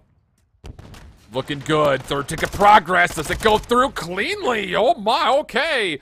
No kills really coming out for Decimate. And what's going on here? 1-0 up for Convoy. All 6 ticks are completely captured, and there's a significant life margin on our hands here as well. Is there ever? I just still am struggling to find the words. It's just been so insane to see a team turn around like this. A 6-0 victory into what felt like a minute here in the first round to convert for an offensive round of all. I mean, that's just insane. But Decimate, chance to respond. need to come out with a little bit of fire here off this break, and looks like they're maybe going to look for this B point. Trying for it. Classic's already trying to get around the back of the play, though. And this feels a bit forced here for Decimate, not going to lie. Yuli does get a kill on the interior. Dave follows up by taking care of the flank, but you don't have much of a look at what's going on towards patio. Tough gunfight here for Yuli, but has a sub in his back pocket. Wants to take the challenge and wins it. And now Decimate can stay on towards the B site. Clock will stop at 60 seconds. Convoy trying to set up their retake. Classic's the first one in, but he gets caught. Yuli finds the kill. Now you can stack if you're Decimate. Second tick of progress should be good. My offensive rounds seem to be coming on through. Well, the B zone could be secured. Rex up top, trying to get in there, but oh my, Dave has a read on the second. Classic comes over the top, and Dave finds both. They know all four is down, and they are already going to transition to A. Johnny's going to try to get the tower first as well. If he can get up top here, this could be detrimental to Convoy, even getting any sort of a setup. Shots in for Johnny. Oh, shots in for Johnny. Gets a second at super long range. Pristini down low, the only defender nearby. First tick of progress is locked, and as Pristini falls, Decimate Gaming start to put on a bit of a stack. Second tick is in. Convoy Gaming have to go, and they have to go now. Offensive reinforcements are on the way. Over the top, though. Rex with 1 kill. Stunned up. Dave finds the kill. Yuli down low on 5. Gets number 6. And how about this for an offensive start for both teams? Dude, I do not know what's happening in this best of 7, but I am loving it. Oh my goodness, this control has just been electric. Back-to-back offensive rounds happening in what feels like, again, just under a minute. A fast B zone. They convert it right into A, and they don't ever give a chance for Convoy to even get out of spawn. They get that 4 down. They immediately run through mid. They have just a free passage to get in, and they take it. And Yuli also gets the cruise missile coming into round 3. He's 10-2. I mean, how is he 10-2 with how fast that first offense was for Convoy? But everything just essentially gets washed. Just as dominant as Convoy was, Decimate says, hold on to this. Prelude, corner, denied. Pristini gets the win. But the focus for Convoy is purely on towards A. Rex looking for somebody towards top tower. No one's home. Dave down low. Johnny assisting. Kills come through. Decimate's defense starts to get some life. First tick of progress not locked. It'll start to be depleted. This one a little bit slower. First break doesn't work out too well for Convoy, so they're going to have to work through some tough gunfights. And Gunless is there for the first one. Have to deal with Dave up top. He is in the God position. Trophy system just comes down, but will be taken out from Rex, which maybe does leave this A zone open to another attack. Johnny's already under fire. He's going to have a big gunfight, and Rex will take it. Yeah, big gunfight win for Rex, not just because he clears the zone, but he holds onto this position just outside towards tower. Dave does not have a great angle at this. Clock will stop again as Gunless is on the zone. Rex looking to kind of challenge the angle. Dave will punish. Also trying to deny any follow-up. Defense still looking to be put together. Yuli gives away his position on the flank. Still on his way forward. The pinch is set up, but it's not all that successful. Pristini actually gets 2. Yuli's trying to hold on towards his bottom double doors. He's got a pretty solid read that there's a player nearby, but he's stunned beyond recognition. And Rex will join his compadres on towards A. Second tick is in. Third on the way. Johnny, good angle. Semtek's not going to land. Has to go in and contest himself. Player in the back corner dealt with. And that will be enough for the defense to hold. 22 plays 17, 34 seconds on the clock. Called for the subs to really have to step up for Convoy. Pristini's been great, but Classic 4 and 14 has not been there so far. Convoy gonna need him, especially if you want to try to pull the rabbit out of the hat late into this round number 3. Yuli reads the back and will shut down Pristini and might be able to run right over to A. Final segment, almost locked, but 18 seconds on the clock. Convoy Gaming, they got to get on the point. Yeah, they have to find some sort of success here. Dylan's going to have to just hold his life for as long as humanly possible. He's by himself, tries to take the challenge and actually catches Johnny, but that sticks to the top of Rex's forehead. Classic does get the vacancy off spawn, though, to jump on, secure the extra 60 seconds. But it's an 8 life differential favoring Decimate, and the map control is all in favor of the defense as well. Convoy have a lot to hurdle here if they want to even see the B zone, let alone find significant progress on it with only 8 lives. Johnny leaves himself super exposed there to Rex. And, well, luckily the kills follow here for Decimate. That was certainly a moment where going to look for another stack. The lives now in the biggest problem. Only 6, make it 5. And, well, Prelude, he's just causing havoc up top. He's now got a streak. Don't think Yuli used his, so a couple streaks to work with now for Decimate. No time to work with. It's looking good here for a defensive hold. Okay. So 3 ticks only given this time around. But the second streak, as you mentioned, does get earned. A big tool, potentially.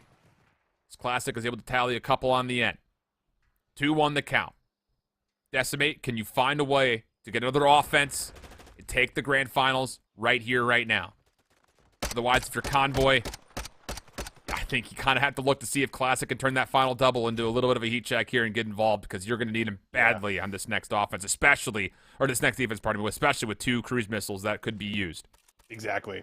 Yeah, Classic's going to have to get involved here. Confirmed, Yuli is not slowing down. Yuli is not slowing down, just in case anyone wanted to know the update on that. What the? I've seen this happen before. Darkness comes across El Asilo. Winter is coming. Oh no. It's already in First here. blood. Rex still contesting outside towards A. But the kills are convincing for Decimate. Offense will have a chance to get on very early, only dropping 1 in the process. And they may even look to try to stretch this for transition to B early. Yeah, I think Convoy Gaming are very fortunate to get the spawns behind B to make sure that doesn't happen, or else that very likely could have been 2 zones attacked at the same time. First tick does come through at A. Still a chance to certainly contest this, and, well, Classic bumps right into Johnny. Doesn't even really get some shots off. And with a double stack here from the 2 of them, should be good. Still a chance to get in, but Prolute finds one through the outside. It looks like the numbers should be able to hold on here. Convoy Gaming, though, going to give it one last attempt. Will contest, will get on the zone, but the kills are not good enough. Unless Classic has a moment, and Classic does, but needs to find a third. Johnny's there to finish him off. That's so dangerous when you play for those exits like that, because not only does it come at a huge cost of obviously the lives, but more importantly, it doesn't really give you a chance to win some maybe easier exits and take over the entirety of the map, because you have to remember, there are 2 cruise missiles that are available.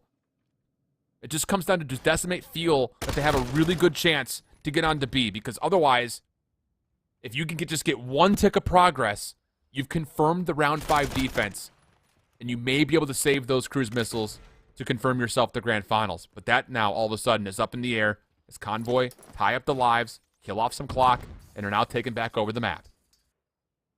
Key position for Rex. It's probably the player that you want in that spot, too. Chance to reinforce from behind with the AR from afar, or just stop them from even getting at a spawn.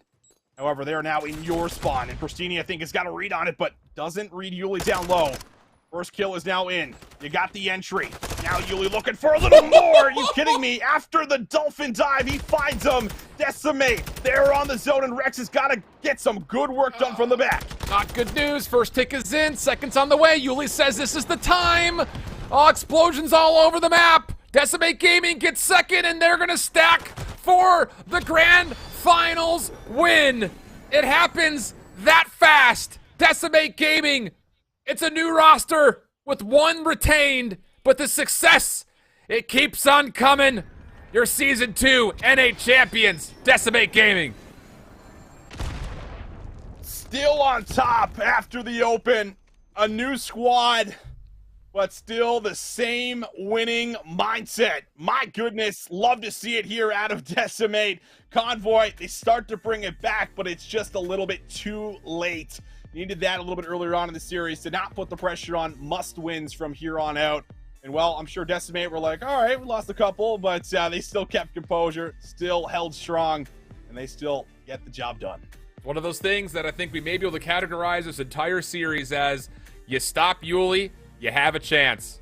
But when you let him do his thing, get out of the way. 22-7. What?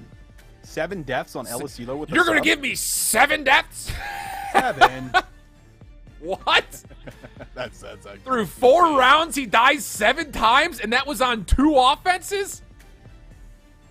Come on. That's He not found okay. 13 offensive kills too, Austin. Are you joking? Oh, God. You can't say that out loud. I just did. I'm going to bed soon. I'm not sleeping now. Nightmares. I'm nightmares of Yuli just picking everyone apart on the map, just going rogue, getting kills. 18 of the 22. I mean, no one is trading this, man. Streaks galore. Love to see the cruises in the back pocket, and they call them in at the right time to secure the win. One more look at this best of 7. It certainly got interesting in map 4 and map 5 in specific. Convoy Gaming show us that they can bring it back. It's the same story as the winners final, though. Yeah. It's just too slow to start. Golly, dude. That's, what, 2 different moments where you look at this Yueli guy and say, what the hell? I mean, he was so good in the grand finals at Boston as well. Sure. I mean, sure, he was slightly overshadowed by Dan Ghosty because everybody was, but what the heck, dude? Your Season 2 champions, though. Decimate Gaming, Yueli, on a warpath with Prolute, Johnny, and Dave. Recently off of the CDL, and boy, I do not want to see these guys in the open bracket at Dallas, tell you that much. You kidding? Yeah, not a round 1 or round 2 that I would want to get into to kind of kick off my tournament, that's for sure. These guys are looking terrifying. We'll take another look at how they were able to dismantle just about all of their opponents here throughout this bracket. Going on through the start again of Rokkr.